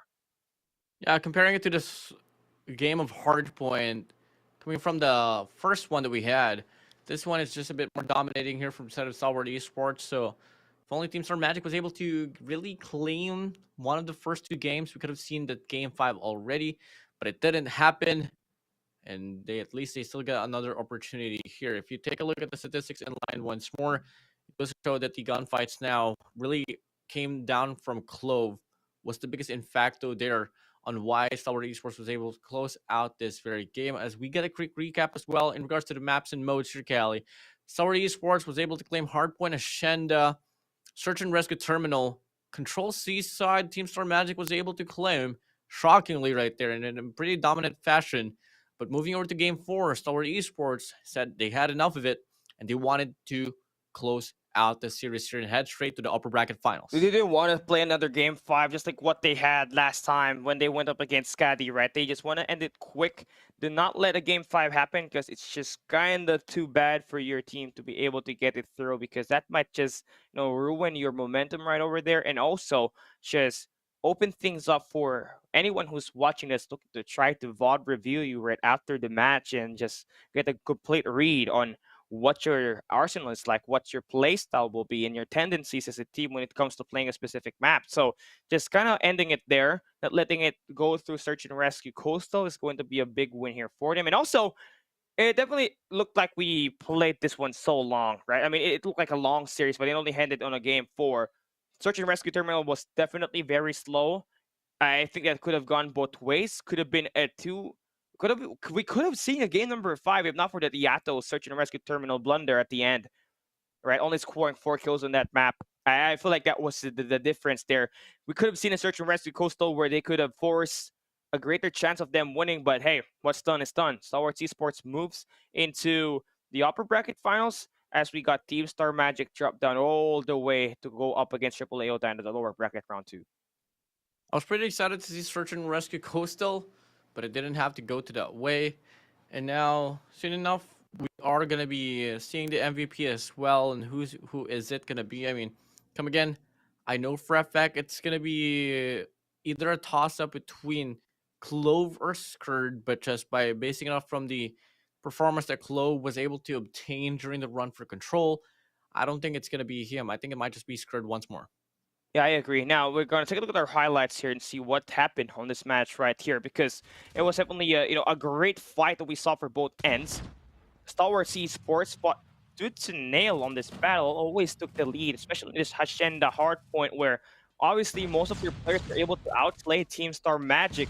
By the time the first 4 hard points just ended, already every member hit 20 like that, so easy, right? To make it look so easy, well, it was not. Team Star Magic was not really having the stride at the start. You saw Genos only having 9 kills on the first hard point, and this P1, they just couldn't really take it. Now looking at the search and rescue terminal here, there was a lot of times where Josh was able to really get back for the squad. Finding that first blood was really the key factor in why the game was pretty close against Stalwart eSports. If it wasn't for Josh, I don't think we would have been able to see a round number 13. I agree. That guy was just on a different level, right? Always able to find so much of the skills. But here, we saw a lot of changes for Team Star Magic. We saw Yata just get involved in the gunfight, just able to win more of the holds in the angles he was taking.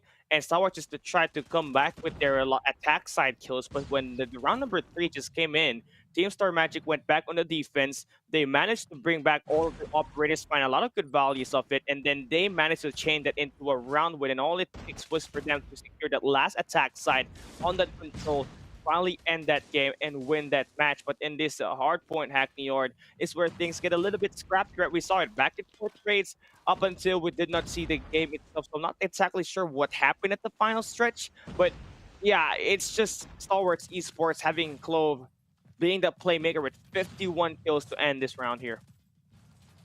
I mean, this is something that we kind of got missed out on this rally, and the mark right there was 250 to 184 once more, and guessed it right here. It's gonna be Skurd here, the MVP for the side of Stalwart Esports. Congratulations to you, Skurd, with 120 kills, average scoreline of 4,160, and a KDA of 1.69. That's going to be a nice KDA right there for him. Great job, Mr.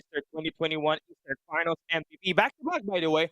He scored the MVP on Scotty's match too. And again, the MG42 is just so unfair, right? I mean, you don't need to get trigger discipline if you can just spray and pray for 10 to 15 seconds on only one angle.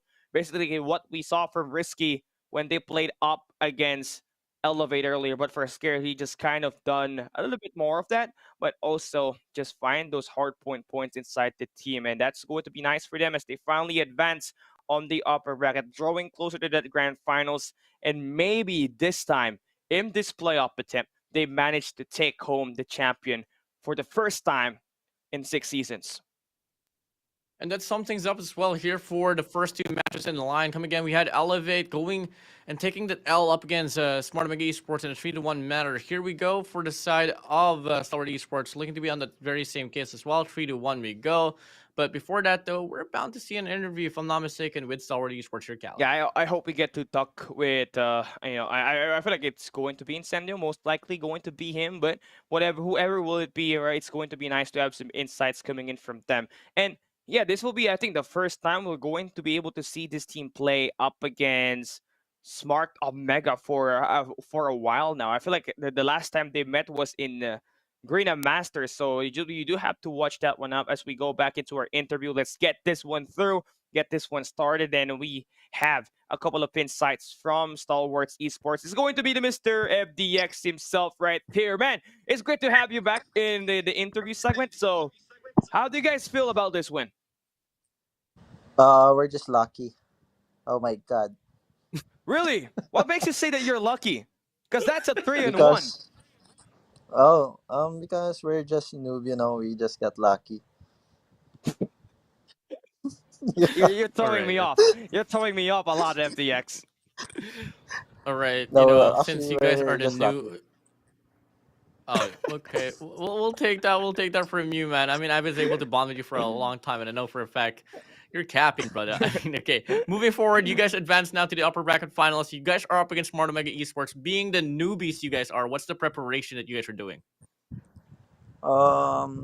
Just pray, bro, that we're gonna win, and we're gonna get lucky again, same as today. Okay. You know. All right. Okay. I am not totally buying into that, FDX, but yeah, the last time you guys met up against Smart Omega was all the way back 2023. Then that was on the Golden World Championship 2023 Garena Group stage, and you guys 3-0 them. Do you think it's going to be Mhm. another 3-0, or was it going to be a close game? I hope we get 3-0, and I hope we're gonna get lucky again. Yeah. You really are an interesting person, FDX. Again, congratulations on the win. Have a great night. Good luck on Okay. your next battle at the upper bracket finals. Hope you're lucky, Gilyaran na man. Jose. Okay. Wow. Okay. Oh man, oh man. All right, that will conclude it, right? He said, He's a lucky yeah, boy. he's a very lucky boy. He's unlucky though because he wasn't able to represent, Powerhouse. Whoa, in the whoa, world whoa, stage. whoa, whoa, whoa, whoa, whoa, whoa, whoa, whoa. I could have. I mean, this guy lost out like 2 international tournaments, right? Yeah, two international tournaments he lost out on. Yeah, that's okay for him. Hopefully this time he gets to represent the team, right? I think this guy's an overall swagger. Even though he responds like that, when he's hot, he stays hot. He gets those eliminations for your squad, and there's a reason He why. stays lucky. Yeah, he stays lucky. I think that's going to be Mr. Lucky Man himself. I think that's going to be his nickname. Right now, we are able to conclude our first 2 match at the upper bracket semifinals. Now we are down to our last match, which will be the lower bracket, where we get to see Team Star Magic play in just 5 minutes right after this break, going up against the boys of AAA Odine. When we already know that the AAA Odine just trying to survive at that lower bracket, and they got Coach Olea backing them up. So let's see if they're going to have what it takes to take down Team Star Magic, who just freshly lost a game up against Stalwart's Esports at the upper bracket, losing 3-1 of the best of 5 series that they got. Well, I think we're.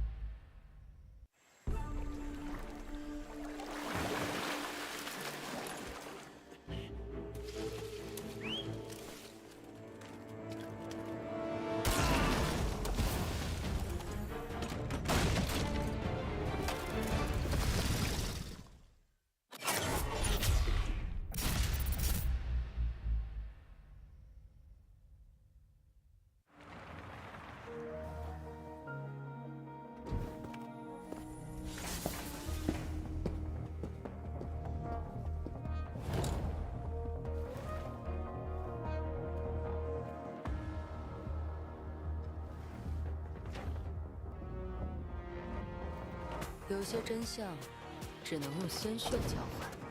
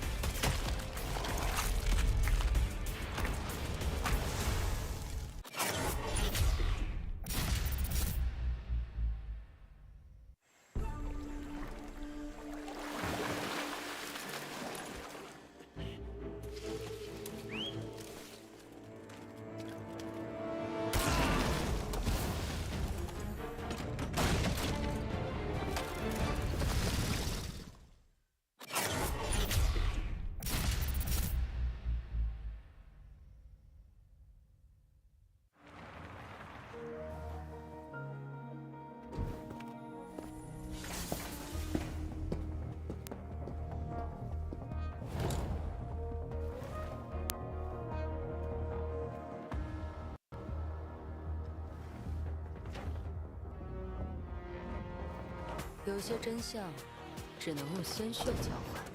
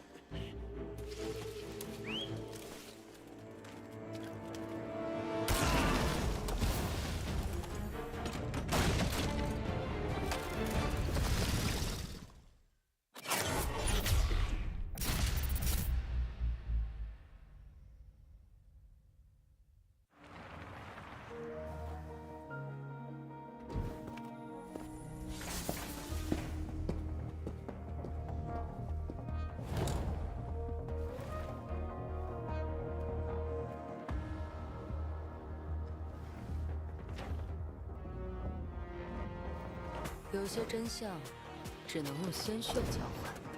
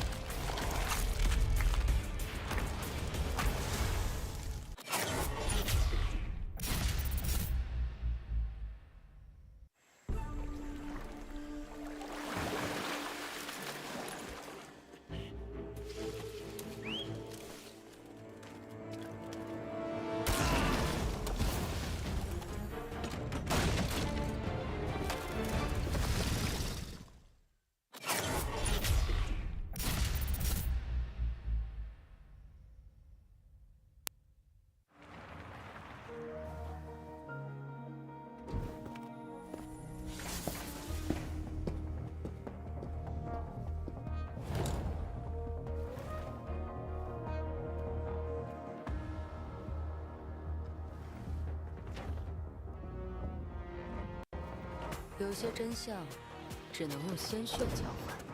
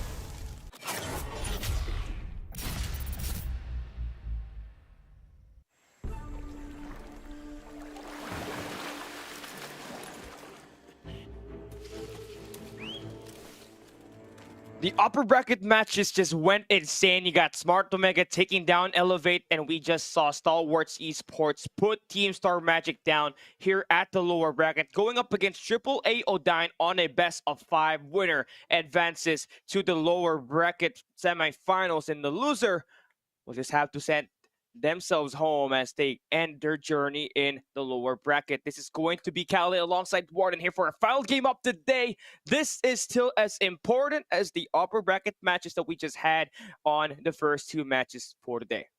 Well, fortunately here, it's not going to be too heartbreaking here, Callie, is we're only going to be seeing, at least for today, no, that one team will get eliminated, and it's either going to be Team Star Magic or AAA Odine. Tomorrow, we'll find a continuation as well, whether who's going to be able to advance to the next stage. Is it going to be Scatty, or is it going to be Elevate? And just a bit of a touch up there as well is that on the upper bracket finals, I mean, not the upper bracket finals, the semifinals here, Callie, is both of the series here, man, ended off with a 3-1 standing. So everything is getting more interesting here as time passed by. It's interesting because more of the action came in for Omega Esports as they managed to beat Elevate, not just in the search and rescue and the control game mode, which is in fact one of the best maps that we got in offer for Elevate, right? But they also won in that Hackney Yard hardpoint, just showcasing whatever that they got in their slaying power, showcased in there with AG getting themselves at least almost a 60 bomb for him there. So that's definitely one of the biggest factor right there for Smart Omega Esports as they look to try to reclaim back their throne. But enough of that, right? You're talking about the coming game up ahead. And Team Star Magic just lost up against Stalwart's Esports at the upper bracket. And Yato has not been able to really fill himself on those first 4 match of action. Right now, what he needs is a massive bounce back here for today, because right now he's been the problem in just trying to really win these matches against Stalwart's Esports up there. So he needs to find a massive bounce back, find his eliminations, and be able to get right back to where he was at the group stage, where he was top fragging for the team and serving MVPs.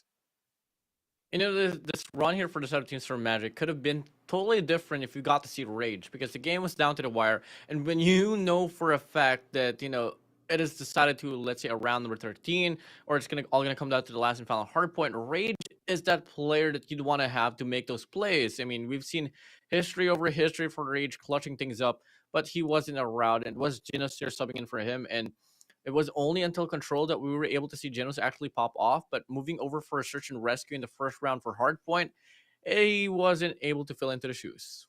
Yeah, I agree. And obviously now we will have AAA Odine coming here, winning up against AX Prestige at the lower bracket, round number 1, where they managed to just completely dominate the Hackney Yard, the Coastal, and the Arsenal map that they play. So they're going to be feeling good about this, right? They got a Metal Reset, they had a day off.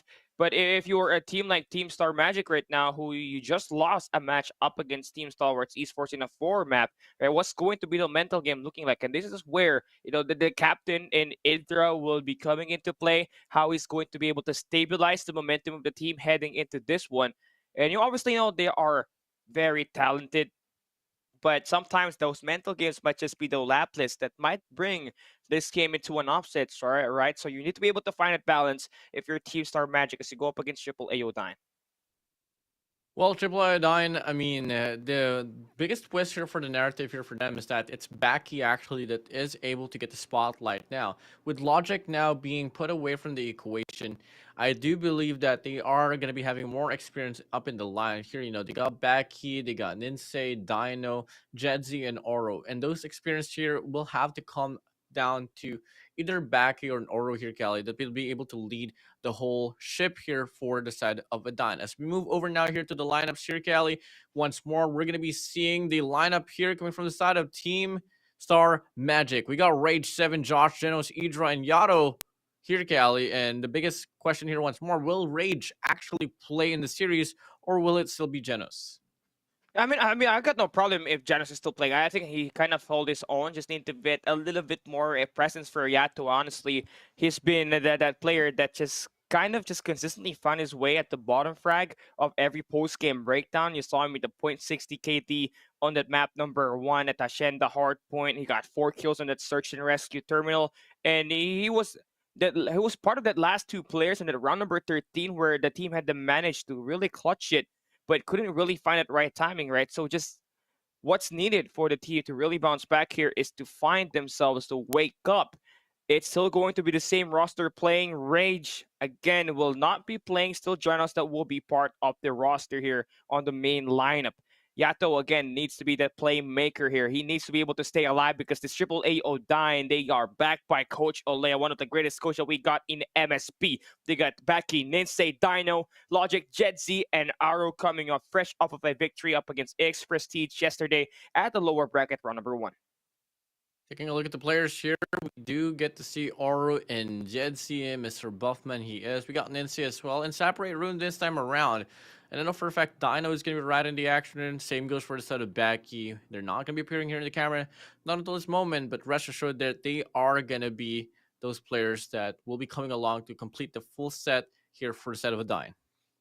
And Jetsi, again, is that playmaker, again, for the close range combat, right? I mean, that R9 obviously can be that difference maker up against this Team Star Magic squad. They definitely love that one being brought out by Yato, especially once they play those respawns, but you do want to find that lockdown on the maps and modes. This is where things get defined. And we're going to finally look at a very default map set here as we draw back into Hardpoint Standoff, Search and Rescue Coastal, and Control Arsenal on our first 3 maps. Here we go the long distance. We got Hardpoint Summit and Search and Rescue Tunisia as our map 4 and 5. Well, pretty exciting here, and I do hope that we get to see the series extension here. I want to see myself in Game 5.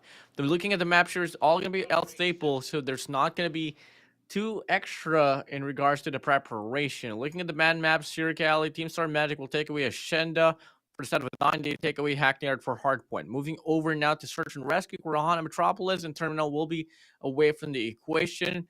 Despite the fact that Takeoff is going to be well available to be chosen, they're not going to head straight into that battlefield. And last but not least, here for the side of Control, Team Star Magic to take away Raid. AAA Adine doesn't want to play on Seaside, hence we get Arsenal.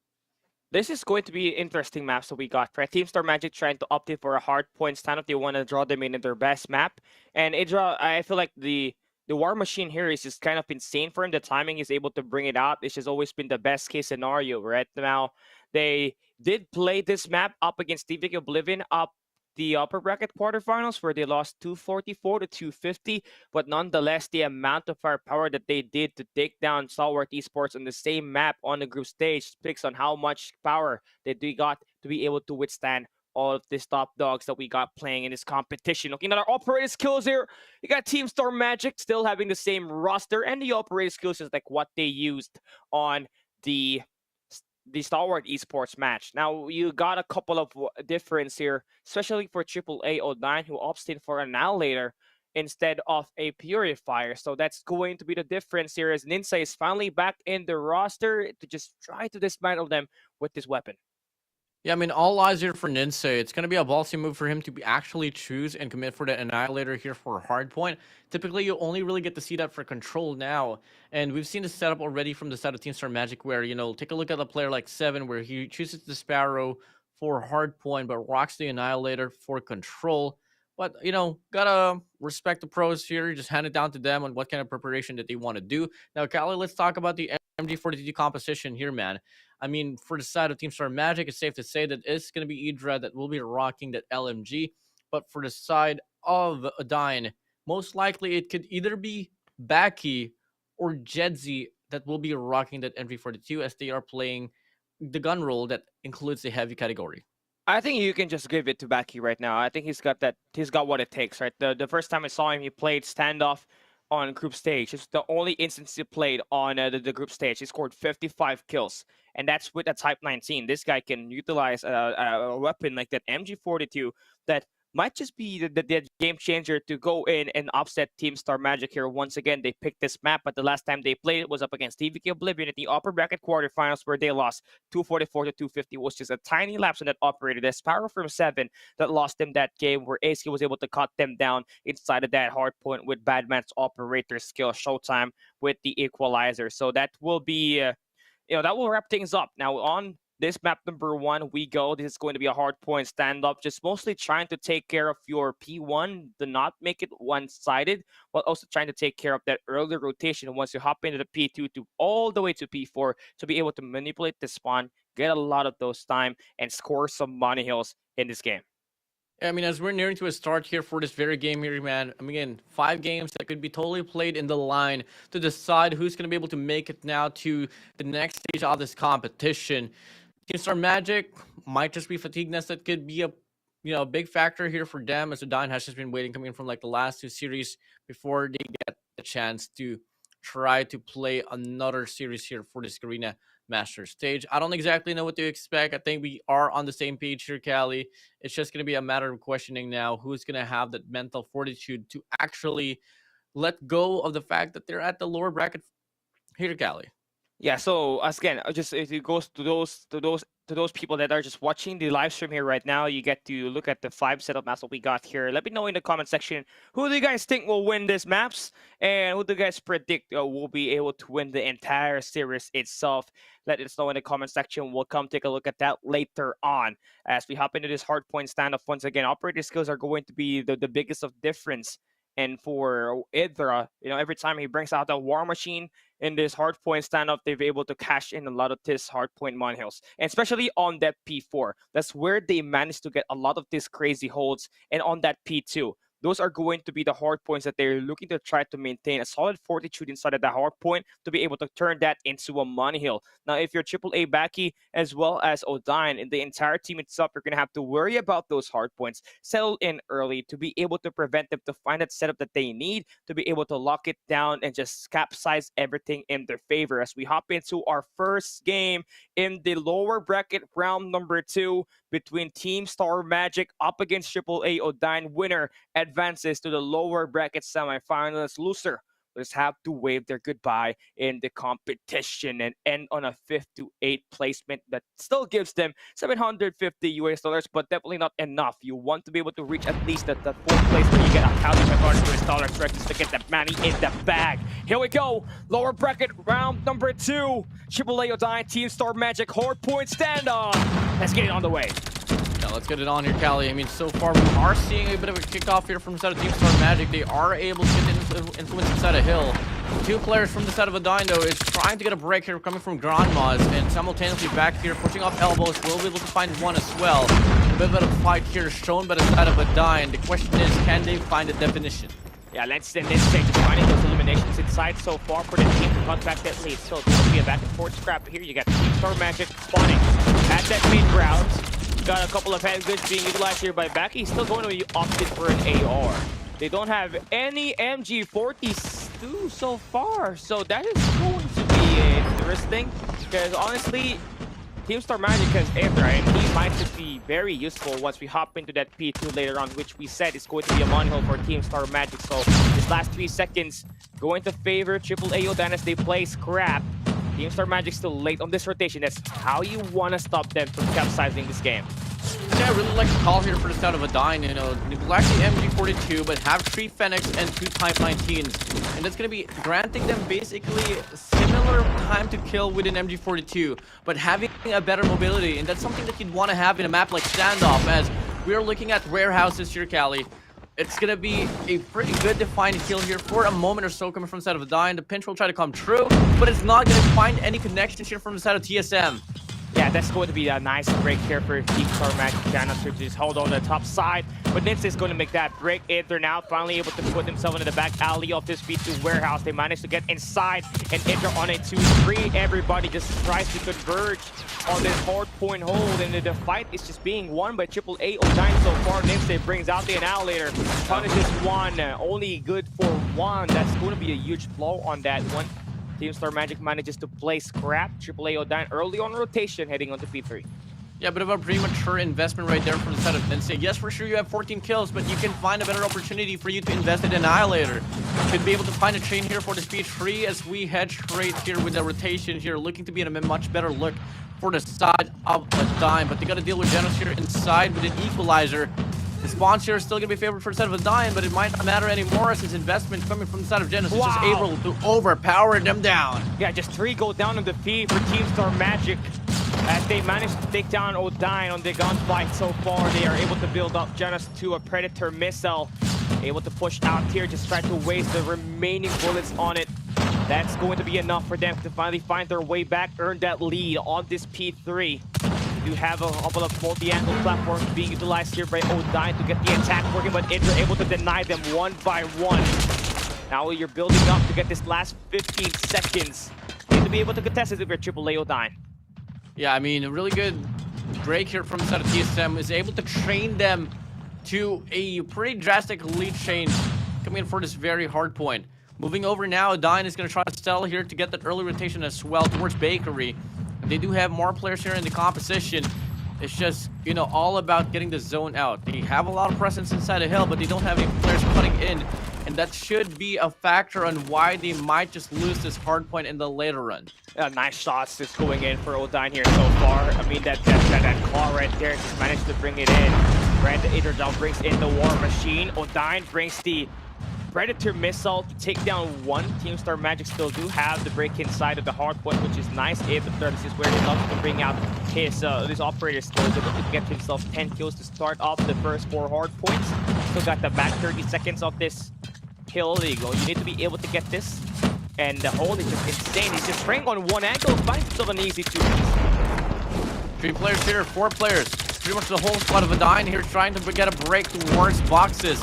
But they need to find one player to play around elbow for that to soften the offense off here coming from the side of TSM. Yes, you do get the break, but how much do you get? Only 5 points to claim here, and that's not something that you want to have on the side of Odine. And now, reset here back to hardpoint number 1. We're going back into towards the central part of the map. And there's going to be a lot more feed here coming in from the side of Team Star Magic. Yeah, Josh already 22 kills to this same Red Fight just end up potentially on a 44 kill bomb as soon as this hard point ends. But it's still going to be back and forth scrappy as Arrow going to find its way back to Elwall to secure that pin for this team. As they manage to get inside for a little bit, they do want to get that gas station spawn to get that Grandma's in control, get that height advantage of their squad as they just completely try to search for every angle on this courtyard. Team Star Magic has gained their stride and looking to pull away even further as they get the last 29 seconds on this hard point. AAA Odine needs to stack inside the point.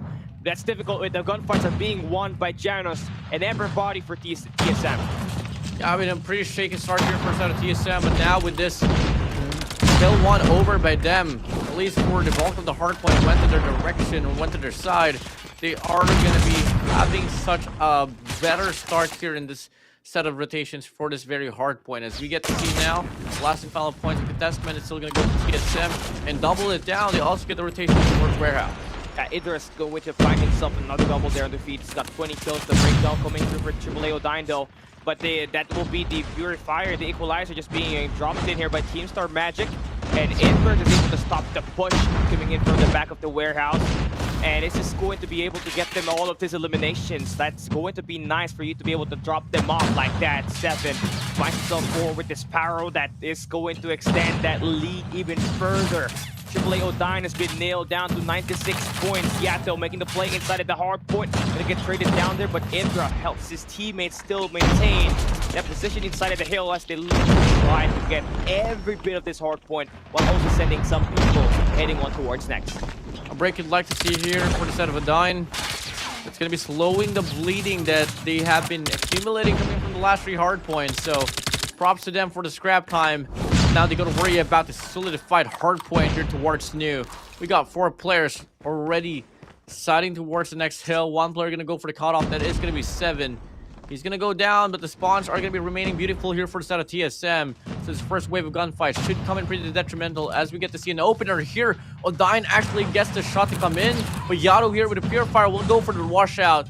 And it's going to be a very scrappy battle. But so far, first team of contestment going to go to TSM. A timely operator right now for Yato just to burn everybody down to pieces. Hardpoint contested, no problem. Come through me. Let's get this thing started. 3 piece for him before getting taken down. And AAA Odine out of nowhere just manages to enter the point. I don't think he manages to see 7 there. So he gets cut down. Hardpoint still going to be remaining available on his next 30 seconds. And Team Star Magic has got the close spawn. You got AAA Odine coming in from tractors, and they do have some obviously pushes coming in from the platform, but hasn't really mattered at all as it's always been shot down by Team Star Magic. A 182 to 133 here. Once was the lead given for a set of Odine. Now it's going to be so far away from them. Just TSM giving them the scrap time. And looking at the formation here for the side of TSM on the way down towards Bakery, they are going to be holding down 2 lanes here. That's going to be coming from that A-bomb side alongside the warehouses. And we get to see here the first wave gunfight is going to be coming in. Looking like it is going to be AAA Dying getting closer and closer to get the break inside the hill, but they got to go through the smokes. And look at the formation here inside the hard point here coming from the side of TSM. They're just burning the push down coming from the side of a Dying. Yeah, that's 4 kills from Indra with the MG42, all in one magazine, by the way. He was spraying there for good Lord's sake. And that's just gonna end things up with Team Star Magic winning the first 15 seconds back. He cannot get any kill with the War Machine. That's just stopped right there. But you do have the flood to happen in multi-angles, and now you manage to break inside. And Jedzi in the right play there. They are still in striking distance. They just need to get this P4 in their favor. As we go back to the reason in 20 seconds, Ninse and Baki is providing so much of this firepower inside to be able to close the deficit here that was built up by Team Star Magic on the first 2 sets of hard points. Finally, they have woken up. Can we see a comeback made here by AAA Odine as we go back into P1? Yeah, the pressure here, the passion is evident coming from the side of Odine. They got to get through this very hill once more. 2 times in a row where we got to see TSM just able to take control of this. And now we are seeing that the power positions here are looking to be more sided towards the direction here for the side of TSM. Opening things up now for this hard point. It's all going to get painted in yellow, painted in TSM. Yeah, Josh, he's got himself 41 kills there. Remember, I told you he's about to get 44. And I might just end up with 50 kills here, just judging by how close this game really is. Gets you with the equalizer. It's going to be able to spawn up, get that high ground in control. Maybe just take down Genos who's playing the core there. That will be nice for them to keep that hard point, to skip it. It's crappy, but Team Star Magic only needs 25 points to win this game. Everybody needs to stack inside. AAA Odine now going to be able to slay inside the point with Baki, Jets, the Dino combining for 6 kills as they force Team Star Magic to play that reset. You do get this back 12 seconds, but you need to find an early rotation on to next, which Team Star Magic already has. Josh here with 44, Ejo with 33. High killing game here for the side of Team Star Magic. And someone has to make the play here coming from the side of Odine. I mean, Jedzi is right there, Dino is right there, but they're not as close as the impact here coming from the side of Josh. As we are seeing here, as this warehouse opens up, man, we're nowhere to be found. Odine, are you gonna let this one slide?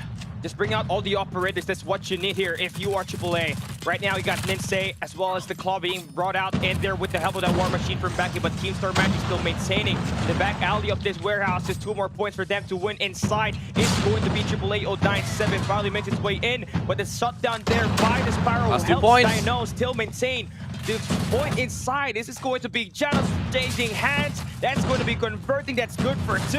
But AAA Odine just continues to enter inside. But this fight for Janos confirms it. We got ourselves a 47 kill performance coming in for Josh to end this map. Team Star Magic takes map number 1. Their map pick was kind of scrappy, but they end up with the win. It doesn't matter if they lost at the upper bracket. Just thinking about the moment. Get this win. End the day. Play the lower bracket semifinals tomorrow. Yeah, props to TSM for still being able to perform just the way that they have been able to do so, especially since after the loss they're up against Stalwart eSports. Come on, I mean, still a lot of preparation that they got to prepare for. They still need to win 2 more games for them to secure their slot for the next stage of this knockout stage that we're having here, Cali. And for the side of Odine, not too bad of a look. In fact, they were able to actually force it down, and it all had to reach to 200 points for Odine for Team Star Magic to actually close out the deal here, Cali. This is the problem here with AAA Odine on this match, right? Not that I'm just singling it out, but they came off late on rotations every time, and especially on that P2 where you got a nice setup for Team Star Magic on the end, where they just had to bring out at least other operator skills. Those unlimited reinforcements came in handy. They did not get a lot of eliminations with their Sparrow and their War Machines, but at the end of the day, what matters is that you get the close spawns, you get to infiltrate the hard point right away, and that's what happened for Team Star Magic. No matter what happens, even if they get gunned down, the hard point gets supplied with a lot of numbers compared to AAA Odine, who had to work their way up just to get inside of that P2 warehouse, then just immediately get gunned down, get a bit of a contest happening.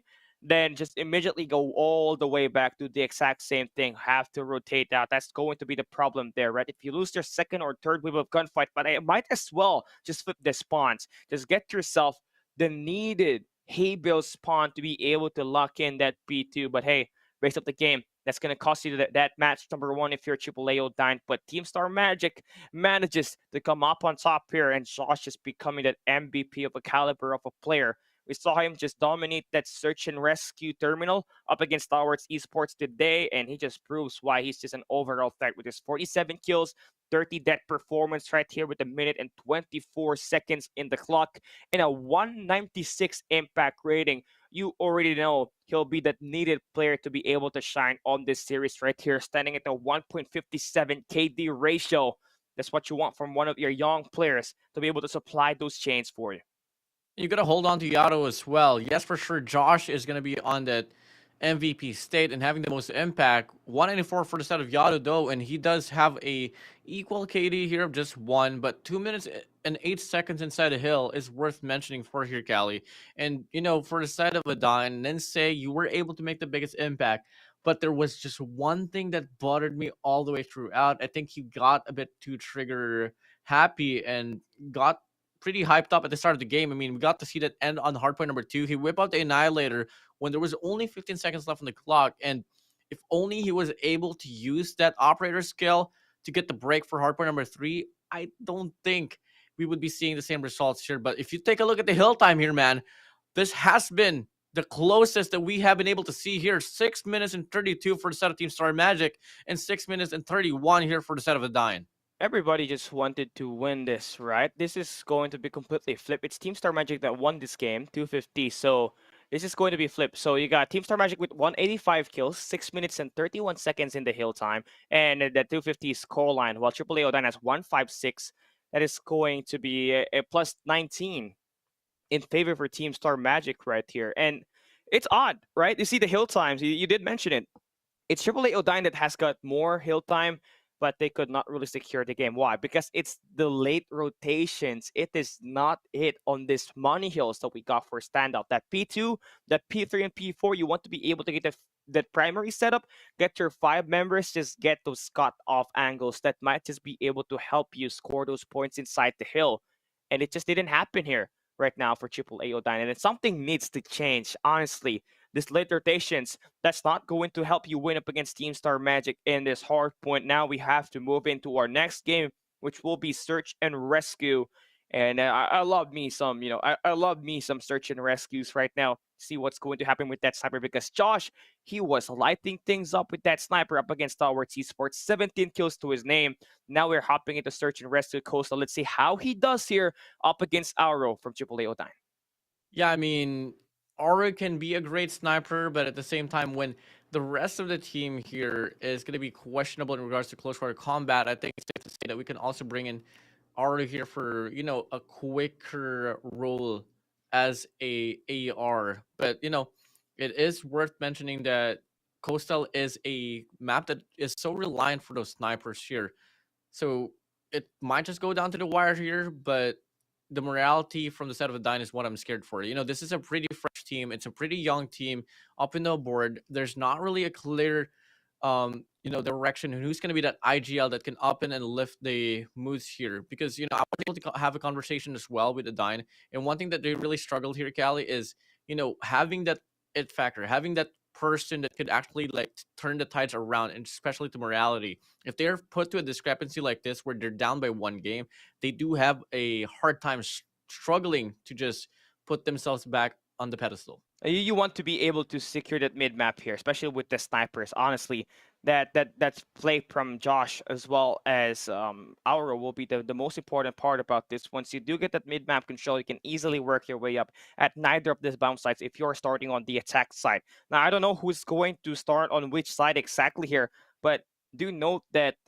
sometimes when you try to play this map, it can just be kind of confusing, right? You might think that you have the best chance of winning it on a numbers game advantage, and somehow, for some odd reason, the team manages to get a revive, and now it's an equal 4v4. So you got to be able to prepare for those kind of moments and just manage to stack in and engage in those, be able to win those battles as well.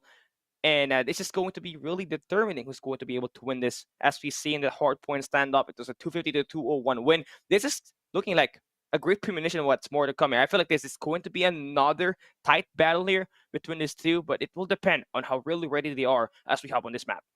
Yeah, the last time we saw, a Dine play in a map of Coastal Search and Rescue, they went up against AX Prestige. And one key factor that really slowed them down in regards to like winning rounds dominantly here, Cali, was the lack of smokes as well. And it was pretty evident as well when we got to see Hardpoint earlier. If they're not going to be able to utilize those smokes properly, those utilities, I think, the players from the side of Team Star Magic can just have the best time, especially from their long distance, because most of the times we are seeing Odine play tactlessly just out in the open with no sense of cover, and their map awareness hasn't been the greatest. I mean, there has been a day already since their last series here in Coastal Search and Rescue. So I just hope that they went back to the drawing boards and look after those mistakes. You gotta be prepared for this because you're going to play at a coastal map where we only see this map be played by Team Star Magic once because they love to play their Tunisia Search and Rescue. But they won this map once up against Elevate, which was the undefeated team at that time at the group stage in Group A. So it definitely speaks a lot on how strong this team really is when it comes to playing with their sniper. You're looking at Josh as well as 7. The dual sniper setup, the young guns, just provided this long-range sniper for you for Team Star Magic as they start on the defensive side. It'll be a good call here for the side of Odine to just go for a default. They push here, but goes for the challenge with Idra on the MG42 and off that heady. Up against the top 19, shouldn't be a problem here for them. And now Team Star Magic, Yato closes out the distance on towards Ninsei. And this isolation, this default play here coming from the side of Odine is just falling into shambles. Yeah, this first law just being won by Team Star Magic and just converting it into a snowball here. Josh tried to switch it up, but the trade's there for Janos really, really fast.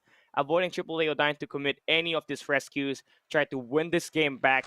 Team Star Magic starts off strong with Idra, finding those 2 kills on the round number 1. Then immediately getting that trade coming in from a Josh takedown, the bait and switch, Janos with the flank to finally hit the last player from AAA Odine. Push here, there's going to be smokes invested coming from the side of Odine, and they're going to go barging in here coming from Bar. Come again, it's going to be Idra here playing around the staircase. Player 1-7 with a sniper will fall away once more, but that's going to be precious information here for the side of TSM that they could just bite out and play for this retake or not even let the bomb get planted, but it's a bit too late now. But they have the advantage here for this retake, and now we get to see kills here happening left and right, back, front, center. Dino will be able to get 1. Idra will be able to double it down with a double, making a triple now here for him. And now it's going to be a 2v2 situation here. Oro, Jedzi for the side of Odine. Janos and Idra for the side of TSM. Yeah, that 24 seconds is a lot of time. Oro makes the right read. Idra gets sprayed down with the LCAR-9. It's a 1v2. Janos sprays. Take that guy down. It's a 1v1. What do you have to challenge? Janos, what do you have to go in for the flank? You had the time. What did you have to hop it? Yeah, those Jedzi just making the mistake off the round. And that's going to be a scratcher right there. You had that opportunity to find an equalizer for the game. But unfortunately for you, you played too greedy. Wanting to get your first kill, you could go down and lose another round. But this time though, Oro will be finding the connection towards Josh. Janos makes up the sniper, but Oro finds it to double it down, and they're mad, they're hungry. Odine wants to get a round up in the board. That's 2 birds, 1 stone there. Right now for Oro, it's going to be a 2v4. Again, you are in a position where you can win this round. No need to be aggressive. While your TSM, right? You can really get some of your teammates to revive back. They're just pretty close on your location. You're going to try to play through this with Oro on the mid-map. Sprays on Idra. Raids going in, and a 1v2. Jedzi gonna play it smart here. Ankles in nicely for 7. Let's take down Dino. There with the raid, and yeah, finally a round win for AAA Odine. Hey, could have been a 1 and 2 for them if not for that hop off for Jedzi trying to take down Jonathan at round number 2. Mistakes do happen, just don't do it twice.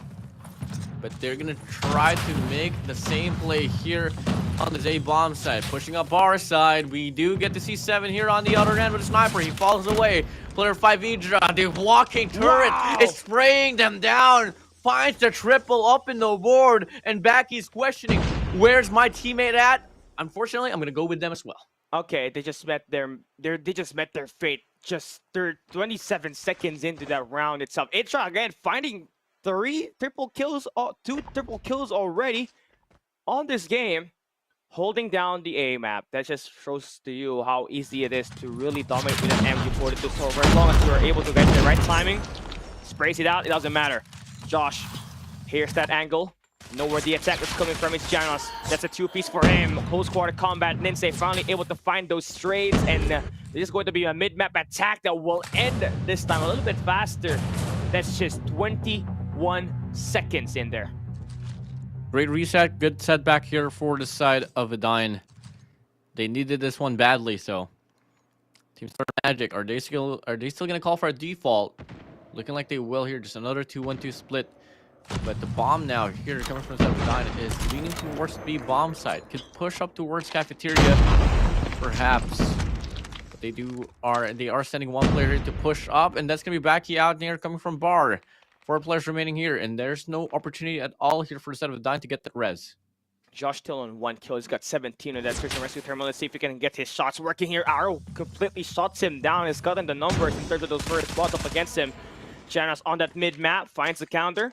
Makes this a doable 3v4 situation in favor for them. Jetsi, Ninsei, Oru. Gonna be inside the speed bomb site. They could go for the bomb plant. Jetsi with the bomb pushing up. I don't exactly know what you're doing. Why are you pushing here? Yado is gonna go down, but he finds one in the process.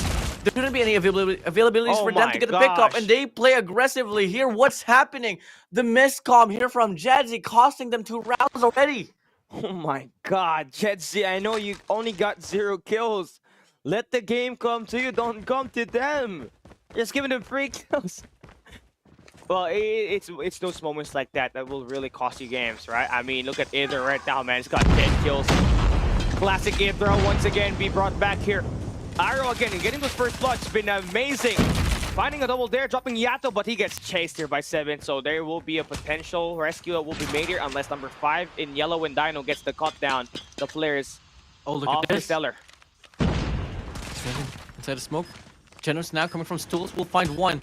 7 gonna be inside. He finds a double. He finds a triple. Dino all alone now in a 1v2. Needs to find the clutch. Idris just waiting here on the other side of the wall with an MG42. 30 seconds left on the clock. Oh, Dino. Oh, Dino goes down from the God Nade. And Team Star Magic retains the round, all because of the plays coming in from either Idra or 7 Cali. They're just beating playmakers. Also, Janos, by the way, he's the one cutting mid, holding down stools, cutting off rotations from that mid map from AAA Odine on the defensive side. Right now on the attack, Team Star Magic Josh only's got 1 kill, cannot really get himself going here, but Jetsi now about to get sprayed down. No more kills for him, completely shut off for the first 8 rounds of this action. His teammates coming off late on this rotate. Ninsei needs to check every corner possible here. Janos but not just find this read. He finds 1, sprays the second, cannot get it through. But the number is still favoring TSM unless Arrow makes that play off the back. Josh goes down. Possible for Odine to win this, but 7 makes the play. Swings on by. Gets another elimination here is Baki. 2v2. Get a 2v1. Oro all alone with a sniper up against an R9 or an MG42. 2 weapons of choice that you don't want to go up against with. And he gets greeted by it. And now with that being said here, Cali, Team Star Magic is now going to be on match point. It's so tough, right? It's so tough with your AAA Odine. It's not the gunfights that's worrying you, it's the decision making that's affecting your gunfight. Right now, it's going to be a completely different read here. You got Team Star Magic just trying to push up. Jetsi kills himself with the nade. Okay, it's not just. What's wrong, Jetsi? It's not just having a day, having a bad day, facing elimination. It's a lose situation. Bomb's gonna get planted. It's a 5v5 situation. But TSM, this is their first time that they're going to be able to showcase as well a defense here on this A-bomb side. And Genos finds a double off the cut. Dino finds Genos out. but more players are just falling down here like flies coming from the side of Adine. Yato pushes up with an R9, not hesitating at all. He wants to say bye-bye to Adine. That's nice, right? Now you don't even have to let your players come through Yato, right? Just let Idra get those multi-kills for you, holding off one lane with the MG42. Then you got Josh and Seven just getting all of those eliminations with that sniper. I think this is really great for Team Star Magic right now to be able to get this 2-0. Now you just need one more round to close this series, and you're going into the control, which might just be your best part about this matchup right here. But yeah, loving the efforts we're seeing for Team Star Magic, but I do believe that AAA Odan could have played this one much better, especially if you're Jedzi, man. He was not having it. He scored 0 kills. I believe this is the first time we score an egg on a search and rescue, by the way, and he killed himself too with a nade at one of those rounds. It's a tough pill to swallow for me. I mean, I was able to hold on to Jedzi, manage Jedzi as a coach back then, and this guy is the player that you want to rely on in big moments like this. For him to not drop any kills at all here for the search and rescue is a bit of a bummer, and that's something that I know for a fact really took Odine down. A bit of an evaluation that they got to do here is before they move over to that game number 3 here, Cal, is so bumming, but hey, it is what it is. There's still a chance for you guys, but the chance here has to go down to you all winning 3 games in a row. It's going to be tough, right? It's definitely possible. We saw multiple teams able to force a map number 5 all throughout the playoff stage so far, from day 1 up until day 2, but it's going to take a lot of mental strain, right? You need to be able to be perfect from every map that you have, cannot let the emotions, right, go through you. And if you're AAA Odine, it's going to be even tougher because you're going to be heading into a game mode that you don't really are good at all, right? I mean, this control is just not the way you've been able to win your group stage matches. It either had to go through a hard point and a search and rescue win.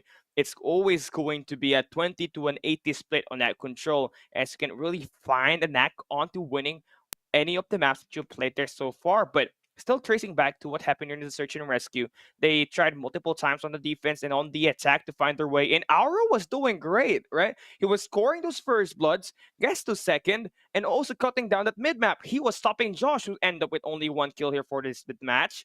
But his teammates just really couldn't follow up and emphasize those first bloods that he was able to win. I mean, if you want to talk about like great defense right there, I mean, the intimidation that Adra was able to offer on the A-bomb site left Odine questioning. Do we still even have an option to make a push here on this very side, or can we just go for the commitment here towards Bravo? And guess what? Regarding the choice there, it didn't really matter at all. We still get a blowout win here coming from the side of TSM. MVP is going to be Idra with 12. 7 is going to be following it up now with 13. Janus with 12. Yato with 4. Josh with only 1. Yeah, every fight he took up against Auro, he was not able to win, either through mid-map or through the red wine cellar.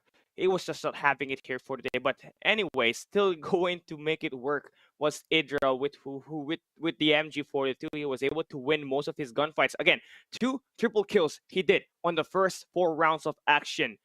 We thought that AAA Odine is about to get that flood, then he just decides to spray on that one angle at the B square, where he just manages to really completely turn the game around for his teammates. Then 7 again completely helping the team win this, scoring 13 kills. He was doing whatever it takes for them to be able to respond back to every attack being made here by AAA Odine. And what's more surprising here is that everybody for AAA Odine, yes, was struggling, right? And if you try to compare their stats here, you got Team Star Magic, the top 3 players in there, Idra, 7, and Janus combining for 37 kills. And it's just tough to see, a team just gets heavily outslayed like this. If you try to compare the top 3 players of Team Star Magic to AAA Odine, you're looking at 37 kills for Idra up until Janus, and only 26 kills on the 5 players for AAA. And they're just heavily outslayed on this match right here. Just couldn't really get to where they wanted it to be. The SMG was really not working here, Warden. Yeah, I mean, there was just a bit of a blooper as well there for Cedar Jetsi on the last and final round. He took himself out. Everything is not just going well here for the Cedar Jetsi. But hey, man, you guys are still doing great in some way. It's just that you all have to step up here coming from the next 3 games here. Up in the board, we are seeing now is going to be the post-match head-to-head here, Cali. 26-42. The gap is enormous. And now looking at the Oh rescue my as well, gosh. 3-0. Objective-wise, Adine was able to get 1, though. That it's going to be a better look here for them in regards to the objective. But if it's going to be heavily towards kills, then, hey, hand it down to them. It's completely flipped here. Again, it's Team Star Mhm. Magic on the blue side. AAA is the one that's the darker blue.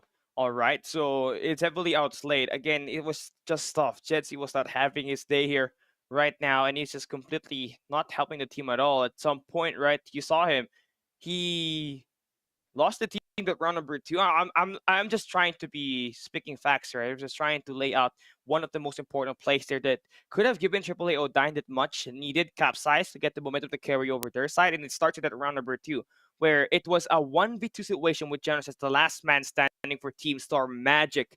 What happened on that round was that Janos was playing with only 13 seconds left. He was able to take the guy down that was in front of him on the staircase at the B bomb site.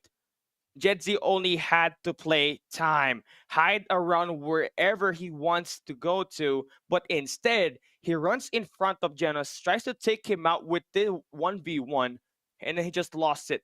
2-0 lead that came in there for Team Star Magic, and the next thing we know, the snowball just happened. Now, Callie, with that being said, your search and rescue Coastal ended off with a 7-2, 250, and 201 here for hardpoint standoff. We're going to be moving over to the L Staple map of control here. It's going to be an Arsenal. And a lot of these teams, a lot of these players already included in the lobby knows how to play this map. But in regards to having the better day here, despite the fact that they have played already one series before this, is going to be TSM. I'm pretty confident here that they are bound to close this one out.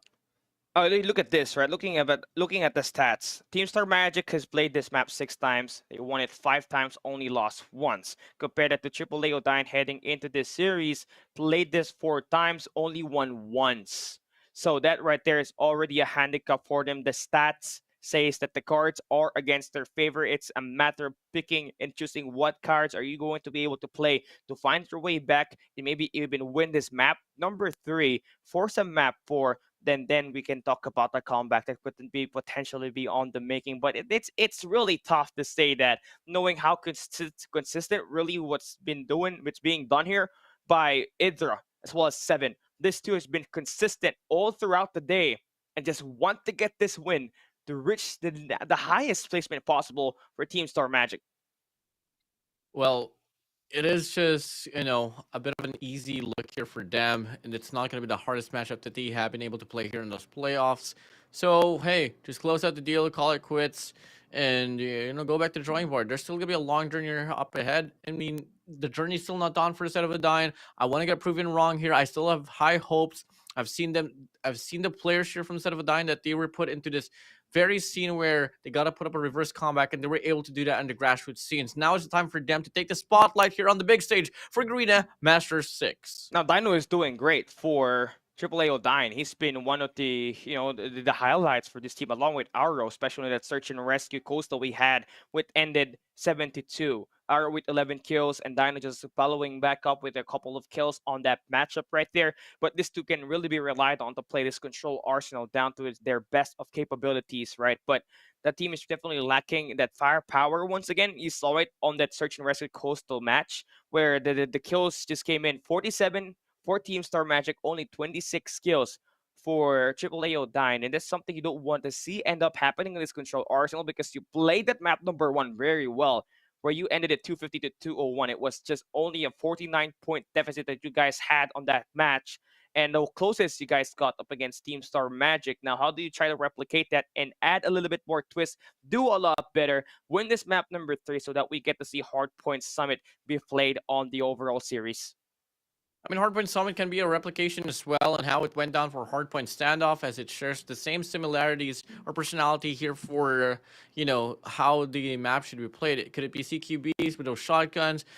We don't know. It's something for us to find out later on, if ever we do get to see Odine actually win this game number 3, which is something that is very unlikely, but I have high hopes, and if ever the time comes, Summit Hardpoint, I have a bit of a belief here for a Dine that they could actually take that map away from Team Star Magic. Well, hopefully they can do, right? Hopefully they got what it takes to be able to bring that altercation to their side, because that's what they need right now. They're facing elimination on this map number 3 here, about to get swept by Team Star Magic. Let's just hope that the broom does not get brought out and we get a sweep happening in the floor that we got here for Garena Masters 6, as we got your boys from AAA Odine Community Grassroots Kings of 2023 up until 2024 now finding their way into a brink of elimination. Do they live to tell their tale and force a map number 4, or do we got Team Star Magic earn their way in, win this match to finally settle the business and just prepare for the next day of competition? This will be the answers that we are about to unravel as we hop into our map number 3, which we will be brought into Control Arsenal. A Control Arsenal, could it be that typical A barge push that we always get to see here, Cali, or can we see something different? I think something about like Adine is that they love to lurk around generators, get that map control, and try to start off the spawn trap. But that's something that they have been able to do up against lower tier teams here in this competition. We're talking about Team Star Magic here, which is also a team that really relies on those spawn traps. So it's just a battle of fire with fire as we move over towards this match. I agree. And again, Dino, RO needs to play well. Jedzi needs to be able to get himself activated. He was one of the factors why AX Prestige lost on the lower bracket round number 1 yesterday. And now let's see, come and find out what's going to happen here as Team Star Magic hops into Control Arsenal in a position to go in for a 3-0. Get this sweep working to favor their side. Adine here is going to be trying to get some impact here on this A control point, and they are going to be able to get one player going down, 2 players perhaps, but EJ with an MG42 will be able to find that double now. Should be able to get the triple, but instead, the players of Adine falls away in hopes that they get a better leeway as they try to make an objective play here in this Arsenal map. I'm trying to change things up. Attack the batteries is what you really want after losing that mid-map. Yeah, maybe you can go in for a Jetdex attack too over towards B, but they do want to try to break their way into the enemy spawns. That will be interesting, knowing that we got a couple of Team Star Magic players just winning their gunfights up front. So it's going to be a nice change of pace. They do want to bring in a little bit more action to this, as they want to get that spawn trap happening. Jedzi, he's that playmaker. He needs to be able to light things down. He's able to cut down, spot one player, but does he win that gunfight? No, he doesn't. So this spawn trap doesn't really matter here at all, as AAA Odine goes back at their spawns. And with the lack of presence as well for any contestant here coming from the side of Adine, they only have 15 seconds left on the hill. And they got 4 players here heading towards the direction towards Jetdex, which is so far away. They can't afford to stall out any time. They gotta go for the push here. 5 seconds left remaining here. They do get the contestant. Now there's gonna be player 3 Ninse inside the hill here for this Bravo point. But once he goes down, the timer gets to start up. And the time is just not enough at all. They gotta play this one into near perfection, but Ninse goes down. And Team Star Magic, they win by the objective. They took too long going in for the attack. You saw it. They lost that A site on the early gunfight. They tried to go in the spawn location, and once they failed that, the clock just ran out. They only get 1 minute and 30 just to find their way into contest most of this time, and that they just wasn't aware of. Nobody really able to play that objective for them. Now we get to switch sides. This time for Team Star Magic, opting for a different route. They want to take this B side early. That's Jedzi in there trying to hold off the players. He hasn't been spotted yet, so he'll be able to catch some cut down here. Find himself a double and completely shut down the push from Team Star Magic over towards B. Yeah, enough time for his teammates as well to get onto the rotation, to add more support here on this Bravo point. Jetdex we go. Backy will still be able to go on a spree here. Finds the double off the board. And that's going to be forcing Team Star Magic to go for a reset. But at the same time, they're not going to be changing the direction or the route. They still want to go for this Bravo point here, Cali. Yes, and this is it right now for Idra, right? You can see how unfair it is for him to have an MG42 in his hand. He's just waiting here. Look, Ninse needs to make a move, and just like that, he just teleported into the spawns. Wow, insane gameplay for Idra. He's the only one that can do that in this competition. What's the operator's got? I think that's a rewind. That was the rewind that we saw. Yep, another rewind right there, and now all of a sudden he's back into Jetdeck. That is madly impressive here for the set of Idra. And now they get the contestment here on this Bravo point, but they get washed away. And now Odin here is showing some better sense of life as we head straight towards the second round. Now, all they gotta do is call out the time, perhaps win those next few gunfights, ensure that there's no influence coming from the side of Team Star Magic here on Jetdex. Yeah, I agree. Josh now with that scope, I mean, he's gotten himself 13 kills already with that. Dino finally able to get himself activated, 4 kills, 24 seconds for them to stop the push in either of the sites. Right now for Team Star Magic, they just really want to barge their head into the B site. They only get 1 segment to go there. Want to get the capture going, extend the clock to another minute. 7 has gotten himself the annihilator. He's trying to extend out, trying to take down the guys going in at the staircase. So far hasn't really gotten the number there as he falls in the hands of Auro. 12 to 8 on the life count. Possible for Triple A Dying to win this triple elimination. 9 to 8 here, not too shabby here for the set of Ninja and Dino. Fenix are now kicking in. Diverted the attention here on this A control point, and we get to see that the players of Team Star Magic will get washed away. Only a minute to play with, especially off this rotation. They're going to be pushing 3 players here towards the artillery, and one of them will go down, but the exchange will be better for them. The claw is out here for the set of Orodo. One more bullet to connect. Can he find it? No, he can't. 7 finds the kill, and the life lead is still on here for Team Star Magic. Yeah, 5v4 right now is possible, but Josh at the high ground, he gets read on. Now Jedzi, they can bring out this power here. Dino makes the play, takes down Yato. It's a 2v2 situation with Janos just trying to slowly earn his way. He is hiding around the corner. I don't think he's been spotted here yet, and Dino's gonna get caught off. All down to Jedzi on a 1v2. Time for you to shine. Nade will be thrown. DSM just needs to get this ace site locked in. And Wow. there we go. 7 plays the trade, cuts the cross, and that's going to be a 2-0. TSM just needs 1 more round to complete the sweep. One more chance. No more overtime here for the set of Odin. No more hope. Not until this round. You gotta play this one into near perfection. Not just only this, but throughout the whole series. Starting in this very moment. Can they do it? Or can Team Star Magic throw them away from the competition? This is what you want right here. Team Star Magic doing great job. Find the first 5 kills on the A site. Now they get to extend out. They got a couple of operators available for them to make this push right here. That's Idra with the War Machine. We know him, the Tito. He knows how to get the kills with this weapon, and he's able to find so much value with that. Cutting the life count of Odin to just 20 left. Time ticking. Life draining. They're scrambling across the map here, looking for some sense of hope. But Team Star Magic, the experience is evident. They want to say goodbye to Odin. Spawn trap is ensued. All 4 lanes is covered. Only 25 seconds left on the clock. Odin, you've had a good run, but unfortunately, at the end of the line, you're gonna go home at this stage of this competition. Can we see them turn around the narrative? Can we see them turn the world upside down? It's not looking to be in this case. As they try to go for a capture on this A control point, the frags are not gonna go to their way.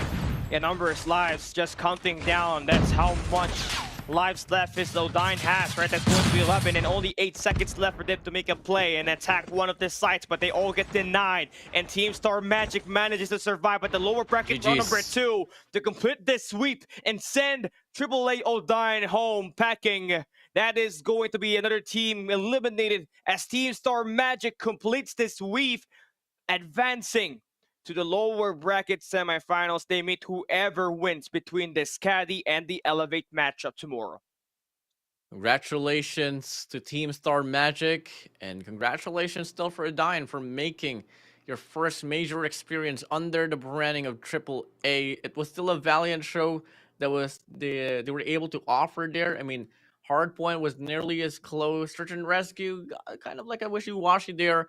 Moving over to Control, you got to see it. It was Team Star Magic just able to hold it down. Yeah, I agree. And also, I guess, there was a lot of moments where the decision was just a biggest factor here and why AAA Odin lost, especially at round number 1, where they lost the mid map already. They lost their first 5 lives. Then what happened? They immediately went down through the batteries, tried to push the spawns, and when they failed that, they only had a couple of seconds to be able to get inside the points, which is not enough because they already given so much map control for Team Star Magic, and the snowball just really happened. They cannot maintain the gunfights on this map, and they will be the third team to be waving their goodbyes in the playoffs. But hey, at least they get to experience the highest competition possible. It's their first time in the playoffs, and they made it here 56, which is going to be a huge, impressive placement that they managed to get. I still have my jersey here coming from the side of a Dino back then when they were in PV. And, I just want to say that, I'm really proud of you guys. I'm hoping for the best for you all. Just a bit of rework here and there. Have more sessions probably with Olea and talk about the team. Talk towards the whole team here. Jedzi, Dino. Just reevaluate the things that you guys have to prepare for, possibly for the next major tournament here on Garena. Moving over now, Team Star Magic here, Callie. Still got a long way to climb for them to go back on top. It's going to be tough. Again, whoever they face, it is going to be deadly, right? Either Scotty or Team Elevate. And it's not going to be completely easy knowing that everybody is just played scrappy on this match right there. And it's going to be a great showcase because now that we have WPM low kicks, now known as Elevate at the lower bracket, right? When we saw them play at the lower bracket, every time they always kind of falter. So will they be able to find a massive bounce back, get that curse, and defend their title and find their way back at the grand finals, which is going to be an interesting note because this team definitely did not have it easy when they went up against Smart Omega today. Oh yeah, totally, man. And for Elevate here, they haven't been able to really get like a convincing record as well coming from that lower bracket. No, as soon as they get dropped down here towards the lower bracket, especially if you want to talk about like the history line and what happened on Garena Master 3, where Smart Omega eSports and Lokings back then, also known as now, did meet at the same stage, at the same part of the knockouts. They got dropped down on that game number 5. They had to go up against Almighty right after that, and things just went haywire for them, and they weren't really able to recover. And it just everything. It just goes to show to you how really tough it is to be down at the lower bracket, right? The mental game is what's going to mess up your brain here so much, and that might just affect your overall gameplay. So whatever happens at the lower bracket needs to be perfect. And if you're Scotty, you just saw Smart Omega take down Elevate. You already know what kind of maps you want to be able to play in there. So you got an advantage as you go up against them tomorrow on that battle right there. But yeah, talking about that, we haven't even talked about the post game breakdown here yet, which we are about to show you guys on this map number 3 control post game breakdown, where you just saw a 3-0 win for the side of Team Star Magic. Idra 19 kills, 9 deaths. That's going to be a 2.0 KDA for him. That's going to be absolute because that MG42, man, that was just unfair for him because he's the best player that you want to have that one weapon in his hands. Yeah, I mean, if you take a look at the performance that he was able to show on that search and rescue, especially on the A bomb side, 3 players from the side of the Odine went for the push, and he was just able to say like, "Boop, boop, boop, you're gone. See you in the next round." And the last 2 players from the side of Odine just questioned, where's my teammates at? And unfortunately for the side of Baki, he died. He did get flanked around, and it was just too much for him to deal with. Moving over for control, Idra with an MG42 is still a force to be reckoned with, and there's still a lot of things that I want to see coming from the side of TSM, especially when we talk about Genos. If ever Rage is not going to be around for the next few days. I agree. Janos obviously is a talented player, but if you do want to go deeper into the playoffs, right, you do want to have Rage in there. We saw how his impact on the team just allowed them to win that game 5 up against TVK Oblivion at the upper bracket. But looking at this post game breakdown, the battle was just insane, right? Just favoring Team Star Magic. It's just been the case ever since the start of that search and rescue, where it was just an absolutely highest difference in the kill department. There's 73 here for Team Star Magic and only 41. That will be a plus 32 for Team Star Magic side. And that right there is just one round win through elimination already.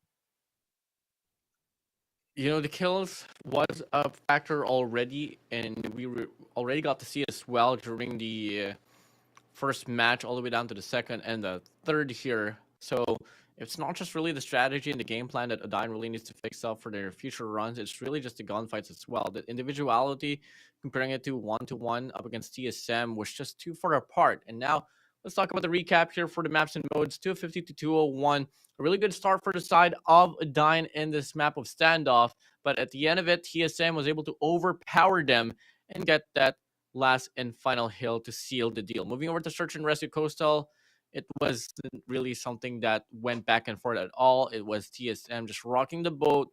TSM scoring 7-2. And this Control Arsenal got even more dominating with a 3-0 standing. We don't gotta worry about the hard point somebody search and rescue because this is a sweep, right? Team Star Magic. We started all off with a hard point standoff where it was pretty back and forth. You saw multiple attempts for AAA Odine to come up late on rotation. They do manage to find some breaks more efficiently at the first set of hard points, but come the second set, right? That's where we kind of saw Team Star Magic was able to pull away with so much of this lead. Early rotation, timely operator skill, that's the damage dealer that allowed them to win this map 1. And you got to see as well, on the first 3 sets of hard points, it was really Odine on that lead.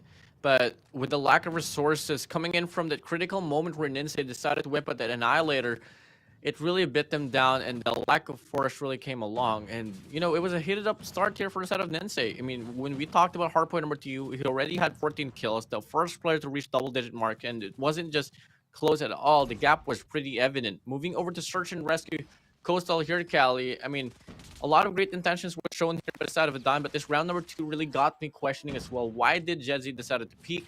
He wanted to go for a trade, but Genos was there to get the spray down and find the clutch. This was a close on the first half, right? But then once we switch to sides where things kind of get a little bit different, especially with the reads. 7 on a 3 spree there. Then they just managed to get themselves a quick 3-0-2 in this Control Arsenal. This is a map where they take pride on, right? They came in here with 5 wins, only 1 loss. AAA Odine, 1 loss, 1 win, 3 loss. So they pretty much have the confidence to actually lock this down. But I feel like that run number 1 could have been played better if you're AAA Odine, if you played for the objective instead of just going in for the spawn trap. That right there was just the difference between you winning the round and just losing all of the momentum in this match right here. That will conclude all of the match here, and your MVP of the game will be belonging to Team Star Magic Indra. The former Smart Omega player has got 67 kills, 3,194 average score, a 1.72 KDA, and he's got himself the War Machine is his main operator skill, the signature operator skill. Yeah, I mean, I don't know what's the operator skill here anymore for the side of Adra. Is it the War Machine or is it that MG42, Cali? Because that MG42 is acting like an operator, brother.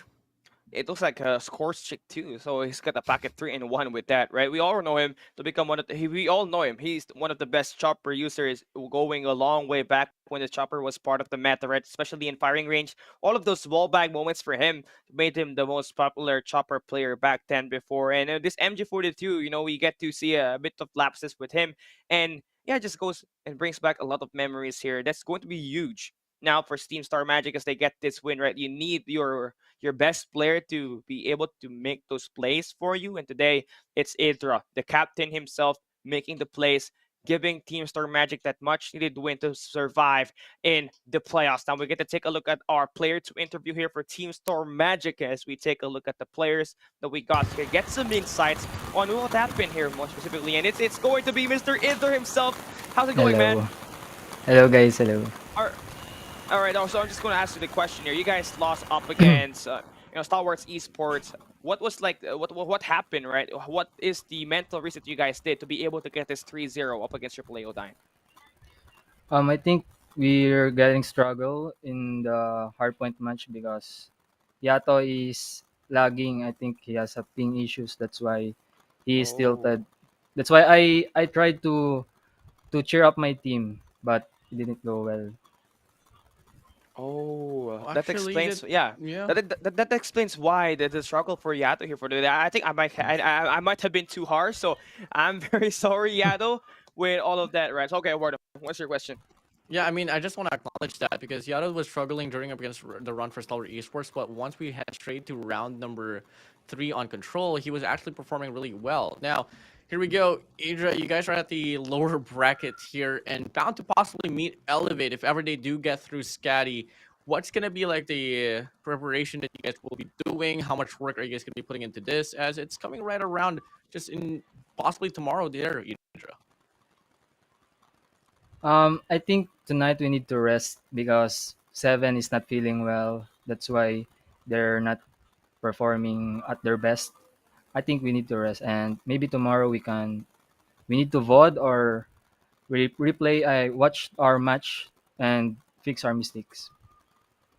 All right, all right. I agree with that one, Idra. So this is going to be our last question for you, right?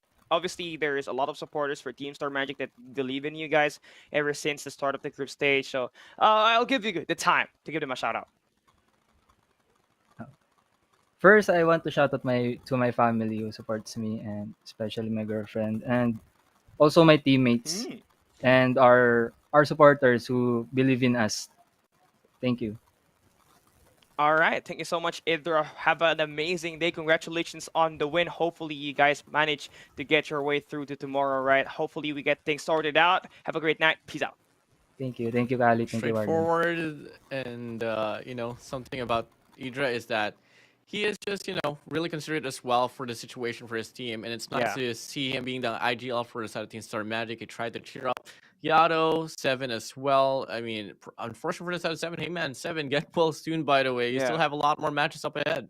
Yeah, hopefully Yatos just sorts his internet problem, right? Even I was being interrupted with my internet. I mean, there's a thunderstorm in our region right now, and it's just totally looking like it's apocalypse here, hardpoint apocalypse, because of all of the roofs that's just flying through.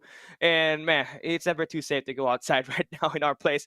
But we are going to be ending our match here for the day. 3 matches, man. It ended and it was just kind of long, right? Especially that match number one where we had, where Smart Omega Esports manages to take the win up against Elevate. I think that was the biggest game breaking moment that we witnessed here.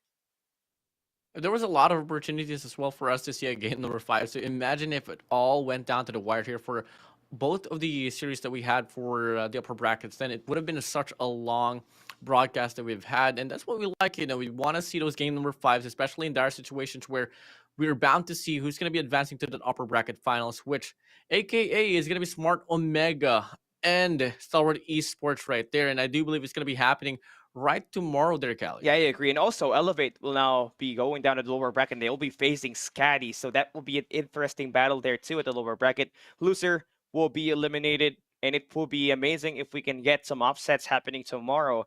More Oh, yeah. specifically on the lower bracket runs that we'll have from these amazing teams that are left standing in the competition. We have eliminated 3 teams so far in the playoffs, with AX Prestige, DVK Oblivion, and AAA Odine officially out of the tournament. Now we take a look at our bracket here. See a clearer view of what just went down on the matches we have here for today. Taking a look at the upper bracket, an upset made by Smart Omega Esports, thrilling in Elevate on those map picks, and they win it 3-1. A gentleman's sweep for them to advance to the upper bracket finals. You also got Team Star Magic falling behind, being taken down by Stalwarts Esports, who will be advancing to meet Smart Omega there. That will be our first time seeing Smart Omega and Stalwarts Esports. The rivalry between the best PH team and the MYSG all the way back to 2022, going in for a deadly battle to fight for the grand final spot.